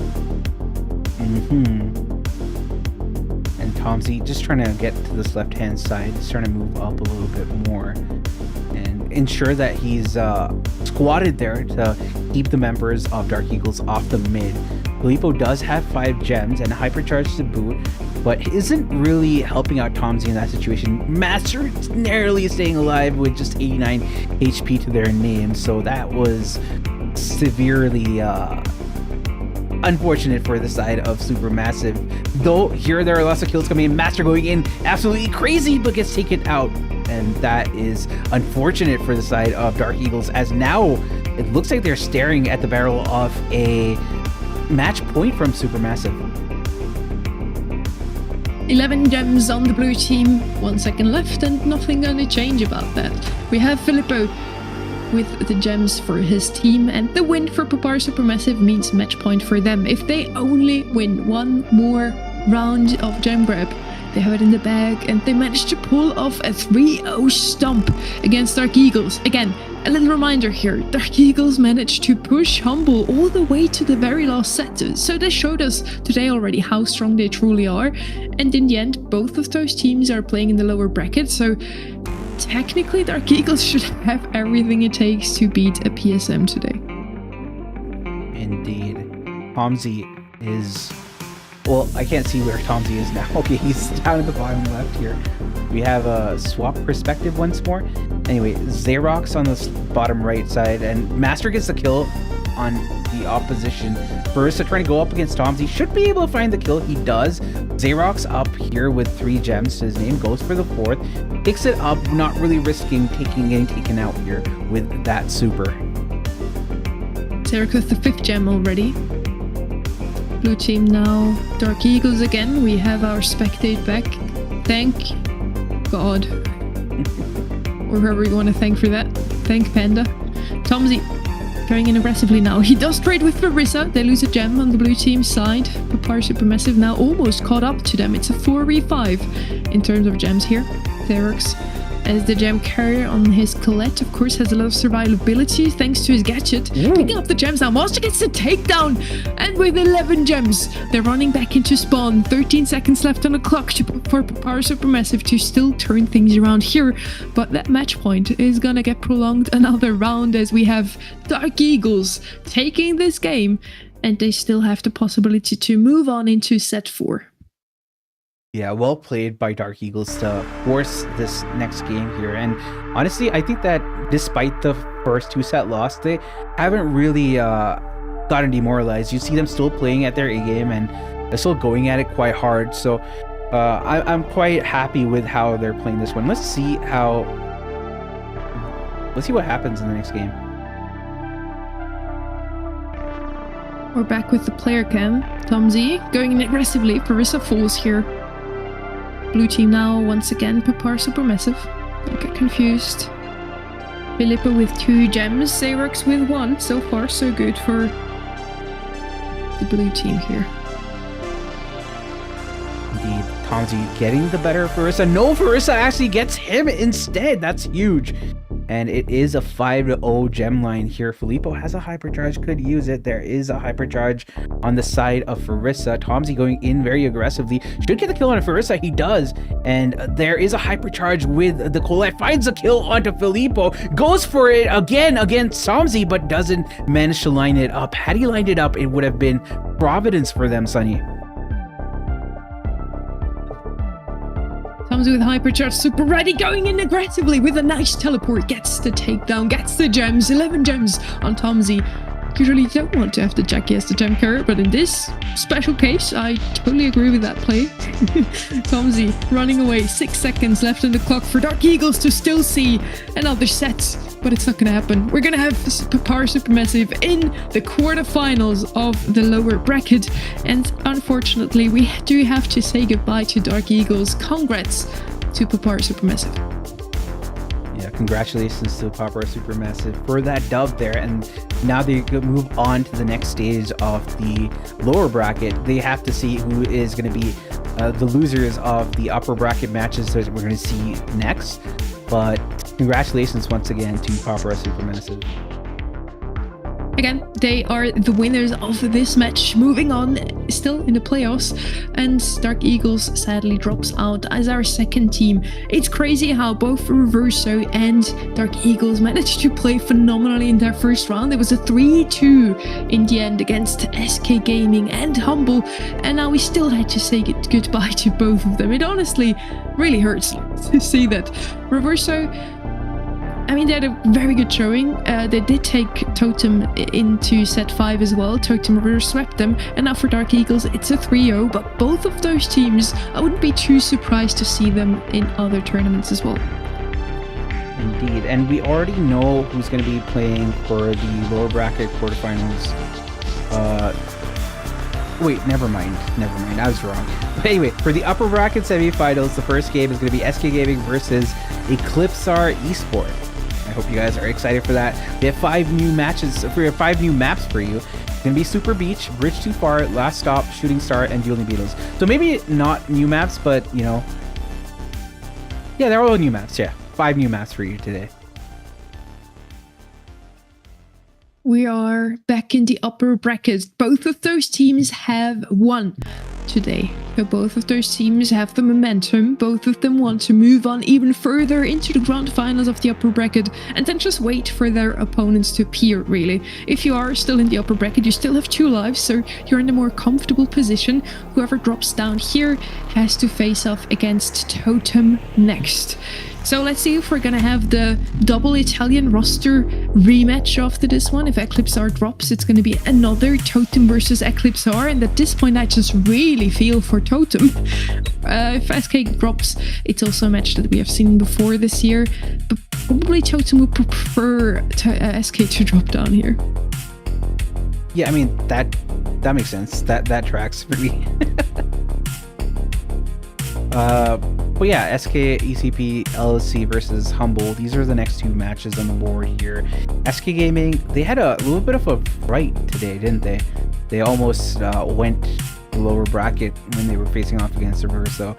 And they are going to be facing off against ECP, who's done pretty well. They managed to beat Reply Totem and force Totem for the lower bracket. And they've won mostly every single major tournament match, more or less, except for the smaller ones in the past month. I feel like they've won every single match that mattered at least. And now they're going to go up against SK Gaming.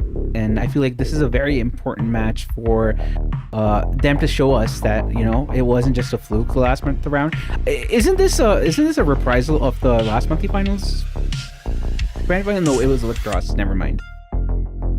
Almost. SK dropped out in the quarterfinals last month, but we do have the February monthly final winners in purple versus the March monthly final winners in black and white. So that's definitely a match I was looking forward to today. I did assume both of them make it through that first round, but one of them is gonna ultimately drop down into the lower bracket, which none of the 2 really belongs, right? This could already be our grand final match here, realistically, Panda. Both of them are standing at the top of the leaderboard so far in terms of how many sets they won in the group stage already. So this is going to be a match for the gods. Yeah, and that is true.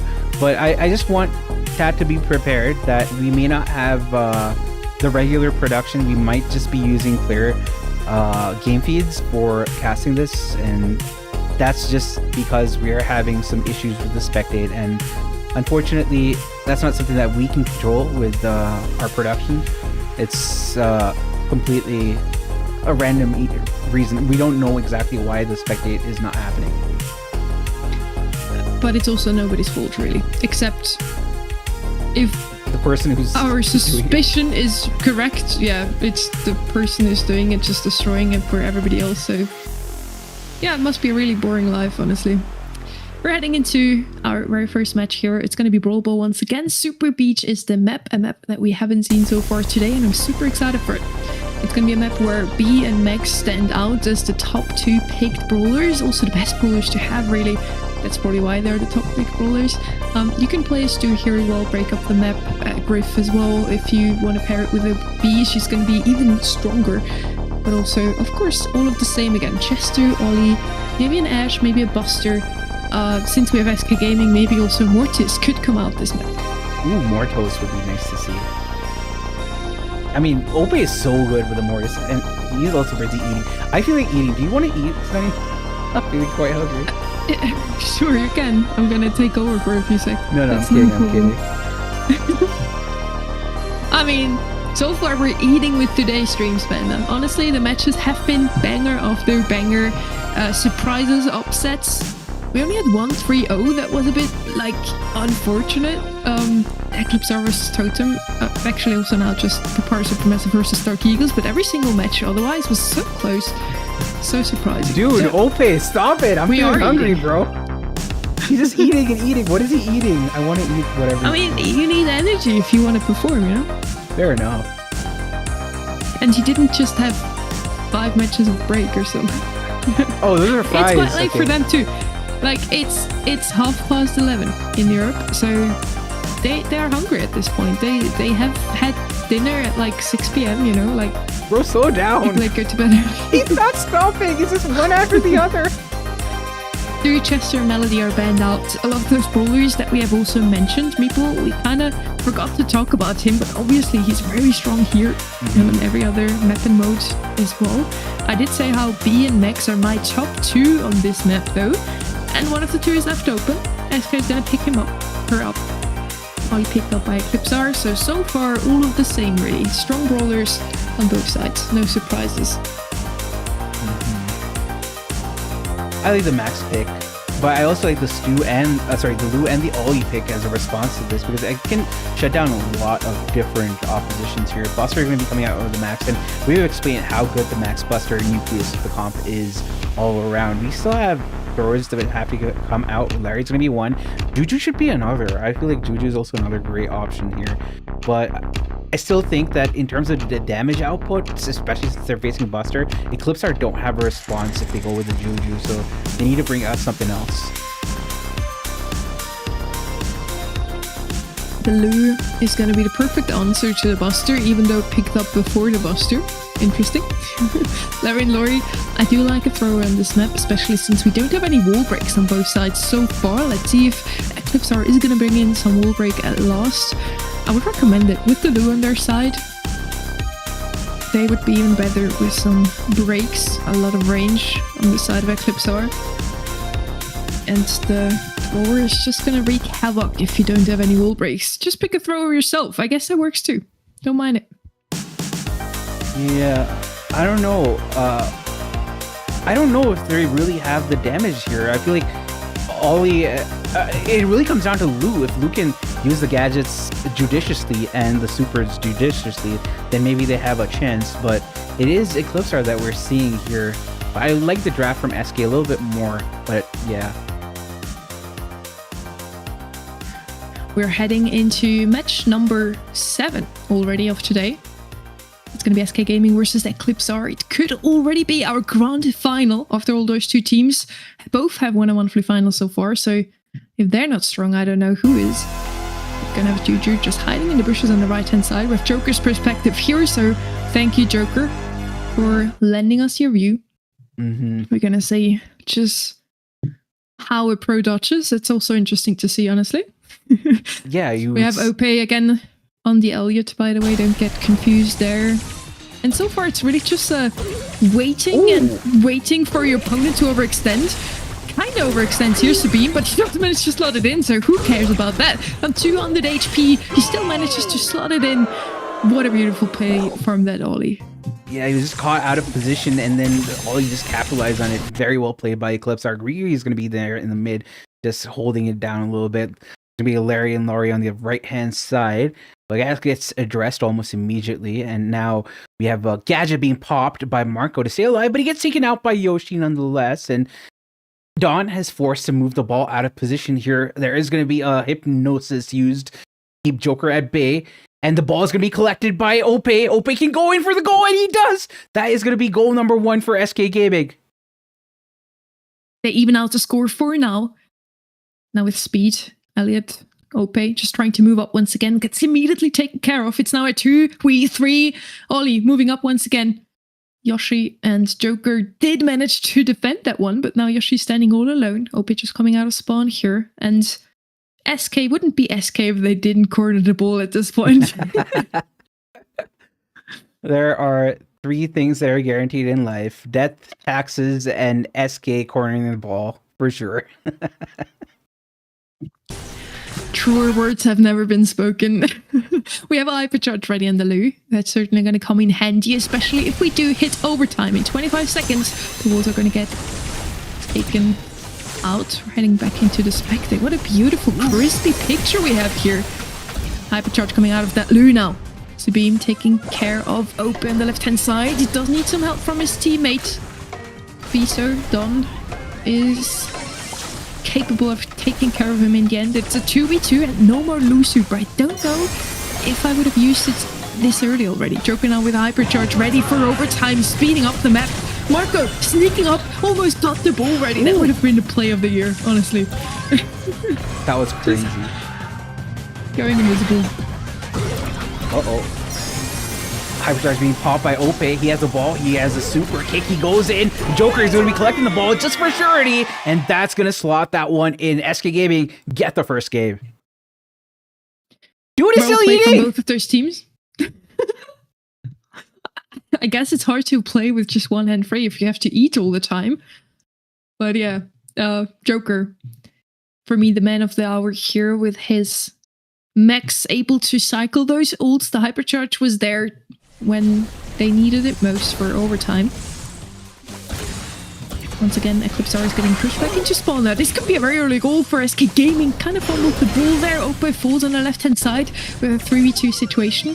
Sabine before was the one to score first here on his Ollie.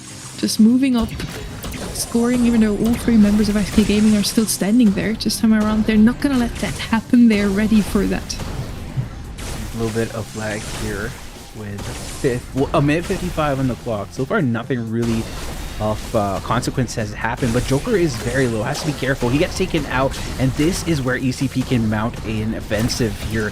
There are some utilities to be used as Dom puts down the rink, and C7 does have a super, goes in, should be able to get the high hypnosis. He does get the hypnosis off onto Elliot. Can he get the kill? He does get the double kill, and that's going to be ECP actually responding and getting goal number 1 against this SK Gaming side.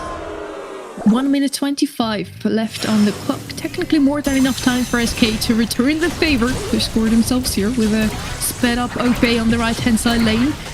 Eclipsar is getting pushed back into spawn. Ollie now taking care of the Buster. That was a perfect answer. Riri coming out of Juju as well. A lot of aggression now coming from the side of the red team. And they are back in the driver's seat. Half the mid control here.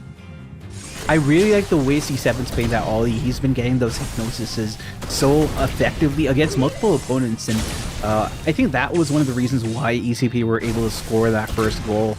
And now we see Ope trying to move the ball up a little bit. Has a hypercharge to boot as well. Joker has a hypercharge, doesn't have the super just yet. I think they're waiting for the super to come online before they mount an offensive for SK. But there are 35 seconds, so this play is going to be the most important play. And I think ECP realizes that, which is why they moved the ball away from Elliot here. But once Joker gets a super, it's not going to matter that much.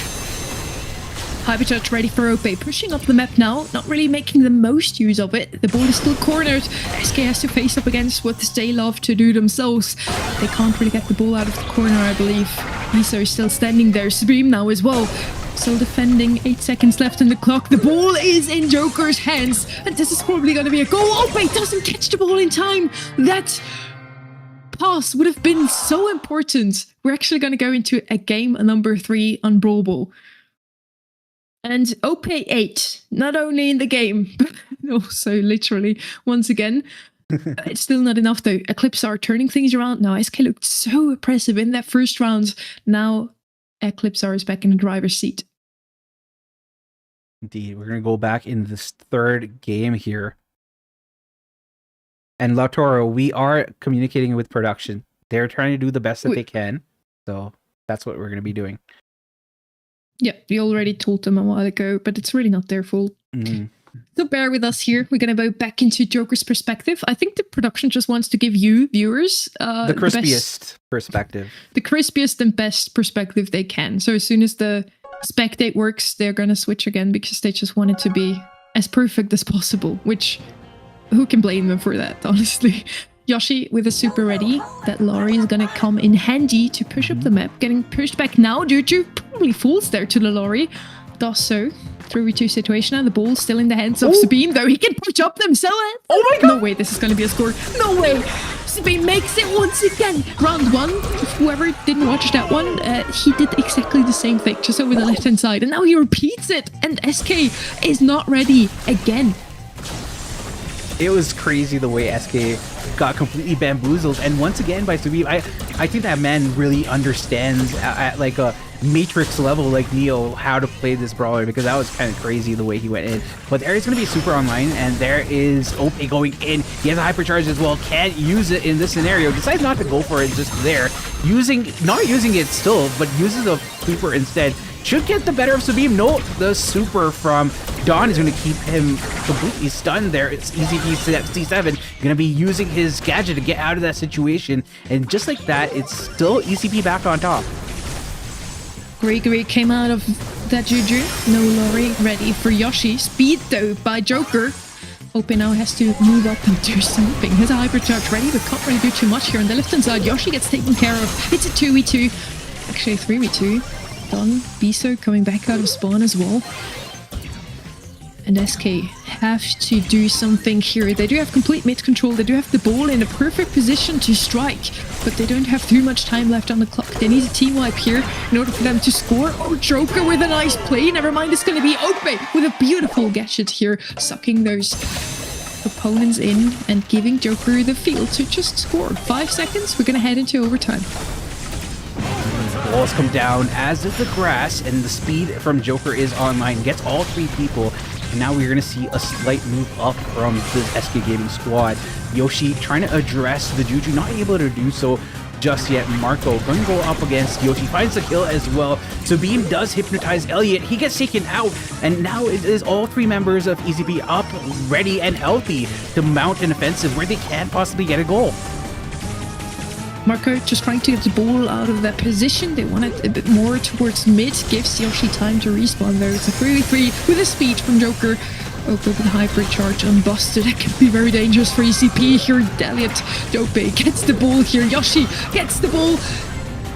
Doesn't manage to slot it in though. Ollie is still standing there. They do get the team wipe though. SK Gaming winning Brawl Ball in the end. It was such a close match here, 2-1 overall. And this is the match that SK Gaming was hoping for, I believe. They didn't make it into the finals in the March Monthly Finals, got taken out in the quarterfinals, and never really got a chance to shine against Eclipse R.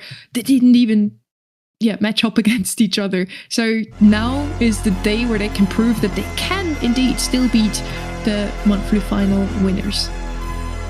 Yeah, I mean, they just played it so well. But I feel like both the teams really did such a great job. It was a very close set, all things considered. We're going to Bridge Too Far next, and honestly, I think it could be anybody's game here, Sunny. I feel like both these teams are performing at levels hitherto unseen in at least this tournament. In the end, it's going to be whoever gets the better brawls in this map, I believe, and who wins their 1v1s. Bridge Too Far really is forcing those 1v1s. You just have 3 lanes, and whoever pushes through first, whoever gets more damage onto save because they got rid of their opponent on the other side of that lane, is going to win that match. Unless, of course, there are some different strats like just going Chuck in mid, maybe a Sprout to block the opponents off, or just send 2 brawlers on 1 lane. Outside of those strategies, I believe it's really just a 1v1 game in this one. And just looking at the looking at the brawlers here on Bridge Too Far, a lot more of your usual suspects being long range, maybe middle range here, like Bell, maybe Carl. We also have seen Daryl coming out sometimes. We have Olette being paired up with Daryl, Colette being paired up with Bell as well. Carl being a great shout here. Eve is also a really good pick with for babies as well. I have seen Melody working to various degrees of success. So there are different ideas that you can bring to the table here, but ultimately it depends on what these teams feel the flavor of the day is. With Piper, Belle, Lola, Piper, Juju, and Angelo being banned out, we still have one more brawler which can be used in this scenario since there is a double ban. I love how Eve's hatchlings are just gonna get named differently every single round. In every single cast I do, honestly. Some casters call them parasites, others babies. Parasites, that's Same, Crab, same, that's right? Crab. But they're hatchlings, okay? Let's stick to that. I'm gonna call Melody's them gonna babies. be open. And of course she's gonna be picked up first. Why would you leave her open here? They had to ban Angela and Juju though. They're just too good on this map thanks to the water bodies on that map. Piper, very strong here, gets double banned. So that could have been your Melody ban here, Eclipsar. Gonna go with Brock. He's so good down that right-hand side lane. You can see how the lane is a bit tighter than the other ones at the top end, so Brock's shots just completely block out that 3-tile space that you have to dodge. So he's just so good on the right side. Yeah, and Eve is coming out here. I like the Eve pick. Obviously, you have cross lane support because you can go over water, and once you have your hypercharge up, that's going to give you even more hatchlings on the map. And Max is going to be brought out. Good job. Thank you.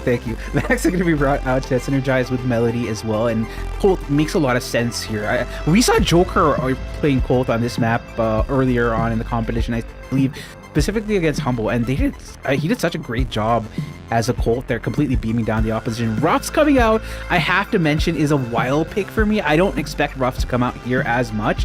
Maybe I'm wrong. I don't mind it, honestly. He can hold his lane alone quite easily thanks to his sandbags.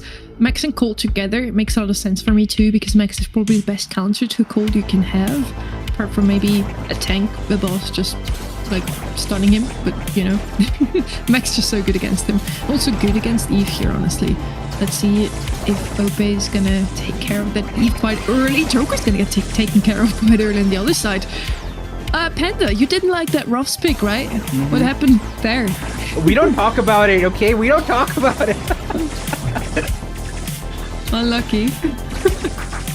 Hey, that being said, we see SK Gaming going very aggressively here. Dawn gets the kill on a Joker, and Ope trying very hard to take down those Eve turrets, Eve babies, hatchlings, whatever, but doesn't really manage to get the better of that interaction. He gets taken out with the Rocket Rain as well. Now Joker on this right-hand side has to bob and weave, but it's going to allow Dawn to get more damage on the objective with that incendiary. That's going to be racking up in damage, though there is a slight lead for the side of SK, and which slowly is getting extended by Ope.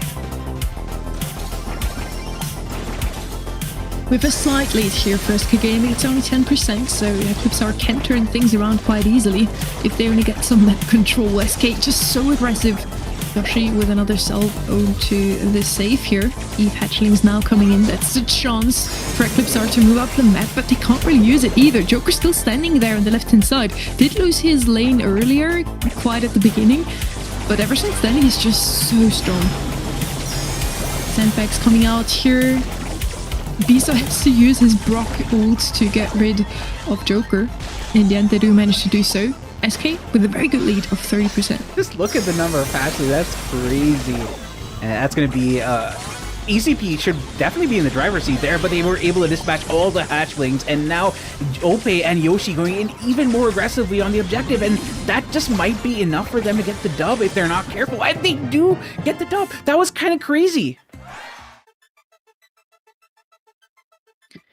So well played from both sides, honestly, but in the end, SK just had the better comp maybe. With the Melody, I really liked it. With the mid control they had throughout that game, they do take it.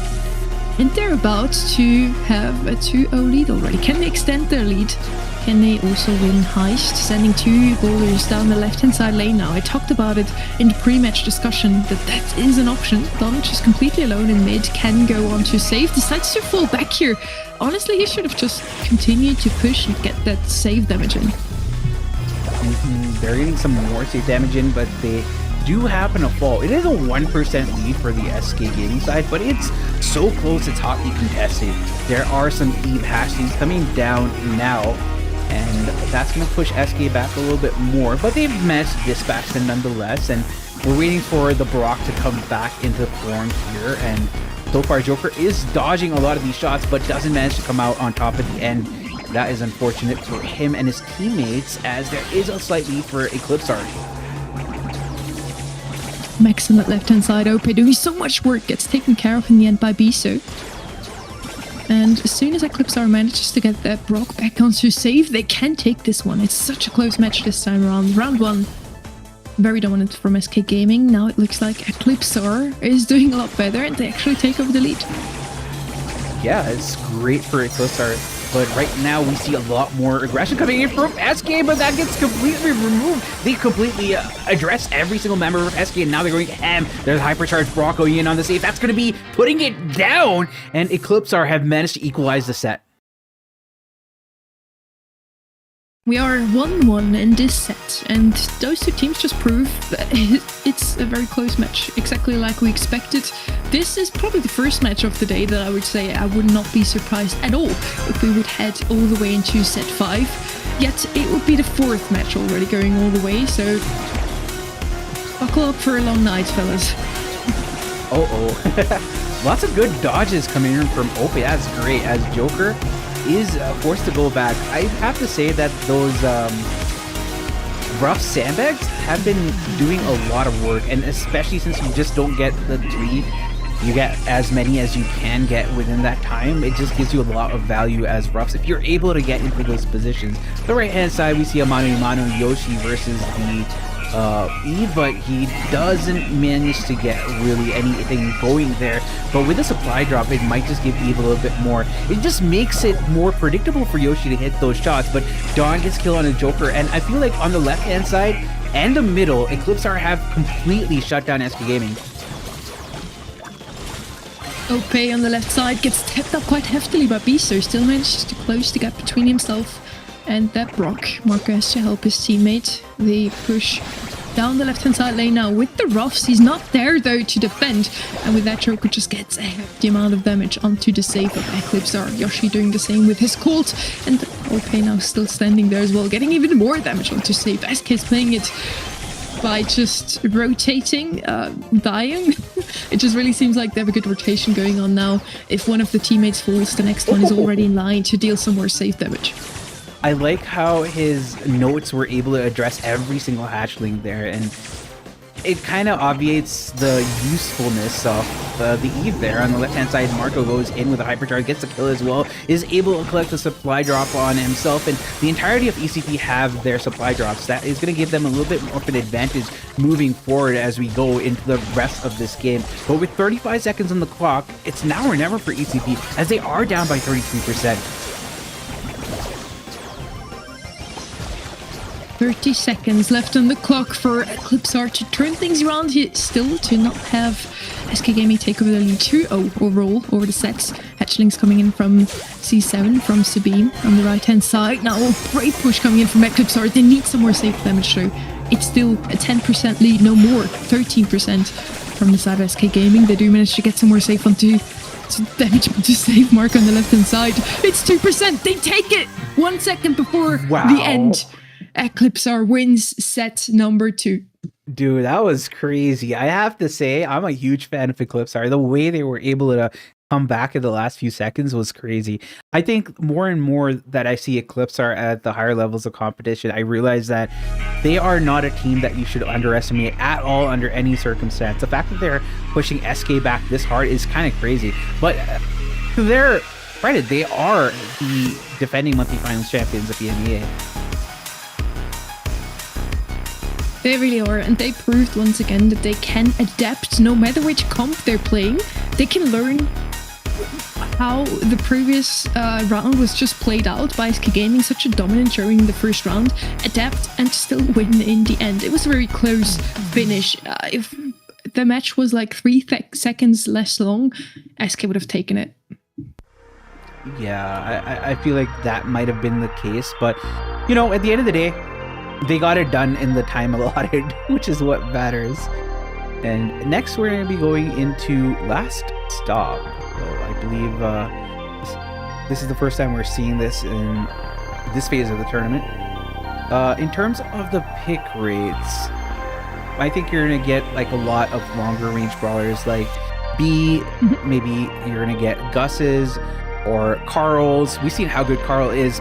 We wouldn't be surprised to see Byron. Byron along with Max could be great. I think another brawler that is slept on a lot is Pearl. I feel like Pearl on this map is really good because of the number of bushes. There are moments where you might have a lapse in concentration, which is where Pearl does shine. And if you pair it along with only a Byron, I would say then the Pearl makes sense. But if the Pearl is by itself, maybe that if you take a Max with it, it could be possible or a viable choice. But let's see what these teams offer. I haven't seen Chester in a while though. Sunny. I was gonna say Sandy for some reason. I don't know why. It's been 6 hours. Because this is match number 7. I do think Chester is phenomenal here. Otis would be a pretty good brawler here, I believe. And the brawler that we usually don't talk about in the current meta, but this is just his map. As well as the Crow sometimes showing up here. He's really not in a good spot right now, but if anywhere, this is going to be his map. Jean as first pick here is just a great gem carrier overall, and OP is still eating. I can't. Max is a great answer to Jean. You can just dash OP is out my of number harm's one way op right now. when Jean has pull. It's phenomenal. Buster, I love that pick here. Now I really want to see a Jester as an answer. Buster's just so good, especially together with the Max. Yeah, Buster Max makes so much of sense, and if you pair it with like a healer or something with sustain, it just becomes even crazier with Chester and Jean being on the other side. Jean is probably one of the best brawlers for a swap in the situation that you're in. It could change your it's a turnaround brawler, right? You could be in the worst possible situation, pull the gem carrier, and it's basically game over. Mortis coming out. We want to see the Mortis. We want to see the stylish dashes and slashes, and I'm quite happy to see Mortis coming out here. If we see a Mortis today, it's always from SK Gaming. I wonder if it's just because it's their pin, literally, or if they actually are cooking with this. Chester finally is going to come out again. We talked about it so often today, Panda, how we didn't really see Chester in the last, let's say, 6 sets. But against the Buster, it just makes so much sense. And Chester, to me, is just the better Terra. Both of them have great bush scouting capabilities. Both of them have a super you throw and it's basically a guaranteed kill. If it's the correct super, Chester at least. That's true. And I like the fact that Chester was picked because Mortis going up against Chester is basically a death sentence, but Mortis can outplay a Terra. And it's very hard for a Mortis to outplay a Chester if the Chester is concerted with everything, like the ammo management. So I like the way SK have used the Chester pick to basically validate that Mortis pick, if that makes sense. Heading into set number 3 now. Who will take over the lead this time around? Is it going to be Eclipsar or SK Gaming? So far, it's looking very good for the Italian roster. We have a 4-1 gem lead. Make it 5 now. Sabine picks up another one. And so much control with that Buster on the right-hand side. Ooh, Marco gets the better of OP there. And there is a slight lead for Eclipsar, but with Joker getting the pull there, it's going to be huge for SK to keep them back. But Marco just does not care. He goes in for Joker. He's able to get the pull. He's able to get the kill and the gems as well. And the heals are going to keep him alive just a little bit longer. But he's going to be taken down here. He overstayed his welcome, which is unfortunate. And I think SK Gaming are just happy to let the gems stay at the back lines. Joker has a pull ready. He could turn around that whole match with just this one single pull. Hypercharge ready as well.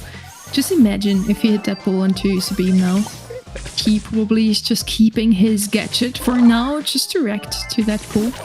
Terra, Hypercharge ready as well on both sides. They're very well established here with those ults equipped. On the left-hand side, OP trying to go in against the Terra. Does use his super, but still has a Hypercharge ready. Mark on the left-hand side looking very dangerous. Joker, the last man standing. Yoshi falls as well. And with that, we have a countdown now for Eclipsar. 14 seconds left on the clock for SK Gaming to turn things around here. Don just putting so much pressure on his opponents with the Hypercharge. Be so, by the way, Yoshi on the left-hand side. The only one that can still change something, close enough to the max to do something, but the time is running out, and Eclipse are running away with this game. Ooh, that was unfortunate. Joker had the pull, but was sitting on it for a bit too long, a bit too pretty for that, and that was unfortunate for SK Gaming. I feel like he should have just pulled the Buster. Pull the Buster and get rid of that him in that situation. I think they held that pull for way too long. Maybe now in the second game they are going to be changing how they play this one around.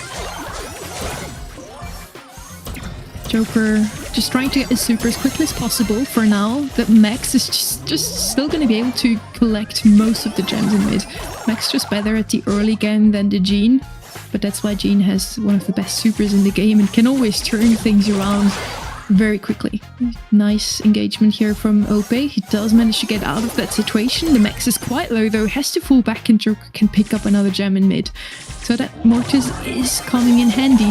It's just always the Terra, just completely nullifying the effect that Ope has on his opponents. Ooh, nice pull coming in from Joker. He's able to get the gems, but honestly, I don't think that the Terra wants the gems anyway, so that's fine. I think they'll be fine with that trade. Pull coming in from Don. He gets a kill as well. That's huge. And now we see Yoshi going up here. He gets the hypercharge. He doesn't get the kill onto Marco, though, at the end. Marco, though, has a hypercharge, and that is one thing to think about because, yes, a Jean is great with a pull for changing the flow of the game, but I feel like a hypercharge Terra is even better. So, ooh, Ope gets the gems. He's able to get out. Oh no, he's not able to get out here. He gets a kill. Can he get out here? No, I don't think so. I'm eating my words. I'm eating my words. This is hilarious. 9 seconds left on the clock for Eclipse to turn things around. They do have a hypercharge. Buster still ready. Can he close the gap between himself and Joker or Ope? Ope is going to be closing this gap himself, getting rid of the Buster, and SK takes this game. We're going to go into game number 3 once again, Panda. This is such a close matchup between the two teams. Ope at the end was just smooth like butter. He was just completely cleaving the competition like butter through, like a hot knife through butter, just cleaving through the competition. He's kind of crazy with that. We're gonna go into game number 3 of this third set between SK and Eclipse. Let's see how this one goes around as Ope tries to get a little bit of value, not able to do all that much. I say that, but he gets killed on Marco nonetheless. Joker getting a lot better start now this round. I spoke about it before, how Max just has to better start because she has the speed, she has everything she needs to pick up those first few gems. SK now just with a lot more aggression right from the get-go, and it's a 3-2 now, 4-2 now. Eclipse takes the lead early on once again. Joker already with a super ready. Ope going in aggressively, does get a super off but doesn't find a kill. It's a 3v2 now. Yoshi still standing strong on that right hand side. Get some heals from Joker. And Ope is back now as well. Gadget being popped by Joker to keep Sabine low, but Sabine has super, has given the speed. Nice pull coming in for Don. He gets the hypercharge as well. Ope has to do something. He's trying to do something. Can he get the kill? He's not able to do it. There is countdown no for Eclipse. 470 HP on that Buster. He survives the attack from Ope. 6 seconds left on the clock, otherwise it's going to be Eclipse taking this set and taking the lead overall. It's going to be a 2-1 no kill. Ope once again gets so close to get the takedown onto the Terror, but it's not meant to be. Eclipse wins gem grab. That was well played from Eclipse Esport. I didn't expect it to be as close as it was, but so well played. I felt like SK were going to be able to do it, especially after seeing the second game with Ope, but Eclipse I don't know, man. That team is something that you need to be afraid of. I mean, just judging by the Mortis, even if it's Ope playing him, I like the comp from Eclipse a bit better. If I had to play that comp, right? Because I'm not as skilled in Mortis as Ope probably. But yes, I like the comp a bit better and it did work out in the end. Eclipse moving on and taking over the lead now. Looking as strong as ever. And we talked about it before, how SK didn't get a chance to face off against Eclipse in the March monthly finals. They got taken out by Electors in the quarterfinals. Eclipse moved on into the finals and was unbeaten at this point. Now, SK could show how strong they really are by beating them now. The meta has changed a little bit since then. The balance changes have come in place. The 6 new hypercharges have been added to the game Buster, for example, and that Buster really showed how strong he is in the current meta. Don Biso just twice, I think, using a gadget to get rid of Joker to take the gems. That was just beautiful play by Biso. Yeah, amazing stuff coming in from boys in Eclipse are. I mean, my brain is fried. I think that's pretty apparent now. But it's only this and one more match. We can do this. We almost through. We can lock in. We can indeed. It's gonna be LSC versus Humble next, a match that you don't want to miss out on either, since LSC did manage to beat Papara Supermassive today, quite surprisingly, and Humble struggled already in the quarterfinals. They almost lost to Dark Eagles. So I'm really excited for the next match, but for now, we're still with SK Gaming and Eclipse, and that's probably the match that we are looking forward to the most today. This could already be our grand finals. Those two teams have been consistently standing at the top 1 spot in the GKR League. Yeah, and even in EMEA right now, it's kind of crazy how well Eclipse are doing. We have our bands. They're going to be Leon, Nani, RT, Angelo, Mr. P, and Gene, with Piper being the first pick for SK Gaming. Eclipse are responding with the Max, and they have another pick here. They could go for, well, they couldn't go for a Gene, but they could go for a Gray, maybe. That could be an option, or maybe they go for the Buster once more, but they go for the Ollie instead. I like the Ollie, especially because you can use your super along with the gadget to pull maybe a Piper. Maybe she doesn't want to get pulled, so I think that is a good scenario to use that. But SK Gaming have the next 2 picks here to respond. Once again with SK Gaming on a bit of a more usual comp, a comp that we have seen before on Shooting Star, and then Eclipse are showing us something new with the Max and the Tank. It's not like that has never been played in competitive and Shooting Star before, but we are just used to seeing those long-range throwers on this map. Maybe a thrower in mid as well. Juju still left open, could be the last pick here from SK Gaming. They have some aggression with the Melody, and they do have good control with Piper already.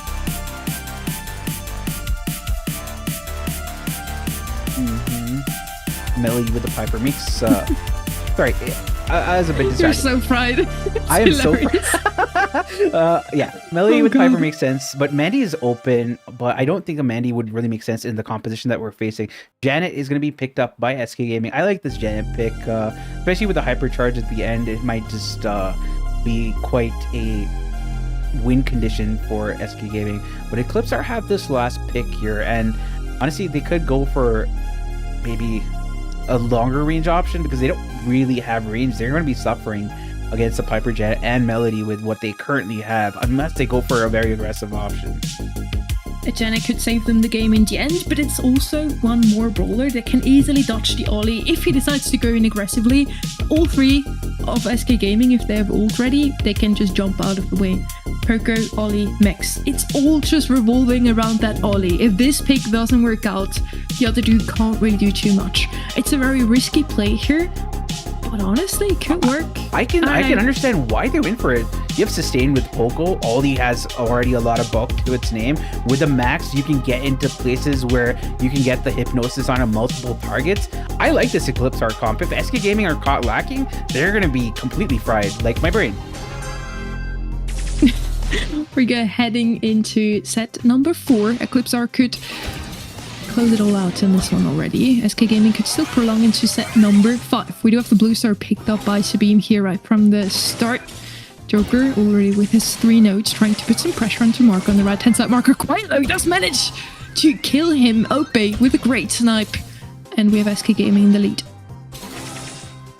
Ope has to be very consistent with a lot of these revenge kill snipe situations, and Sabine tries to go in, not able to get much out of it, as Joker is going to be there to give Yoshi a little bit of breathing room. But Yoshi has his super, so he's not in any real harm or any real danger as the speed comes in. And now Joker is going to be susceptible to being taken out by Subim, and as he does get pulled, he gets taken out, and now EZP have to survive and to get out of the situation, but they're not able to do so. Dawn goes down, next is Subim, and finally we might see Marco going down as well.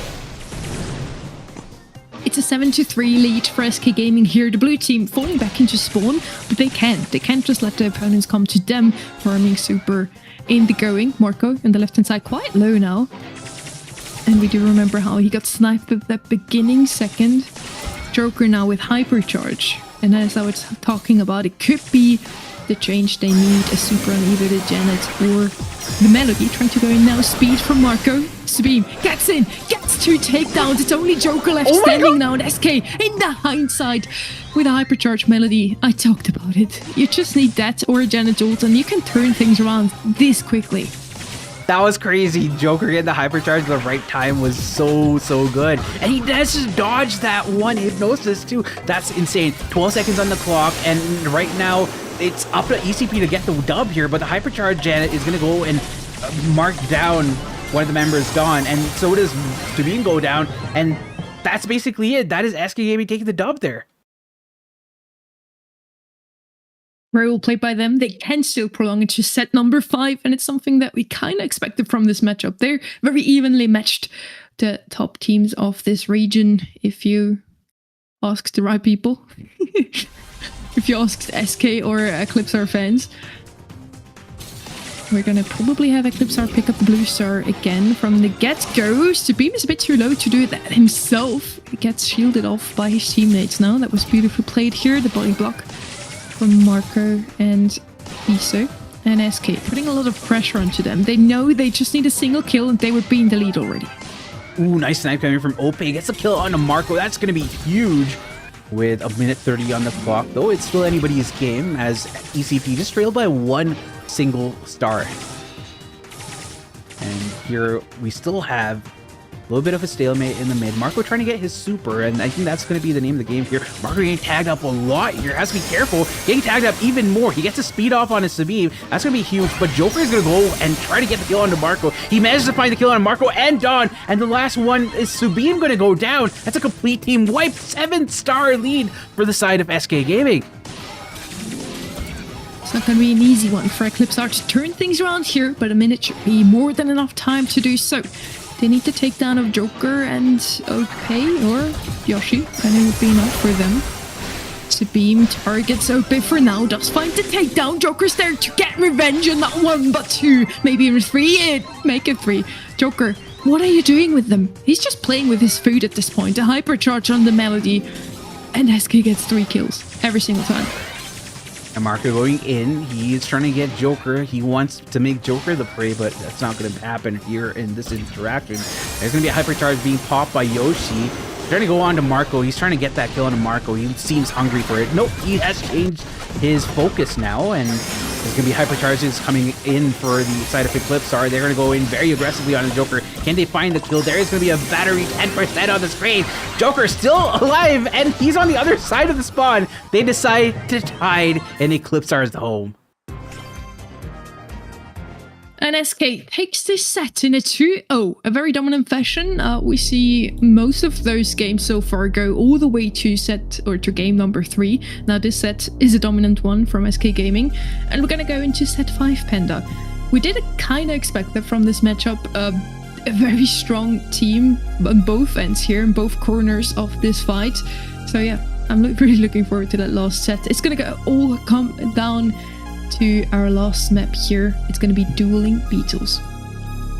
I gotta say though, Eclipsar playing it really cleanly.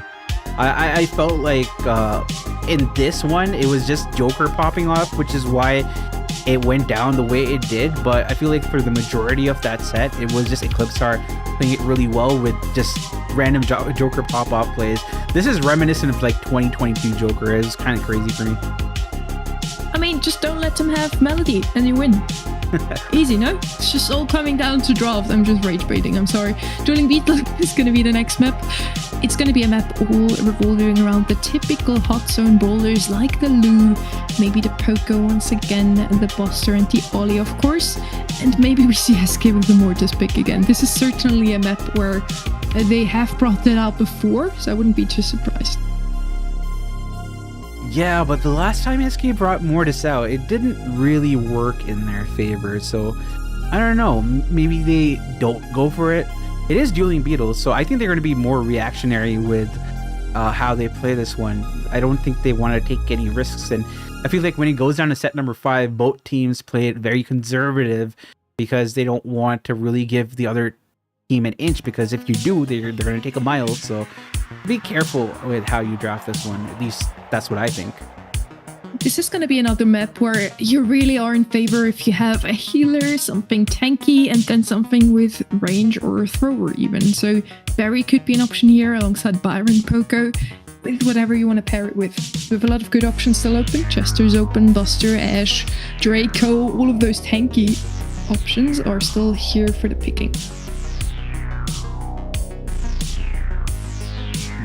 And Barry is going to come out here as first pick. Wow, it almost seems like I did my homework. I guess you are a caster and you can talk about draft. Oh, that's crazy. That was a discussion back in 2023, Panda. You're living in yesterday. I'm always living in yesterday. See? Poco is also gonna come out of them. Wow, I'm so surprised. They're just following. I honestly have just a script in front of me that's just following my words here. Draco as well. Oh no, all 3 brawlers I just mentioned are picked. How is that happening, Panda? Are you beaming your thoughts and consciousness into their minds? Because I feel like that's what's happening right now. I know where each of the players lives, and I'm just Ollie next. I'm like putting. Okay, it's Frank. Never mind. I quit. Frank, I quit. Okay, I didn't see that coming. I wasn't focused enough on OP here. Sorry. But actually, Frank does make sense because you're facing a Draco Poco, so you need something to shut them down. So Frank does make sense here. Otherwise, you could run Jesse. See a Buster. I said Jesse. I know I said Jesse. I would have preferred Buster. Yes, why? I would have preferred a Buster. And Mortis is gonna come out of them as well. Oh. The beaming works again. So literally 4 out of the 5 brawlers that are already here, we kind of predicted. Now, what is the last pick, Panda? Fast.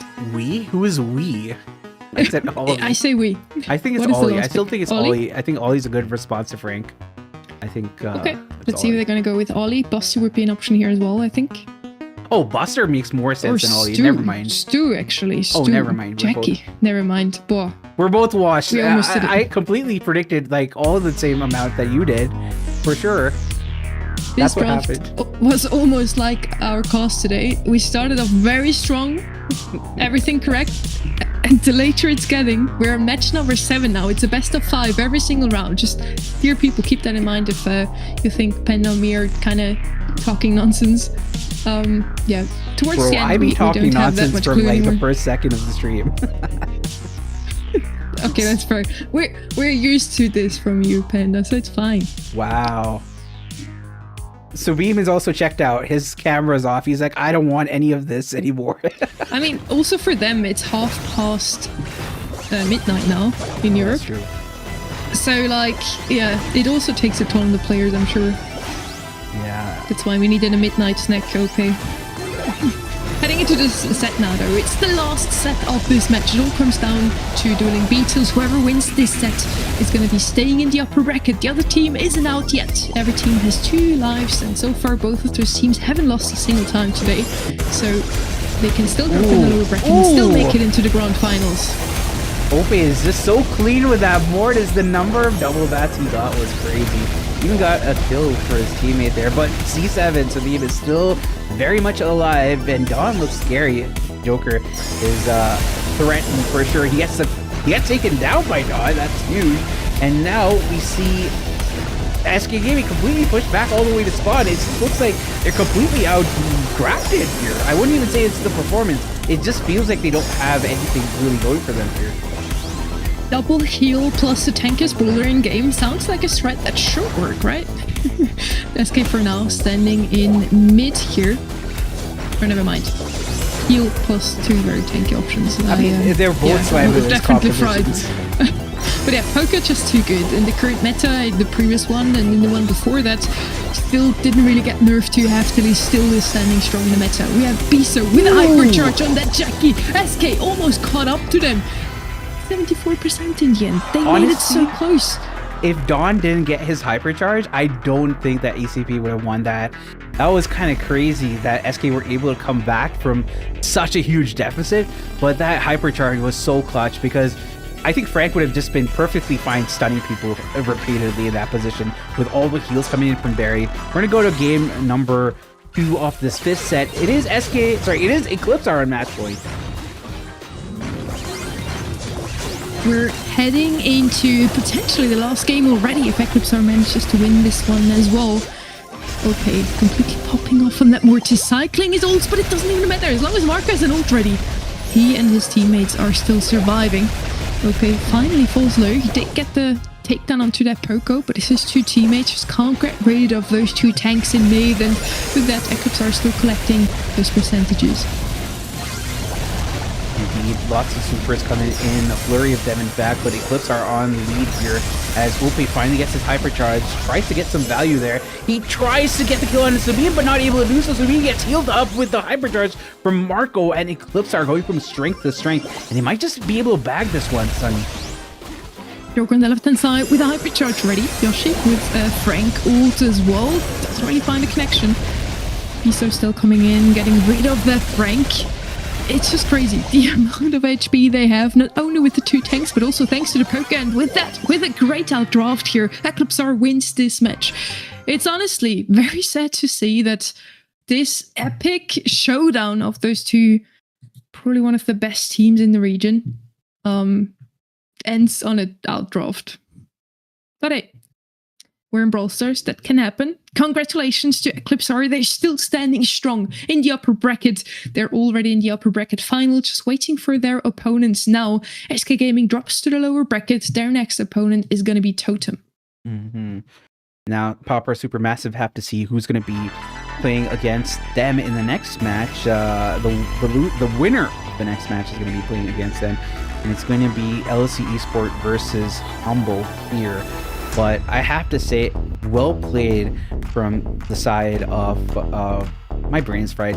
Well played from the side of Eclipsar Esport to really get that dub in and force SK Gaming to the lower bracket, because I feel like it wasn't 50-50, but I still feel like a lot of people doubt the prowess of Eclipsar Esports. So I think that this should cement into people's minds that Eclipsar Esport isn't a one-trick pony, and that it is a team which is going to be repeatedly at the top of EMEA for the rest of the year.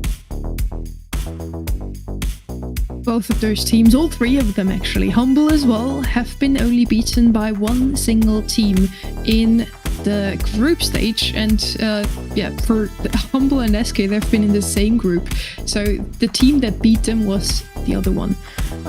Once SK Gaming won, the second time around Humble won. Now for LSC, it was a bit of a mixed result. They also showed up quite strongly. It wasn't a 5-win, 1-loss for them. In the end, it was a 4-win, 2 losses, which is also quite a strong showing. And they also beat Papara Supermassive today, which both of us didn't really expect, but they played it so phenomenally, they won it 3-1.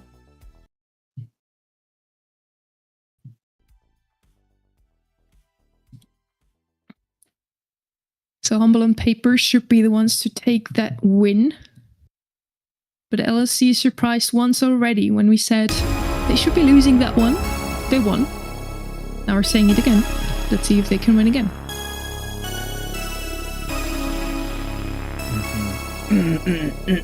Sorry about that, my voice is cutting out. Fixing some issues on my end. But yes, LSC... Hey, we have another 6 matches tomorrow, so please, I still need yours. Oh yeah, for sure, I'll be fine. Make sure to drink a lot before bed today. Water, right? Yeah.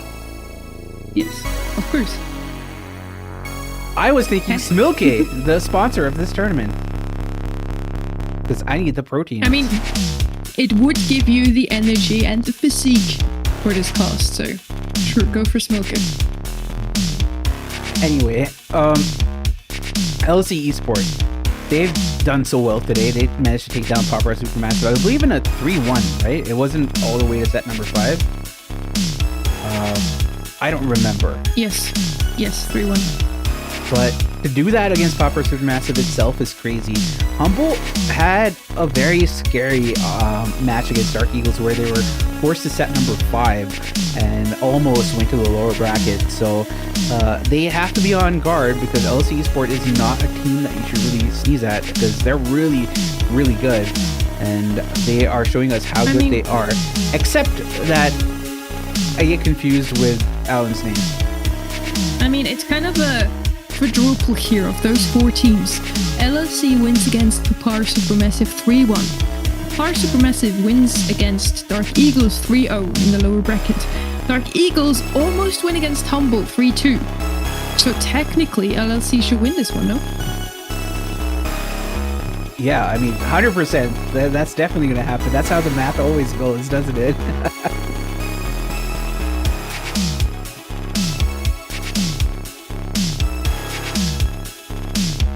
Anyway, the maps that we're going to have are going to be Super Beach, Bridge Too Far, Last Stop, Shooting Star, and Healing Beetles. Same maps we've seen already in our match SK Gaming versus Eclipse R. Super Beach, once again, the map that is just so good with a B or a max in your comp. So you either leave those open and pick them up first pick, or you ban them if you have last pick, really. Throwers quite good here as well as tanks. Buster quite good. Ash. Jackie honestly could be quite good here as well. We just saw her pop off on Dueling Beetles. He could be picked here as well. I just have to mention something. My YouTube chat is imagining Semantic bald. That's number 1. And another one is imagining Semantic with a mustache, like a Fu Manchu mustache. That's kind of crazy. Okay, anyway, back. I mean, I thought I was tired after hours of casting with your chat. Crazy. It is crazy. Super Beach. We're so it's only a 6-hour cast so far. Like, honestly, I'm used worse. I'm still okay. I would like a few more breaks, I guess, in between matches, but we can just imagining the breaks. It's fine. Super Beach. We do have a kind of a break now. We're just yapping, really. Talking about draft here, as always. Let's see if we can predict it again like we did in the previous match. Who is we? You keep on saying we predicted. It was just you who predicted it. I'm just sharing. I'm just sharing the wins, you know. I'm a team player. I see. But don't discount yourself. Anyway, we're gonna get a lot of like Poco, and it's gonna synergize well with, say, any kind of tank. We're gonna get probably Juju's coming in up, quite often, along with the Carls as well. B is a pretty decent mid here. Stu as well. It's a great brawler. I wouldn't be surprised to see Chester coming out. I feel like as the day has gone by, Chester is kind of falling off in a lot of the pick rates. Yeah. We're gonna see Meeple in mid if he's left open. We're gonna see Lou again, Juju, Ollie, all of the same really. Humble, banning out the Lou and the B. The max is still open, probably gonna be picked up by one of the 2. Frank and El Primo ban is not something I had on my bingo card. What is this? And a Dynamite with it to boot, like that. I mean, Dyna is decent, but here's your Chester. You were right, Panda. Yeah, I'm so 100% keyed into the meta, guys. Like, that's crazy. Anybody needs like meta analysis and draft analysis, come to me and Sunny for sure. Anyway, Jackie gonna be picked up next. See what LSU eSport respond with the next 2 picks. Oh my god. I mean, I would still like to see a thrower here from the side of Humble, Juju, Larry, any of the throwers that are good in the meta. Ollie, Meeple kind of come out of LSC, so at least I was right with these 2. I kind of wanted them to see. Wanted to see them. Juju come out of the last pick. Dude, we're so over. Like, don't use this as a reel. If anyone ever makes a fan reel, please don't use those cards. At least not the last 3 matches or so. Hank is going to come out as the last pick from Humble. I wanted to see a thrower. I guess they're just going to go with pure aggression. I literally want to roll over LSC here. Let's see if they're going to have enough DPS to deal with this so tanky comp. Yeah, I don't really expect that much of... I mean, I can expect mentions of Meeple doing very well with Juju. If you get like a Hank and a Jackie in it, that would be funny. It would be like a cage situation where they can't really do much, and I think that we might see that happen, but honestly, I think that the amount of HP that Humble bring to the table, LC don't really have that damage output like you were mentioning, Sunny. I don't really like this composition for LC, all things considered. This is going to be set number 1 of our last match of the day. Tomorrow we're going to continue with another 6 of them, so definitely tune in once again. Same time, same place. Panda's Twitch stream. And we're going to find out who will stand in the grand finale. For now, it's only going to be Eclipsar. One of those 2 teams could join them here. We're in the upper bracket, so neither of those 2 teams have lost a single match today. Humble comes out of a 3-2 against Dark Eagles. LLC Esports against War Supermassive played a 3-2.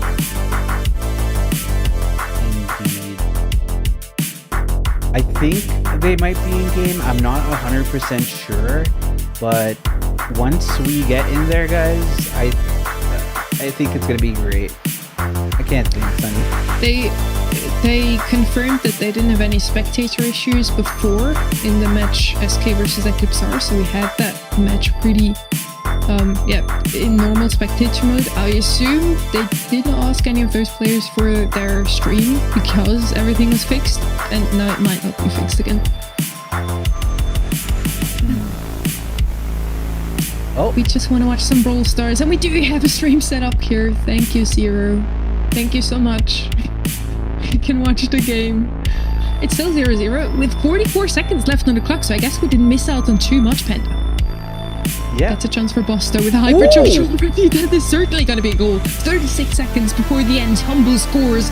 And with only 30 seconds left on the clock, it's going to be very tough for LSC to turn things around here. That was kind of crazy from Boss. Just getting that pull there was really good in that moment. And, I think that's just part and parcel of how you play Jackie in that situation. But I do like this Hank pick. It's been working out pretty well, all things considered. And now we see Boss and Semantic going in very aggressively. Here's for certainly be taken out. He does. Ooh, nice match to the Meeple for that save there. But I feel like it's just delaying the inevitable, which is exactly what we see here as Humble take game number 1. I would have kind of loved to see LLC versus SK today, just because we would have SK Elliot versus SK Elliot. But don't get fooled, this is not actually OK playing. It's Ellen, with the same exact name. They're the same person, guys. Real. It's a fan, definitely.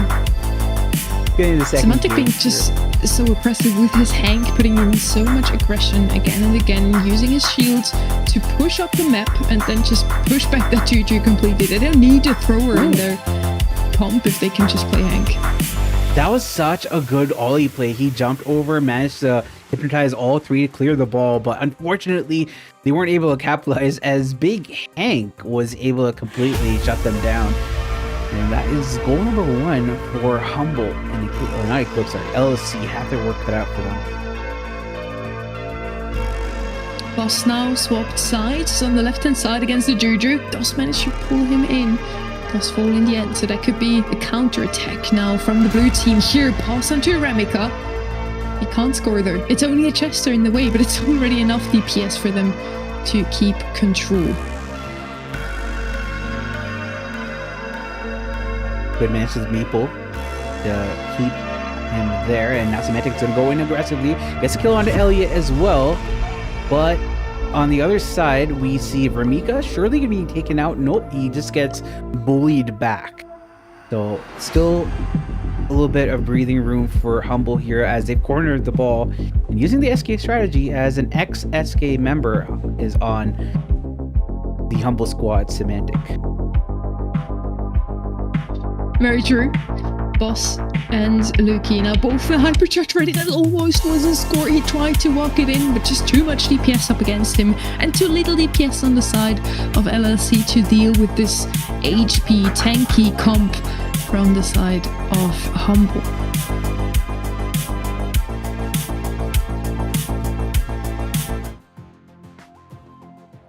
I think we lost Panda. Sorry, Humble takes it 2-0 in the end. Beautiful. Not only the comp that they picked worked out perfectly. They also played it pretty decently. LSE couldn't really do too much, I feel. They played it very well. They showed us again how they just managed to win against Papara Supermassive. They still are 2 lives themselves, didn't lose a match today. But the comp just wasn't enough to stop Humble. Yes, I agree. Yes. I can't think, Sunny. I lost everything that was happening. The train of thought in my mind has completely run away from me. And I'm just waffling and waddling. That's amazing. Sunny just DM me. Can I read it out, please, Sunny? You can read it out. She says, I want to curl up in bed and cast from there. Sunny, you remember when I used to cast that other tournament with you? I used to cast from 12 o'clock in the morning till 6 o'clock in the morning. True. That was crazy. Oh god. That is very true. I mean, yeah, sometimes we do have to cast to unusual times, but just when I fix my sleep schedule, you know, I'm doing a regular job now during the week. I need to get up at like 6 a.m. in the morning. AM already means in the morning. Oops. I need to get up at 6 a.m. and now this. Oh god. I guess my sleep schedule is out the window again. That's fine. Honestly, I'm a night owl anyway. Who cares? We're gonna head into Bridge Too Far now. At least we're having fun, right? Mm-hmm. Chat is enjoying their time too, right? We should change the name from Bridge Too Far to Bed Too Far, because the bed is very far indeed. Oh, I can so feel true. it, but it's just so far away. So true. Anyway, let's go back into the professional casters. 2 of the Luki and I believe that's Zero have already turned up their lights as well. Luki's like almost about They're to done with sleep. this too. Amazing. Dude, look at Semantics. Semantics like, I played too much of Moko, I played too much of Brawl Stars, I just want to sleep now. He's just mad about your chat, I think. They imagine him bald. Not about this chat. Luki's a vibe though, right there. He would still be Half his beautiful face, even half if his bald. face.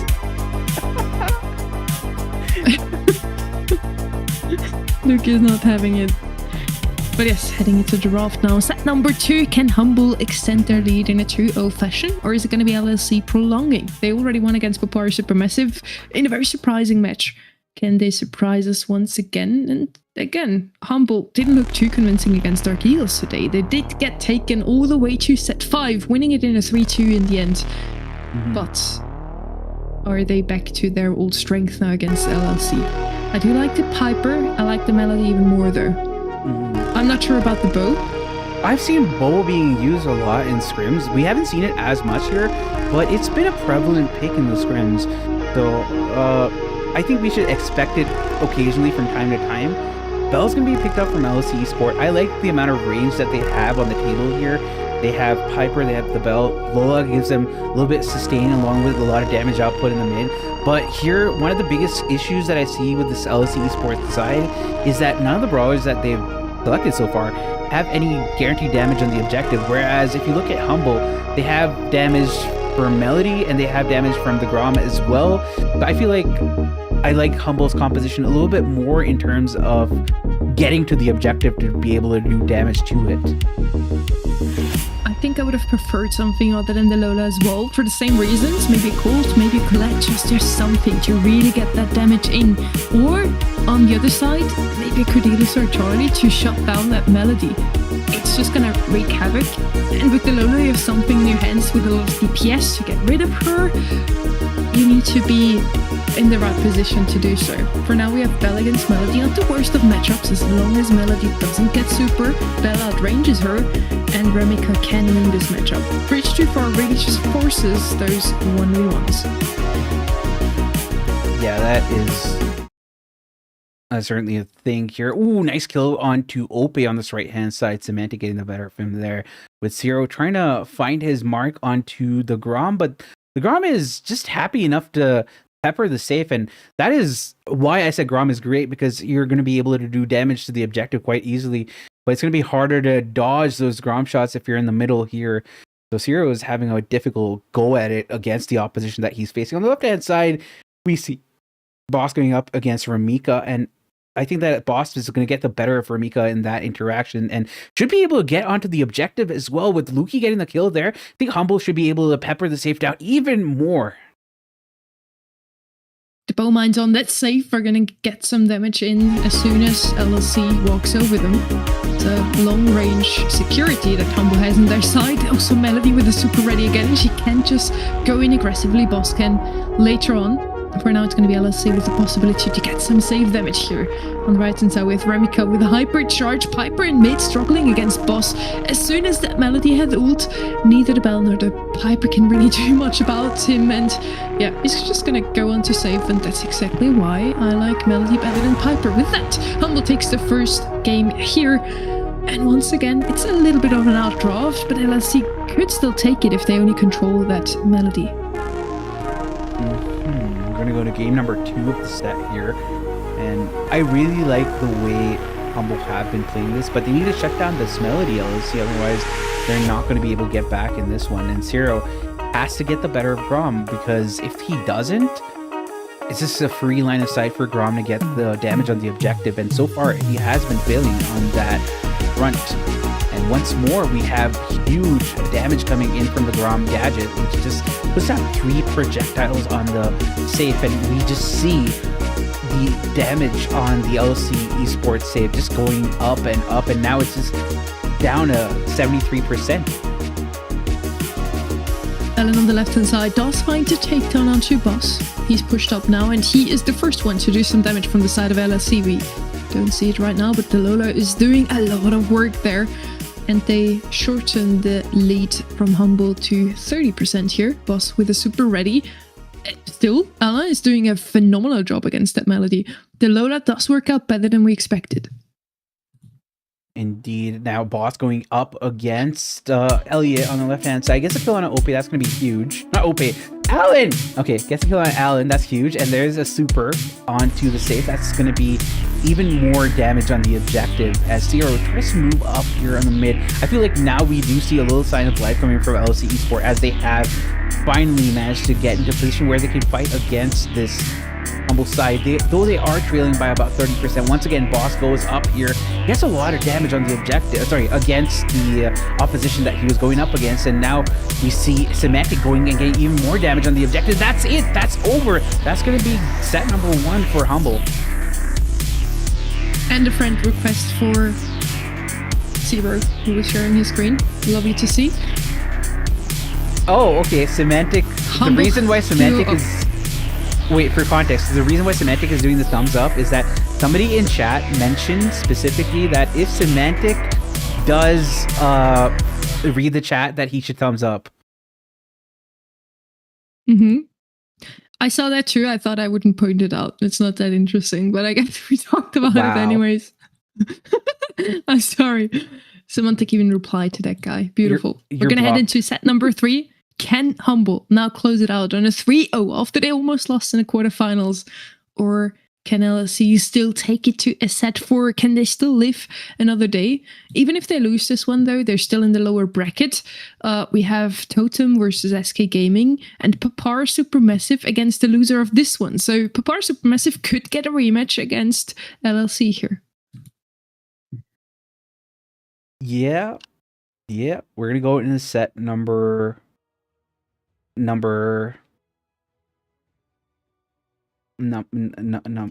Open zone.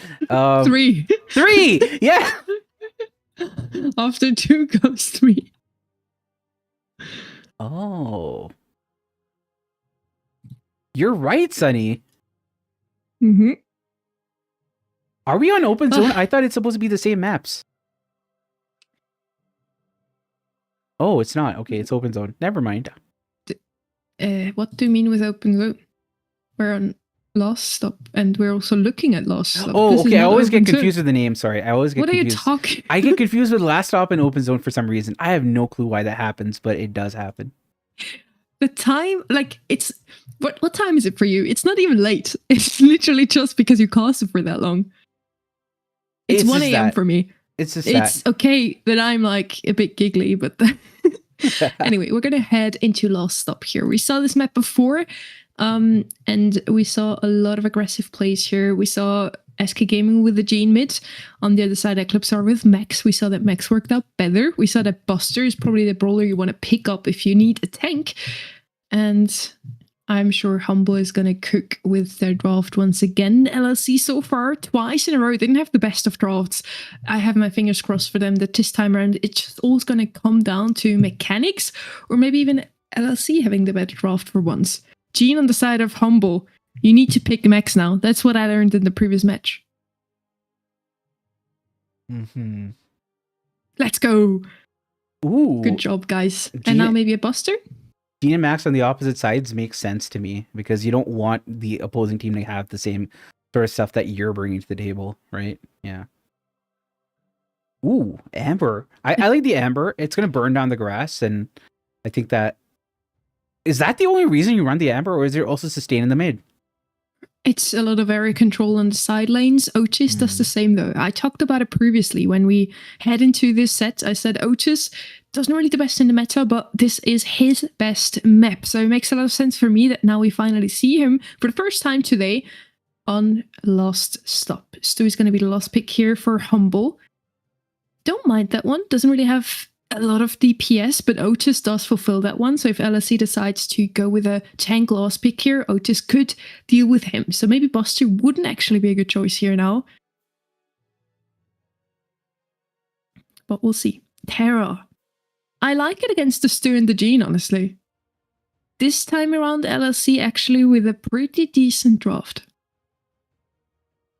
I like this LLC esport draft. They have turnaround potential, like the Gene as well. They have a lot of sustain. The Max is going to give a lot of speed to the team in totality. But let's see how this Humble site prepares and possibly prevails against this LLC esports roster here.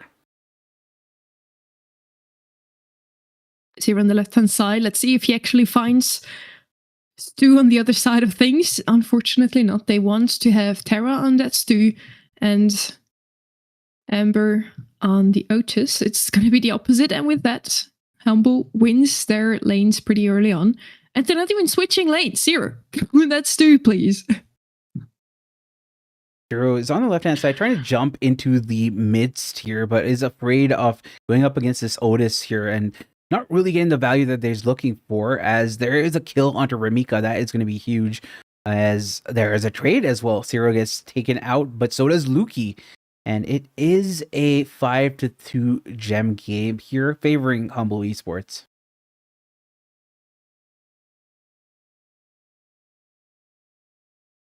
It's still going to be Humble in elite here, but it's slowly shrinking. We have Anna picking up a couple of gems here. It's pretty even out now with 6-4 gems. Speed turret placed down. Hypercharge popped by Luki, and that's 2.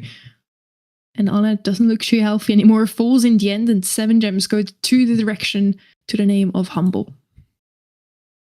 Indeed, with all of the gems here on this back line, there isn't really much that LC can do here because they are trailing by about 5 gems. Hypercharged with Semantic, he does miss it, but I think he's kept the opposing team at bay for long enough. But right now, they haven't really addressed the one person from Humble that they need to get, because without killing him, you're still going to be on the countdown.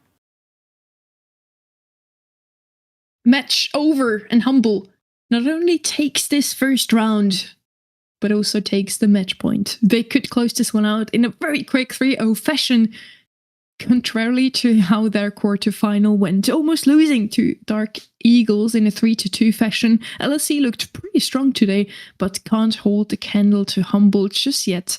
They did switch the lanes. I love to see that. That's the solution to all their problems, I think. Mm-hmm. There is a Stu on the right-hand side looking quite scary, Luki, as he gets some fire damage off on a Zero. Zero forced to regen just a little bit here. The 3-1 gem line, it is favoring LSC Esport, but control is on the side of Humble. It has to be mentioned. Anna with a speed ready, speeding up his 2 teammates. I hope they can win lane now. At least Anna is probably hoping that. Terra into Stu, she technically should just be able to pop her gadget and move up the map. Get it ready. Now can she win against Luki on that Stu? He's just so good on that Stu. Probably also comes down to ping a little bit. We have a pretty equal score now. Nice pull from Zero. Ole picking up another gem, and it's actually LSC in the lead now. A lot of a better round for them than the previous one. The LSC Sport playing really well this time around. Hypercharge coming in from Alan onto Zero. That's going to give Zero his own hypercharge. He's able to get the kill onto Semantic. That's going to be huge. And all the gems are on the side of LSC Esport. Though we see Luki going in on a tear with his Stu here with a hypercharge. And it's just him against the opposing team. He needs more support. Otherwise, it's not going to be enough. As the kill from onto Semantic is going to be huge, as Boss is the last one alive. But no support for Luki at all, trying to reclaim the gems for his team. And now the set has been equalized.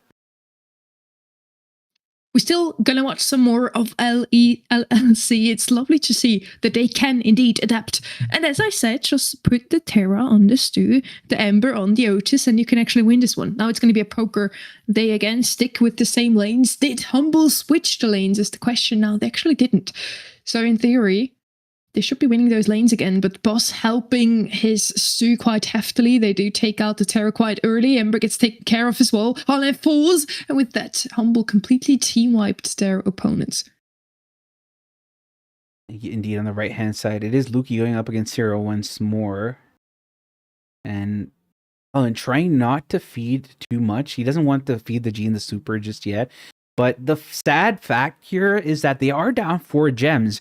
And the Gene is very close to the Super. And once that happens, they're going to lose a lot of control very easily. So right now, it's not looking all that good for LSC Esport. As once again, Ramika falls and Zero might be close to follow suit.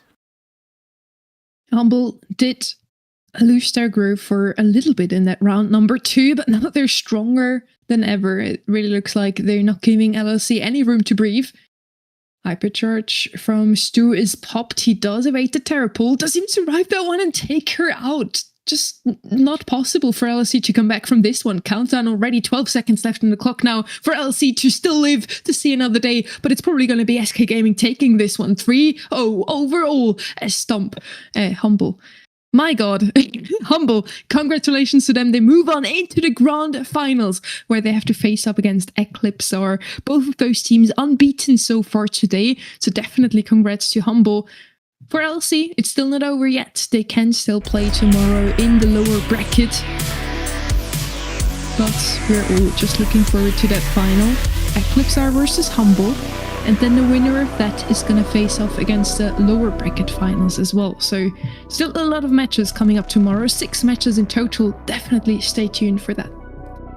Congratulations to Humble for taking that dub. 3-0. I think that was only the third 3-0 of the day. So that was well played by Humble. I got to say, though, I liked certain aspects of what LC were trying to bring to the table. Unfortunately for them, it didn't really end up paying off, but now at least we know who Papara Supermassive are going to be playing against, and that is going to be LC Esports.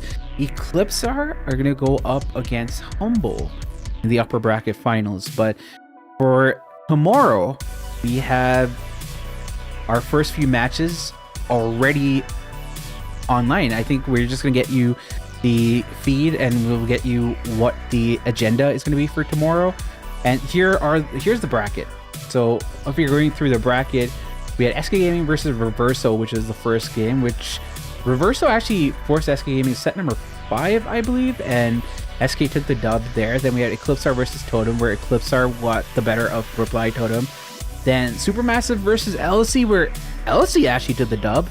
And Humble versus Dark Eagles, where Humble narrowly took the dub there. Finally, we went to the lower bracket where we had Totem versus Reply Totem versus Reverso Gaming, where Totem took the dub very, very, very, very narrowly. And then we had Papara Supermassive versus Dark Eagles, 3-0. Where Papara Supermassive took 3-0 against Dark Eagles. And then SK Gaming versus ECP, where I believe SK? Was it SK?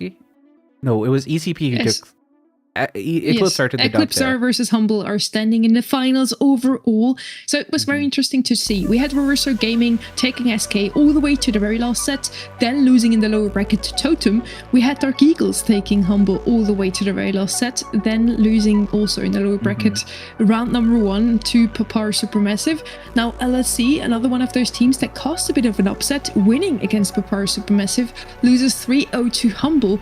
It's really just a very upsetting quarterfinal, followed by a semi-final that was all too expected. SK Gaming versus Eclipse are going all the way. They are very closely matched up. It could have been anyone's game, but in the end, Eclipse and Humble are standing in the finals. Thank you so much for having me again, Panda. Thank you very much to everyone who tuned in once again today. Thank you for the sponsors, for the production that managed to get a solution even when the spectate bugged a little bit today. We hope we have those problems fixed by tomorrow. Otherwise, also a huge shout out to every single player that gave us their POV today. It's just better than because having without no those feed in the end. perspectives, it would be kind of chalk. We wouldn't have anything to talk about. So at least we got that, and I think I have to, thank the players and obviously thank production, because thinking on the fly when those sort of situations happen, it's very hard to address them really fast. And I feel like the stopgap measure that they made was good enough so that we were able to understand what was going on. Because without that, it wouldn't be possible at all to show you what was happening. So thank you to that.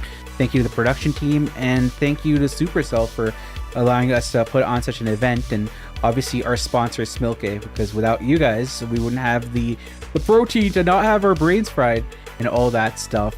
Thank you, chat, for showing up today.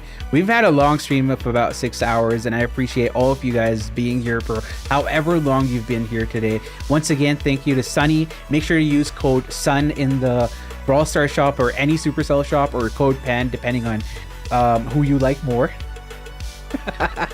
But that's how we're gonna decide that. Interesting. But yeah, most important people, as all, our MVPs are the people in chat, the people watching. So thank you very much. And we're gonna see you again tomorrow, same time, same place. It's 7 p.m. for me, EMEA, CEST time. But yeah, whichever time zone you may be in, I hope you tune in again tomorrow. Same place, same time. Bye bye.